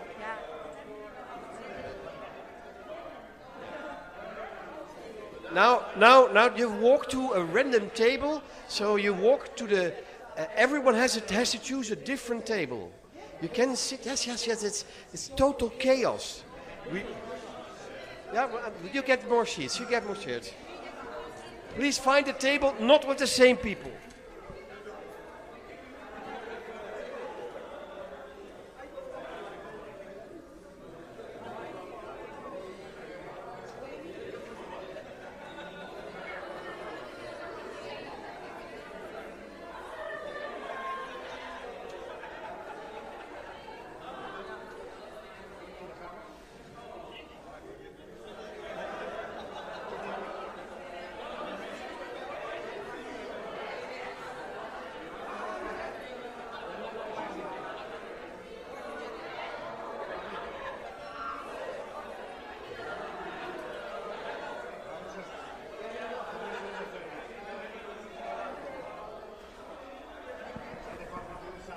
Are you ready to start the next round? Are you all at a new table?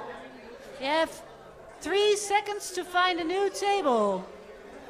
1, 2, 3, start!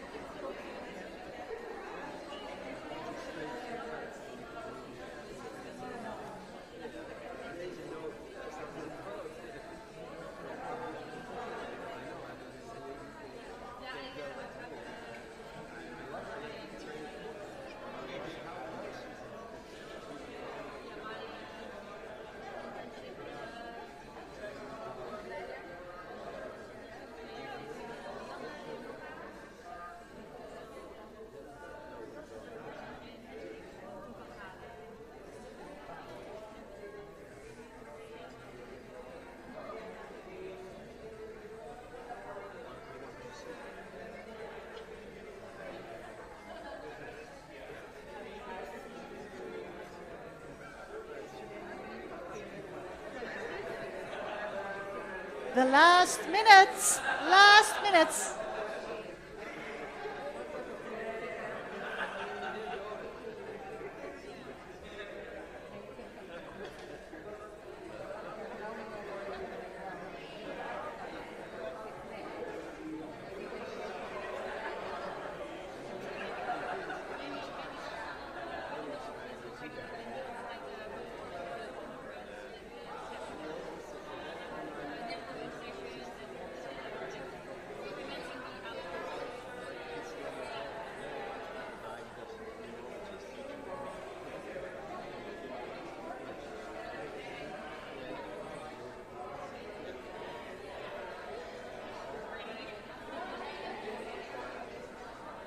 You're ready to squeeze the chicken.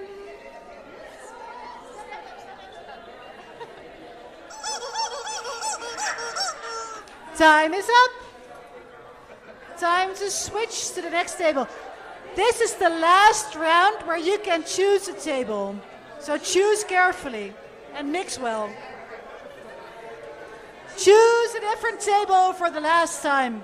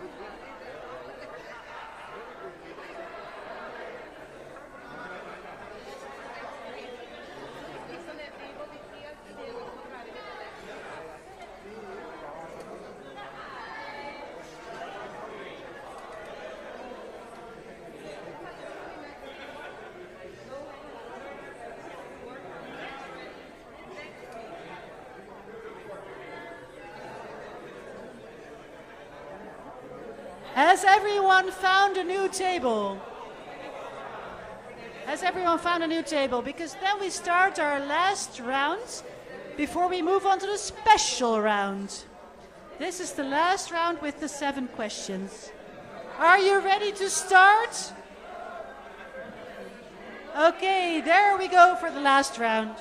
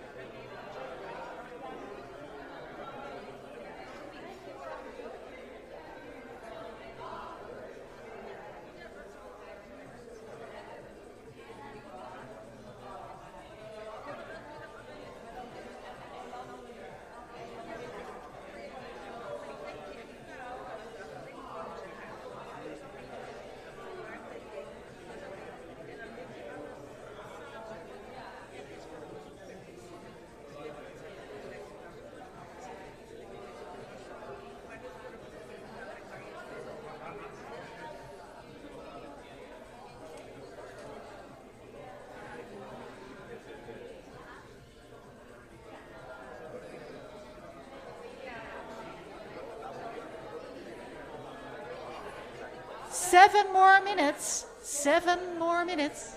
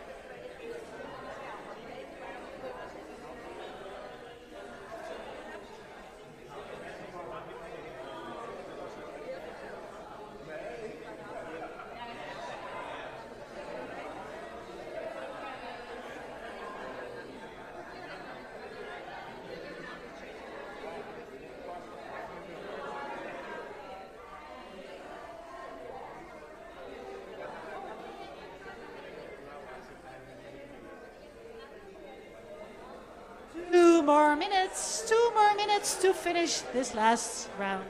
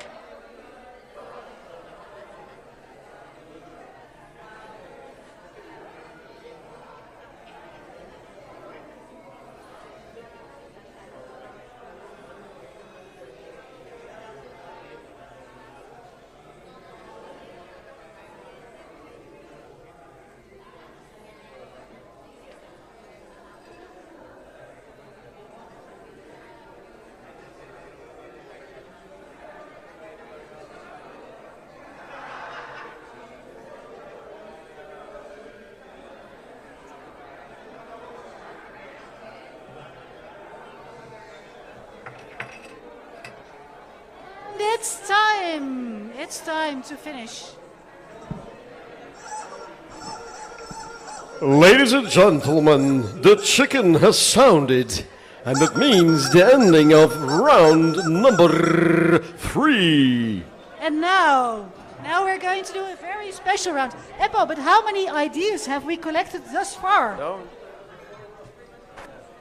Ladies and gentlemen, the total count of ideas after round number 2 was 170. And now we'll count all the other ones and we'll end up in a new world record. And for round number 4, which is a very special round, you need to look at the color of your hairpin again. You need to go back to your original table, finding people of your own color. Finding people of your own color and going back to your table, because this is the last very special round and there are prizes to be won. So prepare for the last very exciting 10 minutes of this session. When you're all at the table, I'll explain what we'll do. Find your own color.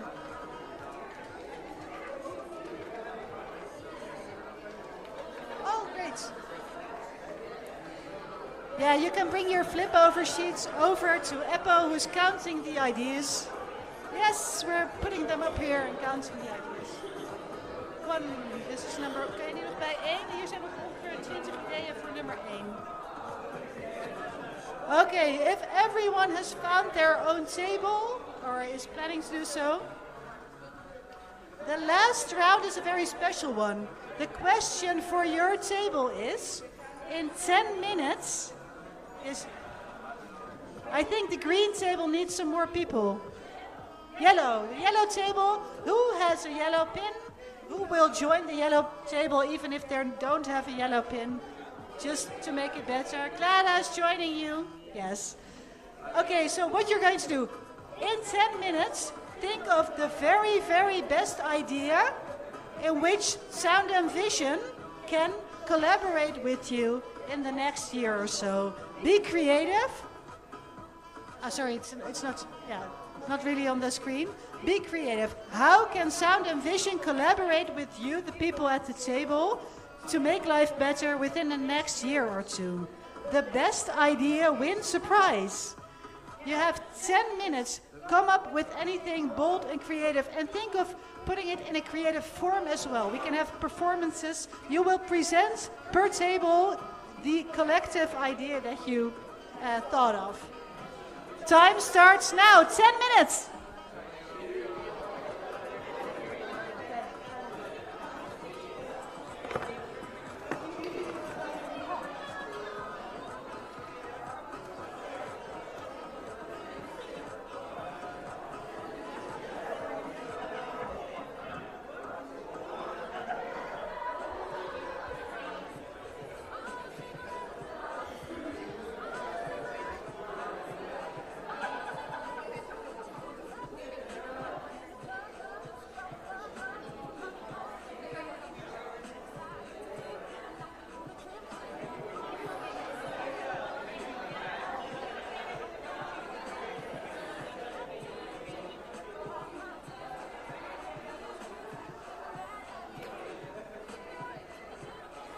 People of sound and vision are the jury. So you can be creative, but we will define what's the best idea.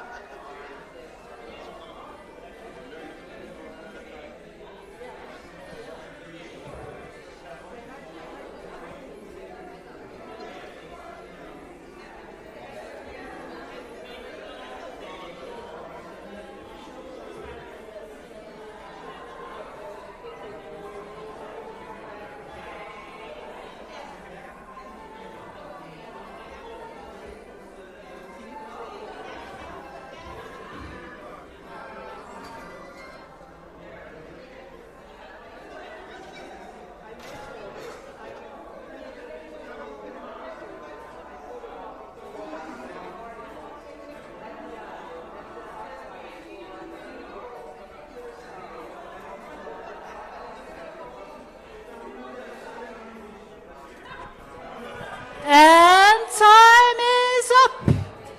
Time is up. Yeah.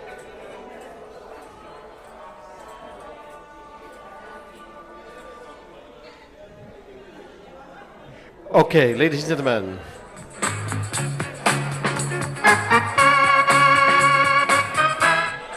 Ladies and gentlemen, I'm asking you to round up and lay your pencils down. I'll be passing by every table and ask someone of you to explain the idea. And Julia will point out which table to start.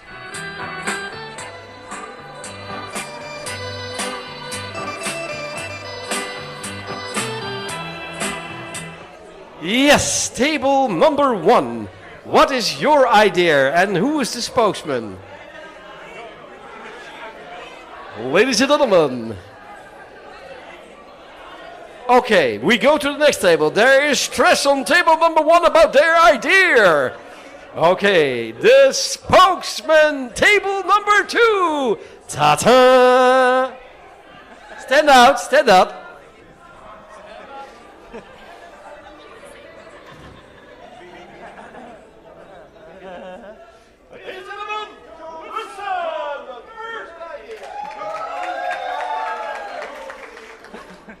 Okay, well, we actually came up with I want to call it a pop-up media museum.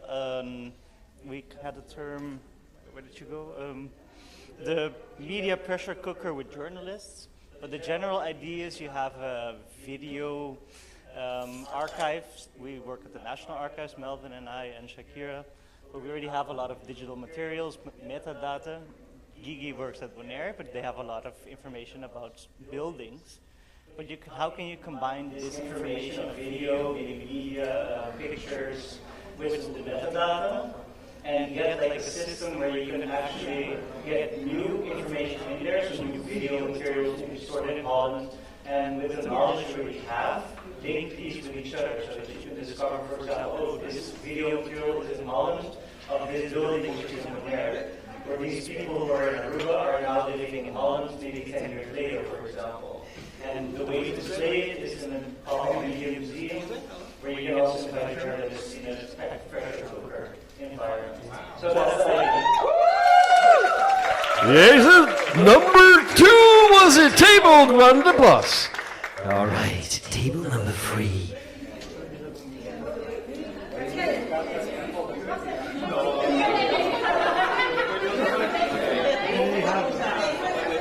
Eppo, so this is going to take a little bit of your budget from Sound and Vision.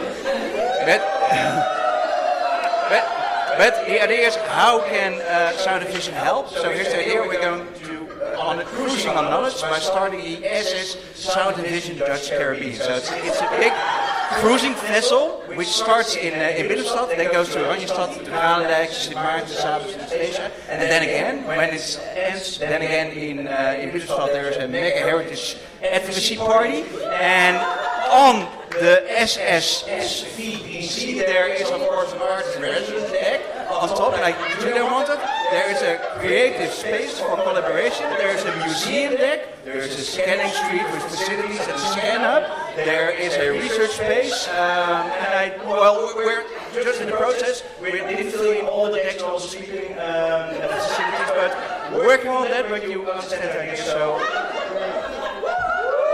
Give it an applause for table number 2! Woo! All right, are you ready? Table number 1, are you ready? Ready? Okay, yes, ready? Ladies and gentlemen, table number 1 is ready! So we're gonna actually act out what we're gonna do.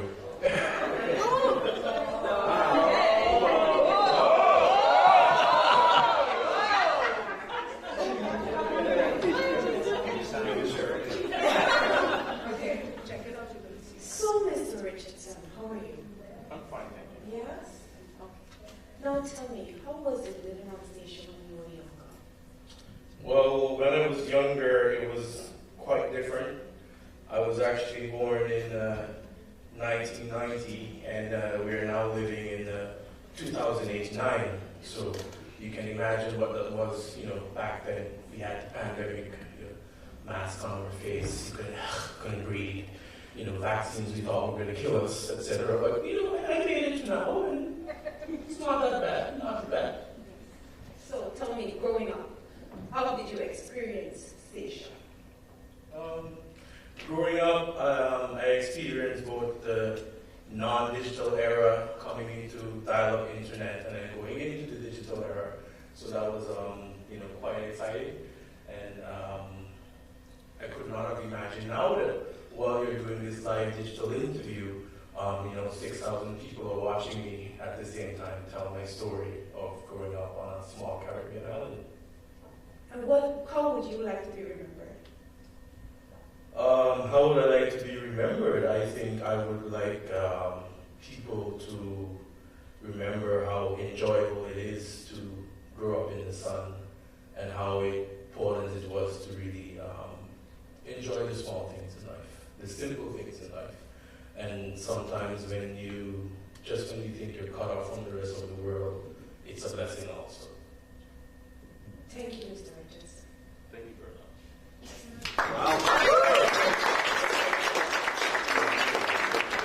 Ladies and gentlemen, table number 1. Oh, we sing in Dutch, de lat ligt hoog. The lat lies high. Table number 4. Yeah, so apparently everybody got to get our deal. So our idea is basically creating 2 different networks, one on the ABC Islands, one on the SSS Islands, because then you can leverage economies of scale, capacity, resources, and you can share information between the 2 networks, and additionally the networks can exchange between each other. And that way you can build a strong network in relationship with Netherlands versus the islands, or together with islands.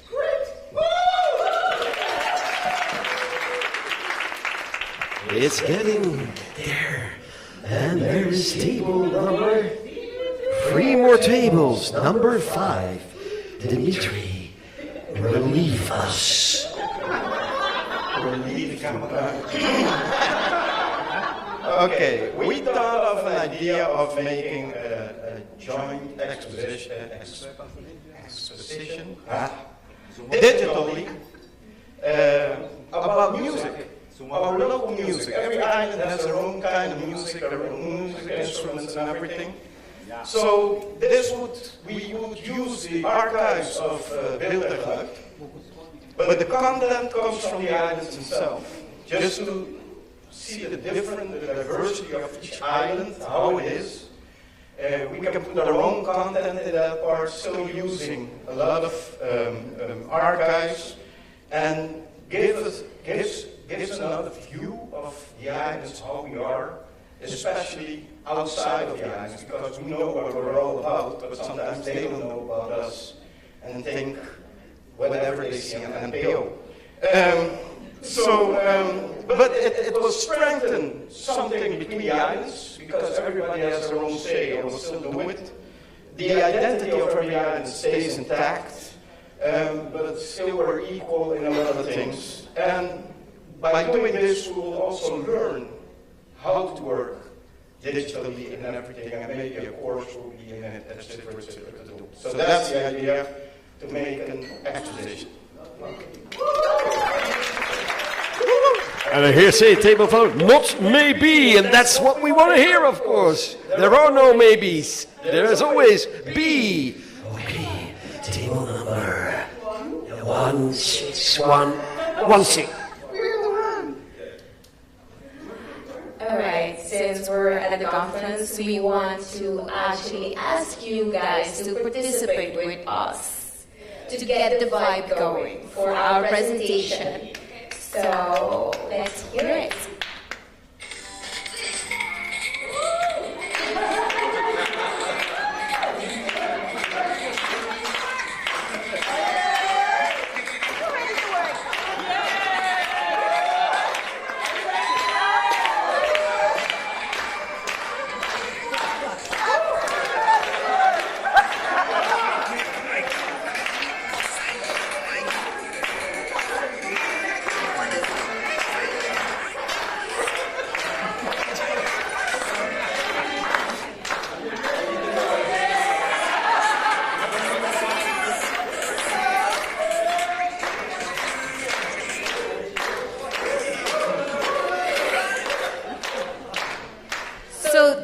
our presentation, we want to ask you for a private jet.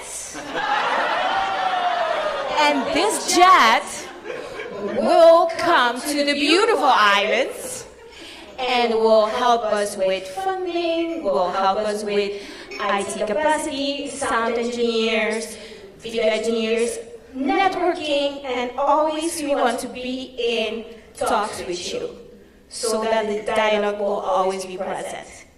So that is our presentation. Are you ready to work?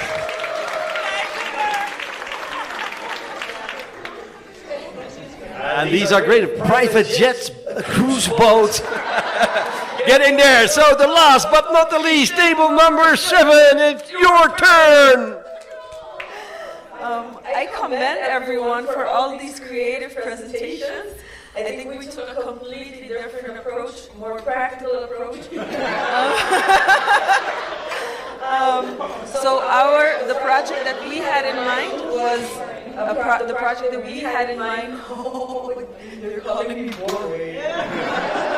No, the project that we had in mind, like I said, is a little bit more practical. We're talking about an inter-kingdom knowledge sharing, which we thought that could be executed in the following form by having exchanges, physical people working from the Netherlands come to work to the islands, and from the islands go to work in the Netherlands or on the other islands, creating twinning, so partnerships between maybe we have, like, for instance, in Aruba here we have one of our scanners or digitizing experts that maybe can go to Seba to work with another scanner in Seba for some time, and then we cross the expertise, and that way we share our knowledge. And the project that we had in mind was specifically geared towards the more younger workers. We are thinking about changing the mindset from being boring, having the youth want to work in the heritage field that we work in. So we want to open the door to younger adults. We want to also help with this project. This means also helping to eliminate gatekeeping. Oh, it's mine, it's mine. Oh no, I do this job and I do it my way. We want to eliminate that with this, because you are forced to work in partnership. You're forced to help do somebody else's job. But this will also create opportunities for easy entry for younger adults into our field, and thus creating a community of not only us that are already in the field, but also younger workers, creating a community within the islands and within the whole kingdom of the Netherlands, of working together, of learning from each other, and basically what we have been doing this week, collaborating with each other, moving forward. All right, ladies and gentlemen, it's a very difficult task to the judges. They have listened to 7 great ideas that will be ever changing the world, starting here in the Caribbean. Now they will start for just 30 seconds in their moments of reflection of who's going to win the wonderful prize of the empty suitcase, for example. Because that is. So, let's go.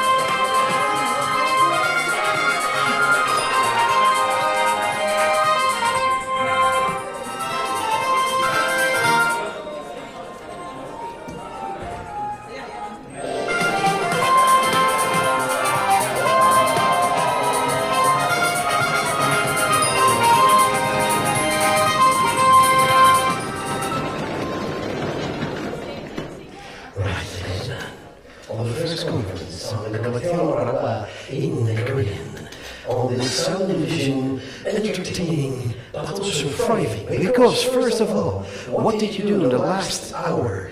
And I might see that is a record for a first conference. Yes. Woo! Fighting 317 ideas in front. You made 311. And table number 4, which is Rapti, made the record of 74 ideas and questions, answers on questions. And every answer is okay. But now, we go to what we call the moment of yes.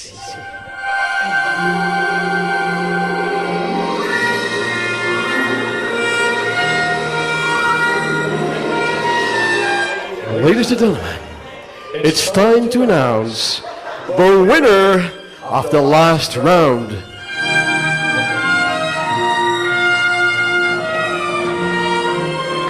It was a daunting task for the two judges to find out, will we spend all our money on a private jet?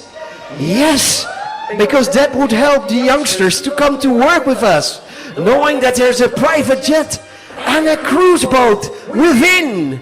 I mean, that's great. Or what about just the changing of networks where we can intertwine between each other? Or the wonderful talk between two people about their past, their present and their future. Or what to think of the idea of building something like a machine, like a, well, something wonderful.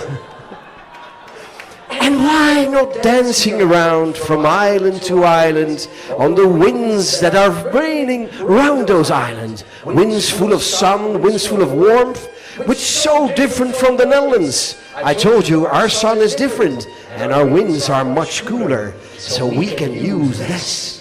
Now, ladies and gentlemen, it's exciting. Is it, Guy, that we're going to spend our money on? Yes, local music or whatever. Well, we don't know. Okay, here we go. Here we go. One. The prize is going to the main prize. Yes, clap around. The winner is everyone. Everyone is a winner, babe! Okay, but there's always people who do more than the rest. So, yep, yes, everyone is a winner, babe, and that's true. You're all, I mean, really, how fast we did this idea bringing, and I'm pretty sure we're going to take this all serious, yes. We're going to look if we can make a cruise boat. I would love that. And a private jet. Woo! I would like this, because that's one of the power of networking together in a physical way. You can really work up to some ideas which maybe sound stupid, but they never are. And they brings us in a good and an inspiring way a bit further. So that's what we're going to do. That's our promise. Yeah, now everyone has a prize. So I can say, run up to the stage, there are surprise bags, you can take everything on the table, even the tablecloths, please do so. We don't want to take anything at home. To be honest, these are special in Holland made vases, same goes for these one, tulips, take them home. We spend a lot of money and time and effort to do so. We took them. In all these bags there are something from viltstiftjes to whatever you can find of. So please collect your prize. And at the end, let's work together and let's have the next conference in our private jet on a boat with a special machine, singing local music, dancing all around, doing great stuff like theater, bringing the things alive. That's what we want. Thank you so much. Bye-bye. Oh yeah, so, no, there's one prize! Yes, because in the end of the day, somebody brought us together. And that's the people from Aruba, they picked up their jobs. So the real first prize, go! Shakira, Edric, Ryan, and everyone else, but not everyone says, please come up here. We want to thank you so much and award you. And you should bring this honor to all of your colleagues who are not here right now. The first prize medal for the organization.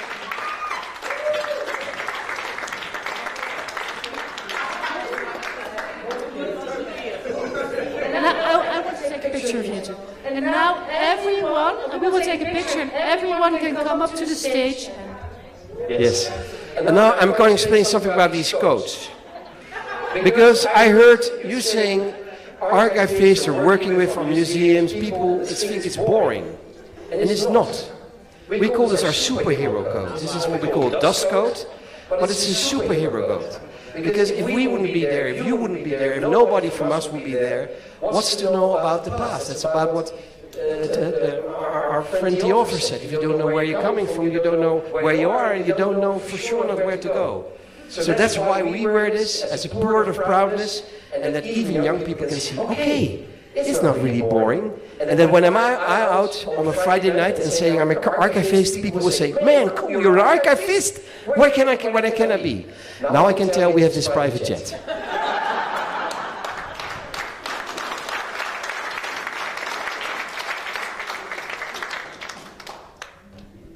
Thanks. Please take your prizes. Come up the stage to take your prize, otherwise we have to take it home. And you can take the suitcase too,